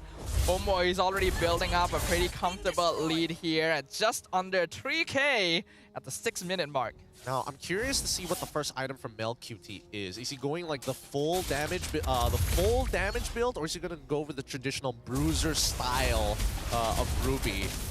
Either which, I think that the damage style might just be a little bit more beneficial, especially considering that the targets he's trying to catch are the squishier ones, like Gebe, like Shihin, like Zyme Senpai. I agree, especially when you play Ruby gold lane, you typically do still want to itemize into more damage, but it really does depend on the individual player preference. Vel is here. For a moment, I thought he was the jungler. That's the Fredrin Gambit. Thought like, oh, is Vel gonna steal it? Wait, he's not the jungler. Gambit secures it. Glorious Pathway comes out. They're cutting off Vel and MelQT. Vel gonna be the one trapped inside. Gets picked up with the grab, but he's still alive for now. Praises Ram, now a legitimate danger! Crashes in on 2 cores! Sihin is belted! Zyme Senpai is belted! Double kill for Amal! Magma gonna be worked on as Momo trying to pick up Vel at least, but he taunts him! Triple kill for Amal! They pick up one more, and Gebe's all alone! It's a team wipe for the homeboy! And it's just too easy for the homeboys. Oh, and he uses Flicker too. Yeah, he could have healed off the mid tier too. Doesn't really matter though. Homeboys, 5.7k gold lead at this point. With a composition like this, they already have a 2-level lead onto Gebe as well. Amal is coming into his fourth, is honestly probably his 3rd item by now, as MelQT is able to get the Sea Halberd as well. They are stacked up. Homeboys, it's really difficult to lose from this position. I think the only super play that we're expecting from the side of Todak is if Momo is able to get on top of Izanami. MelQT with the I'm offended, forces Purify from Zyme Senpai with the title strike. Follow-up is so clean, it's so good. Another Tsunami Slam pulling back Gebe. Mega kill for Amal. Homeboys playing like a well-oiled well-oiled machine. That's the fleeting time difference. Ivan, too strong. Homeboys. Oh, come on. Pick up anybody. It doesn't matter who now. MLQT just standing there menacingly. That's the gold laner, by the way. Homeboys get the mid tier 2, only one external tower standing for Todak, and there is literally nothing they can do. Nope, nothing yet. Nothing yet. Until we see that Sihin is able to get his third item, then we might see the difference. So, in terms of first items, it is War Axe. War Axe and as well Sea Halberd for the side of MLQT. And it looks like, yes, I was right. Amal is working on his third items, and it's going to be a BOD. And he just completed it. Oh, wow. God. Man is rich. Literally top 1% of the land of Dawn right now. Ruining the land of Dawn's economy, man. Inflation's gonna be so high. They need to put some policies on this guy. Amal doesn't care. He's just gonna jump over your policies. He's just gonna jump over everything Todak throws at him. Because they can't even get through the front line. Amal stands there. Retri doesn't Oh my God. see the concealed Ivan. Even if he did, there's nowhere to run. Killing spree for Amal. Game is looking at Sheehan and is like, they'll never know. I'll die for you, buddy. Don't worry. They'll never know. I'll invest in you, buddy. Right now, Sheehan is the only hope that Todak has in scaling into the later stages. As Gebe has died a 4th time this match, he will not be able to get the Holy Crystal for quite some time. Lord coming up in another 10 seconds, and there are only inhibitors standing now for Todak. And all the holy defenses have already been whittled away as well. I don't think Todak's gonna be able to hold on much longer. Nope, the checkmate angle is already here. 10K lead for the side of the Homeboys, 23 to 33,000, which is perfect for the Homeboys. Again, keep in mind the MLBB won't be able to scale as hard as Todak in the later stages of the game. So the quicker they finish this up, the less likely Todak is able to get to that point. Things are now looking pretty dire for Todak. I think we have the note for everyone. Homeboys, this is meant to be a proving ground. So far, they've been playing against the simpler teams, but the same could be argued for Todak. They actually have really difficult matches for the rest of the regular season, and their standing is not looking good. If they lose here, their chances of moving on to playoffs are dire. Yep, they are pretty awful. Pretty awful indeed. I'm going to stretch this out because we're expecting the flicker play. Because another conceal. Oh, it's so good. It's so good. Mega kill for Izanami. They instantly dive Todak in the backline. They can do nothing about it. Amal will eventually get shut down. Over to Sihin. Grab comes out. Here comes the electrifying beast. Going to be cancelled away once again by the CC. Ivan with 2-man knockup. Sihin gets the shutdown though. That's actually a double kill for the Granger.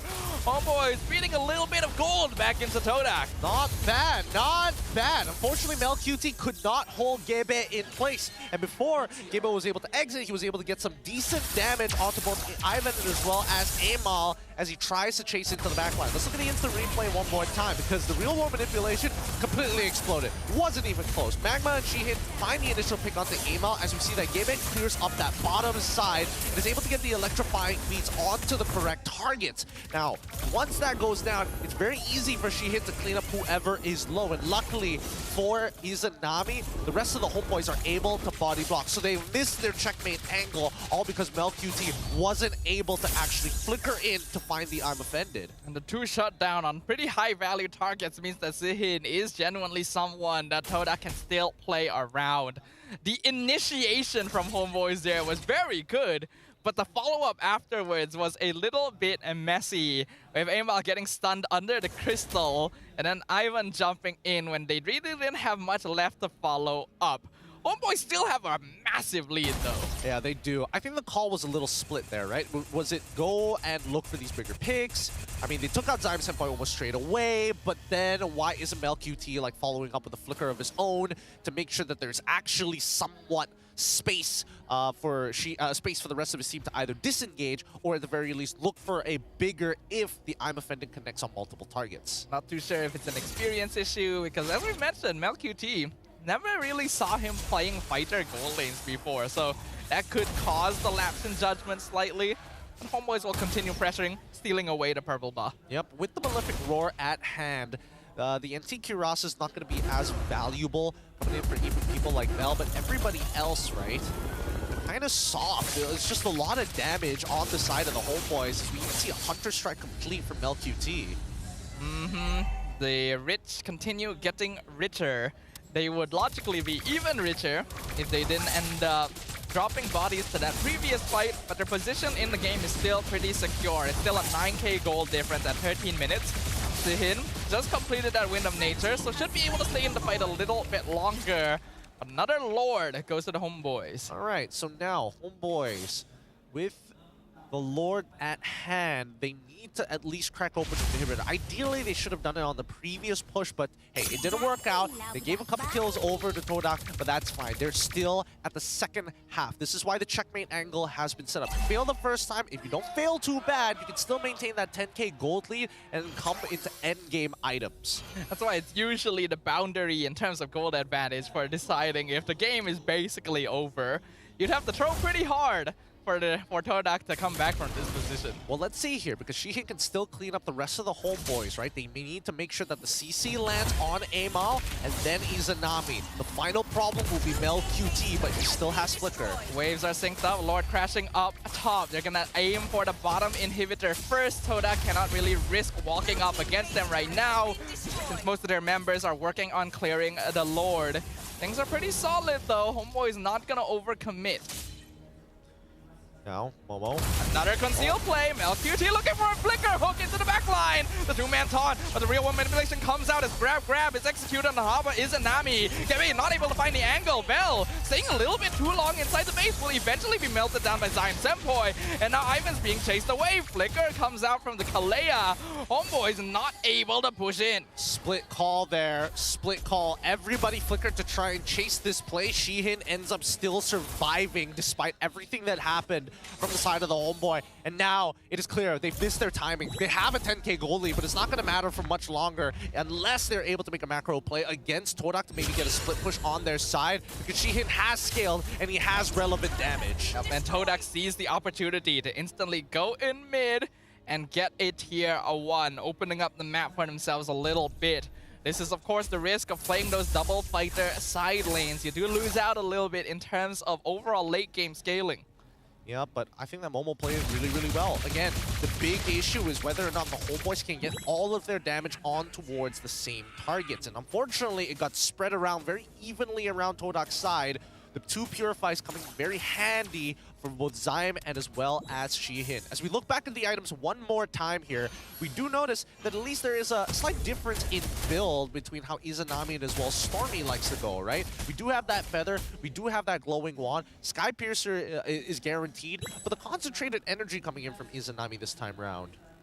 I think it's because the Homeboys expect themselves to basically be in the fight for extended periods, and since MelQT is playing a bit more of a damage build on this Ruby, it means that Homeboys actually doesn't have a lot of front line to play around comparatively, so survivability is key.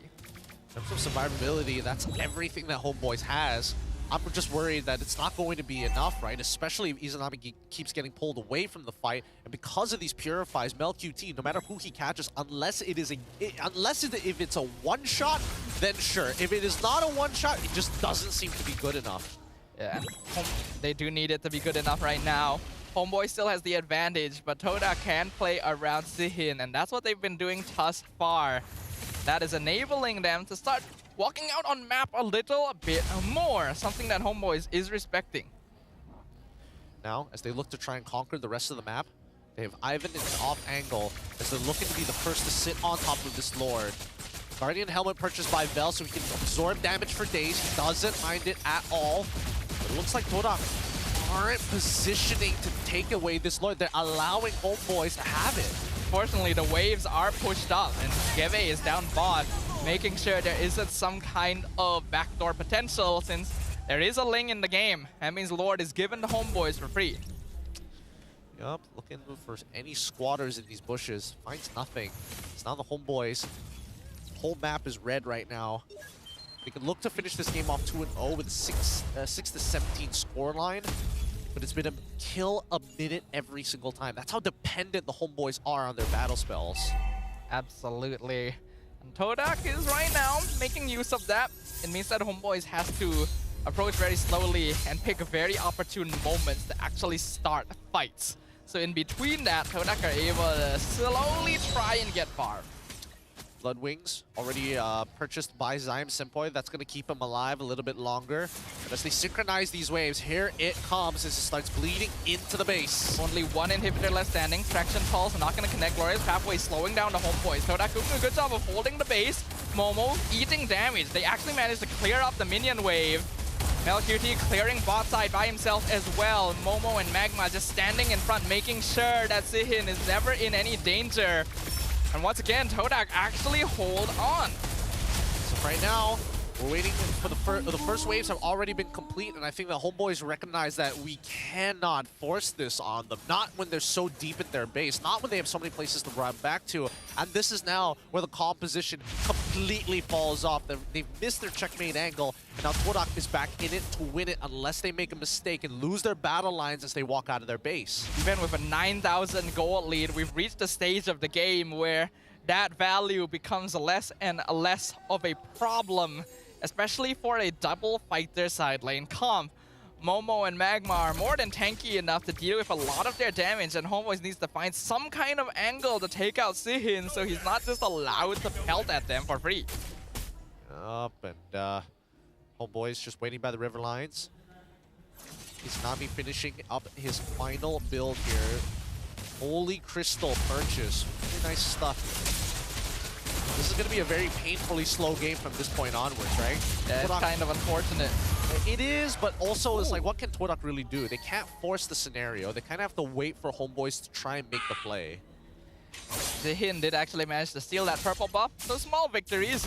Homeboys realizes they have to play it slow. They missed a very important timing window by giving up those 2 kills to Sihin initially. That's how much of a difference just one failed engagement can make when you have these kind of team dynamics. Yeah, I mean, the composition is designed around Shihin, right?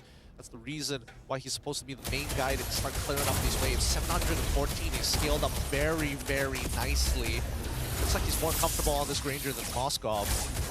He's that way. Just looking at the rate that he's spamming those abilities, you can clear waves so fast. Homeboy is gonna start off on the Lord first, but Amal is not actually in the area. He's gonna be showing up top very soon. That might give Todak the green light. Oh, okay. They give the position over to Todak, and now they threaten the base. Forcing out this both conceals come out. Yeah, both conceals come out. Doesn't matter. They try to chase him LQT, but that's a little bit difficult from your position. So they waste those roam spells, but they're still in position to contest this potentially. The waves are not quite as pushed up as Homeboys would like, so they still can't contest this safely. Yep. Again, they can do this all day. Homeboys, they're not the ones missing 2 side inhibitor turrets. Oh, Traction Pulse doesn't quite pull in.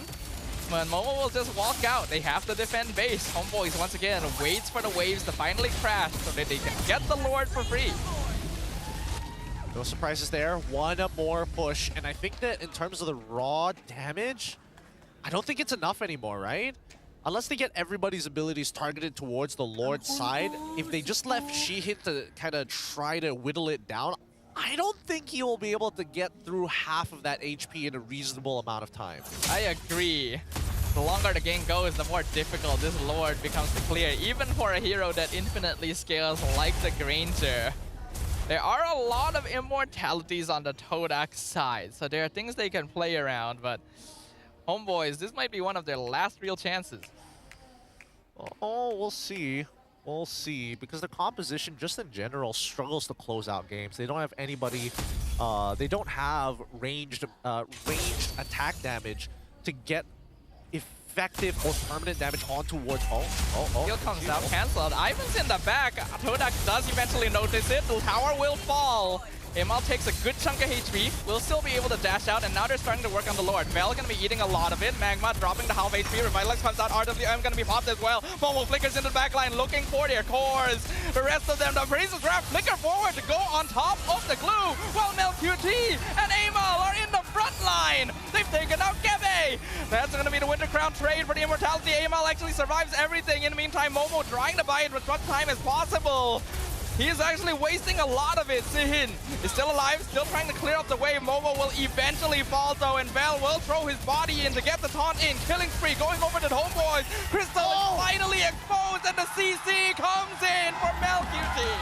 Homeboys finally breaks it open and takes the clean sweep against Todak. Oh boy, a grueling second game here, but it's a 2-0 victory. The inevitable finally happened, and now they made sure that they've dashed Todak's dreams. They're gonna have to go to the drawing board on that one. There's gonna be a lot of work to do. A loss like this puts Todak in a difficult situation of not making it the playoffs potentially, but Homeboys looking stronger than ever. It just means that Homeboys with this 2-0 victory now put themselves in the #1 spot in the standings next to SRG. Yeah, they're gonna be tied for that spot after AERO Esports took a game from our defending champions, and that's gotta be a good feeling for a brand new era of the Homeboys. You can see Homeboys fans are fishing for the reactions of our netizens online and on the ground. It's gotta hurt being a Todak fan right now. With that being said, we're gonna be having an interview with the winners with Rose up on the stage. Rose, how they doing? Dua berbalas 03 mata penuh untuk Homeboys, dan sebelah saya kita ada Vel dan juga Ivan. Guys, congratulations. Nervous ke? Okay, now I nak tanya, kenapa susah sangat nak end game kedua tu? Apa jadi? Karena kita ini apa namanya kayak banyak mistake di kita lah. Kita plan cuma gagal execute. Jadi ya kayak banyak mistake icon sih kita, sama kurang disiplin lah. Sikit je. Okay, sikit je. Tak dapat kena comeback lah kan? Okay, now I have a question. Now, Vel? Ya. Okay, Vel sihat? Tak. Ha? Tak sihat? Tak. Sakit? Sakit. Apa? Sakit apa? Demam? Oh, get well soon. Okay, sakit pun boleh perform ya guys? Betul tak? Okay, now I nak tanya, macam mana Homeboys as a team prepare untuk lawan Todak? Sebab kita tahu ini adalah satu match yang dipanggil Royal Derby kan? So, macam mana preparation korang sepanjang minggu ini? Baguslah. Terus dikasih coaching staff juga. Kita percayain aja coaching staff. Jadi semua lancar. Okay, another question. Now, kita tahu Magma dan juga Gabe daripada Indo juga tapi tak pernah ketemu kan? Ini adalah first time meet dekat game? Pernah. Pernah? MPL tu yang... Oh, okay. Pernah. Pernah. So, since pernah, adakah you dah tahu macam mana dorang main ataupun ini adalah satu lagi macam terkejut jugalah macam mana dorang main dekat sini? Lumayan terkejut tiba-tiba masuk sini. Makin lama makin ke belakang. Ke depan. What's up with my interviewees today? Makin lama dorang makin ke belakang. Okay, now your next match untuk Minggu Diraja pada Ahad ni, last match, and itu adalah satu match yang agak besar kita boleh cakap untuk musim ini. It's a Vamos and Homeboys rematch. In your opinion, especially Klokun, you guys used to play dengan Klokun, how will this work? Apa yang akan jadi dalam perlawanan ini? Untuk Klokun ini aja, suran aja, biar kita yang menang. Ivan, nak cakap apa? Untuk Klokun? Paling untuk Klokun ya siap-siap lah. Kasih kita poin kalau bisa. Okay lah, kawan-kawan je kan, friend. Alright guys, now Stadium Juara, siapakah MVP anda? Macam tak dengar je nama. Alright, mari kita tengok MVP perlawanan ini in 3, 2, 1, MVP jatuh kepada Deng. Siapa? Emal. Alright, Emal. Jom, teman kita di atas pentas. Mari. Hoki? Tak setuju. Tak setuju ke dia? Hoki. Alright, jom.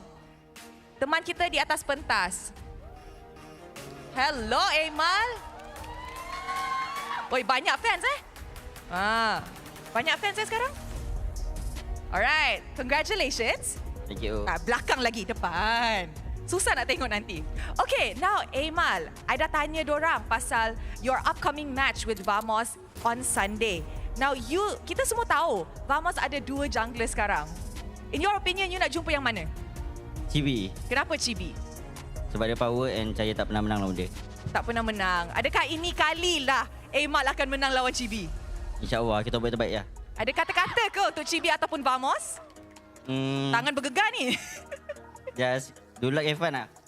Dia tak sepedas kawan-kawan di sebelah dia, ya? Alright, Emal, is there anything yang Emal nak cakap kepada fans yang hadir ke Stadium Juara? Tengok ramai yang sokong dua-dua side hari ni.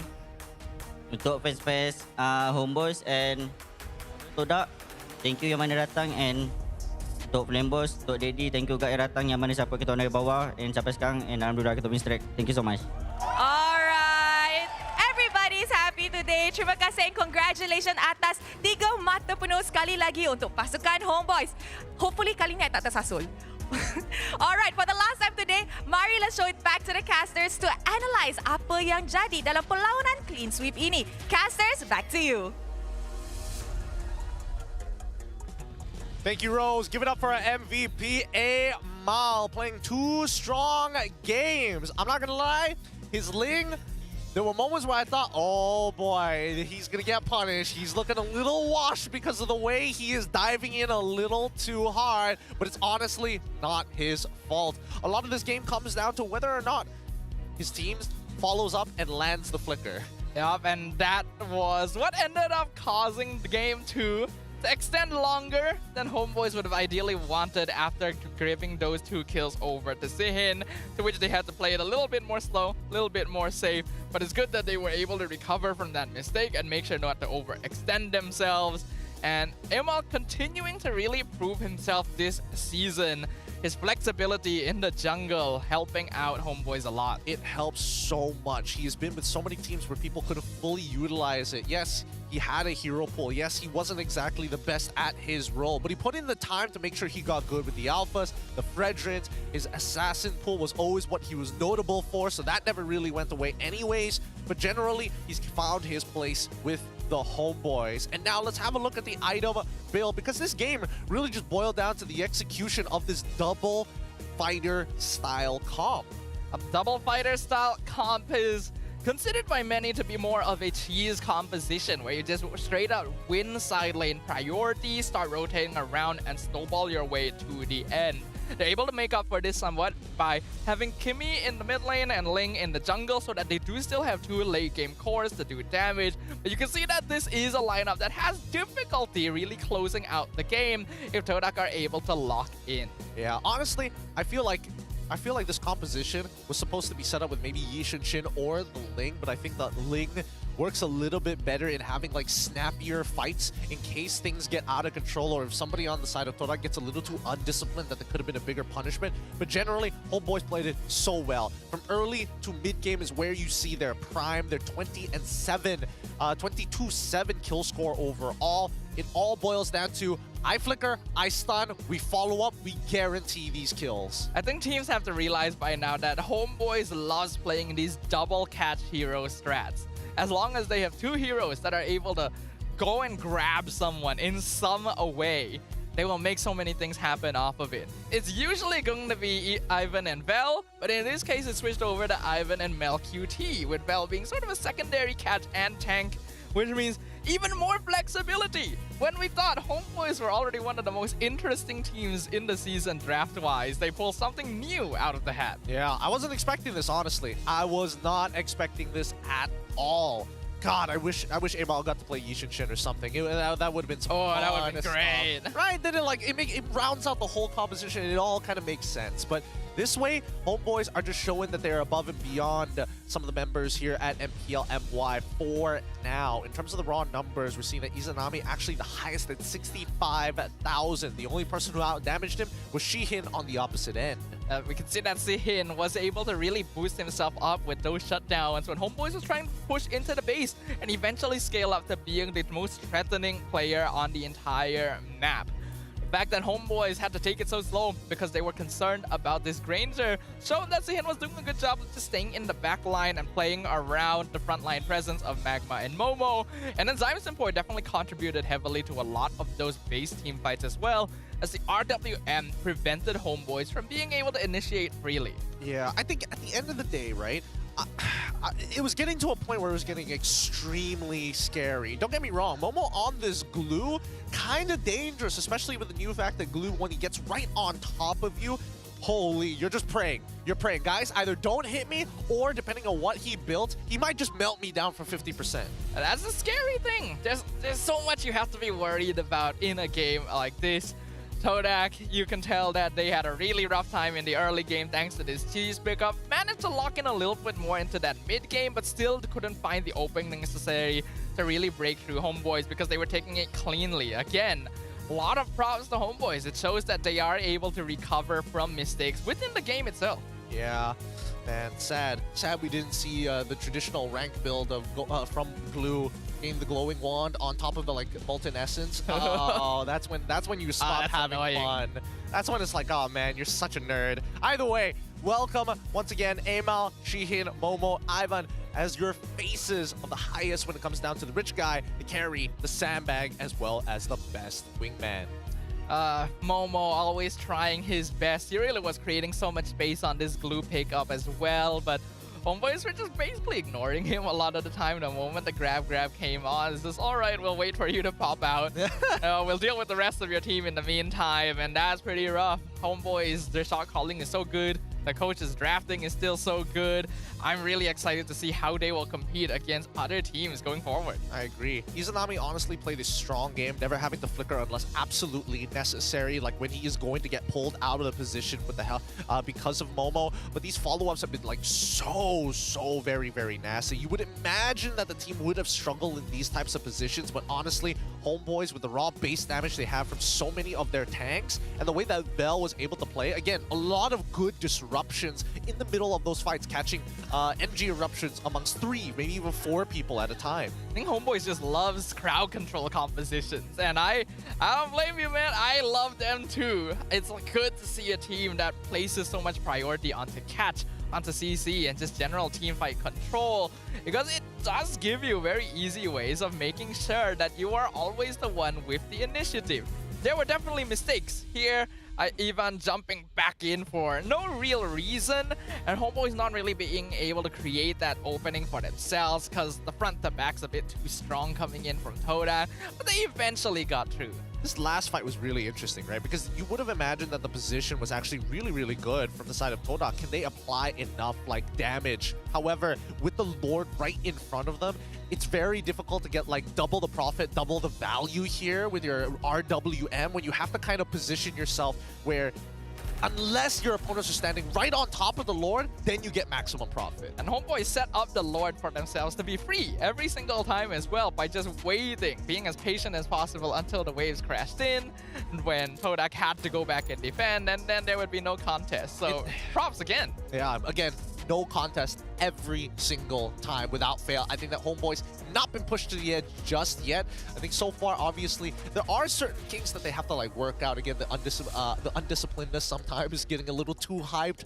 Vel and even Ivan are susceptible for throwing themselves under the bus. They started getting a little bit ahead of themselves this game, and all the spam recalling, Vel using his flicker just to flex on his opponents, and maybe diving in a bit too deep here and there. Yeah, just a little bit. I'm sorry, I got distracted. It looks like I see Maima in the back. It looks like he was part of watching this matchup. In a Karkal jersey. Big shout out to the boy.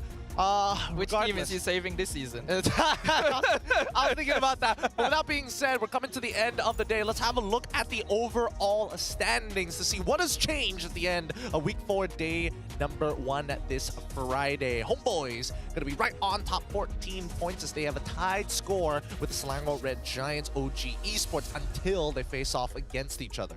And Team Vamos will actually be the team they were facing next, right in the 3rd place spot. So they're definitely going to be vying for as many points as possible there. Monster Vicious taking 4th spot. AERO Esports in 5th. Looking forward to their growth because they were explosive today. The Exol also rising up 1 thanks to Todak. Not performing as well as we'd hoped this game. Yeah, I think that, you know, Todak, they've got a lot to work out right now. I do think that the Game 2 draft was going to be difficult no matter what. I think that there were more clearer options of what they could have done in game number 1. So I don't blame them entirely for game number 2. That was pretty difficult. And Sheehan, he's got to be careful in his laning phase. Yeah, if they had won out a little earlier, they wouldn't be forced into such a situation. But that is actually it for day 1 of the King-making week. Day 2, though, we got another bevy of matches, starting off with GXOL versus Monster Vicious. Then we got the classic rumble of Vamos versus Todak. And closing out with JP Niners versus AERO Esports. Oh boy, DX now have to face off against potential runner-ups. MV looking to make their space a little higher up in the standings. Todak, after today's performance, having to face off Vamos immediately after. That just might be more of the part of their palette. And then JP, who thought they had a free game off of AERO coming Saturday. Nah, after today, they're probably going to have to put a little bit more elbow grease. A little bit more elbow grease is exactly what we want to see, though. So I'm definitely cheering on all of these teams. We want to see good performances. Some teams are really starting to pick up the pace, right? Really solidifying their positions as we enter week 4 of Season 15, while others are still having difficulty finding that footing. And with not much time left before we hit the playoffs, every point just becomes that much more crucial. Yeah, it really does. I think so far, based on what we've seen good drafts, we've seen a couple of bad drafts. Generally, based on what we're going to be expecting for the rest of the week, this trend continues on with the styles of drafts that we have been seeing here today. Overall, pretty happy with at least the variety we're getting at the very least. I love IRT. And I think that, you know, there's some pretty good prospects for all of our teams. True, true. I think we've seen some good growth from AERO Esports, especially today. Really gave SRG OG a run for their money in the first match. Maybe it'll make him lock in, not play around a little bit more. Maybe. Take each game a bit more seriously. Homeboys humbled slightly, but came back before it became a big issue. Todak need to play Yanlord. They need Yanlord? Yeah, they need Yanlord. Just Yanlord. Like Zion, it's okay. Zion, you can, I don't know, why not? Why not? Why not? Throw him in. Why not? I like right? Zion, Yeah. but Yanlord. But Yanlord. Couple of changes. Well, we might see it. We're not 100% sure. With that being said, we're going to be wrapping it up here for the MPL MY Season 15. Thank you to everybody who's been watching across the world and as well as at home from your TV. This is Nafan. My name is Gideon. Signing off. Goodbye for day number 1, week number 4. Here's the mic check. Atas. Ini gua konsil nih. Atas ya. Awas posisi badang posisi. Aku jauh dengan Mel, Posisi ya badang ya. Aman gua. Aman semua? Itu dulu. Nah, mati kan? Aman gua. Aman sih. Tengok Joy guys. Boleh? Nice. Mana? Ayo di lot. Boleh. Jom. Ayo coba terakhir dulu. Bisa sih. Tengok badang guys, sini guys. Deketan. Dah. Ada. Ini badang nih. Menang.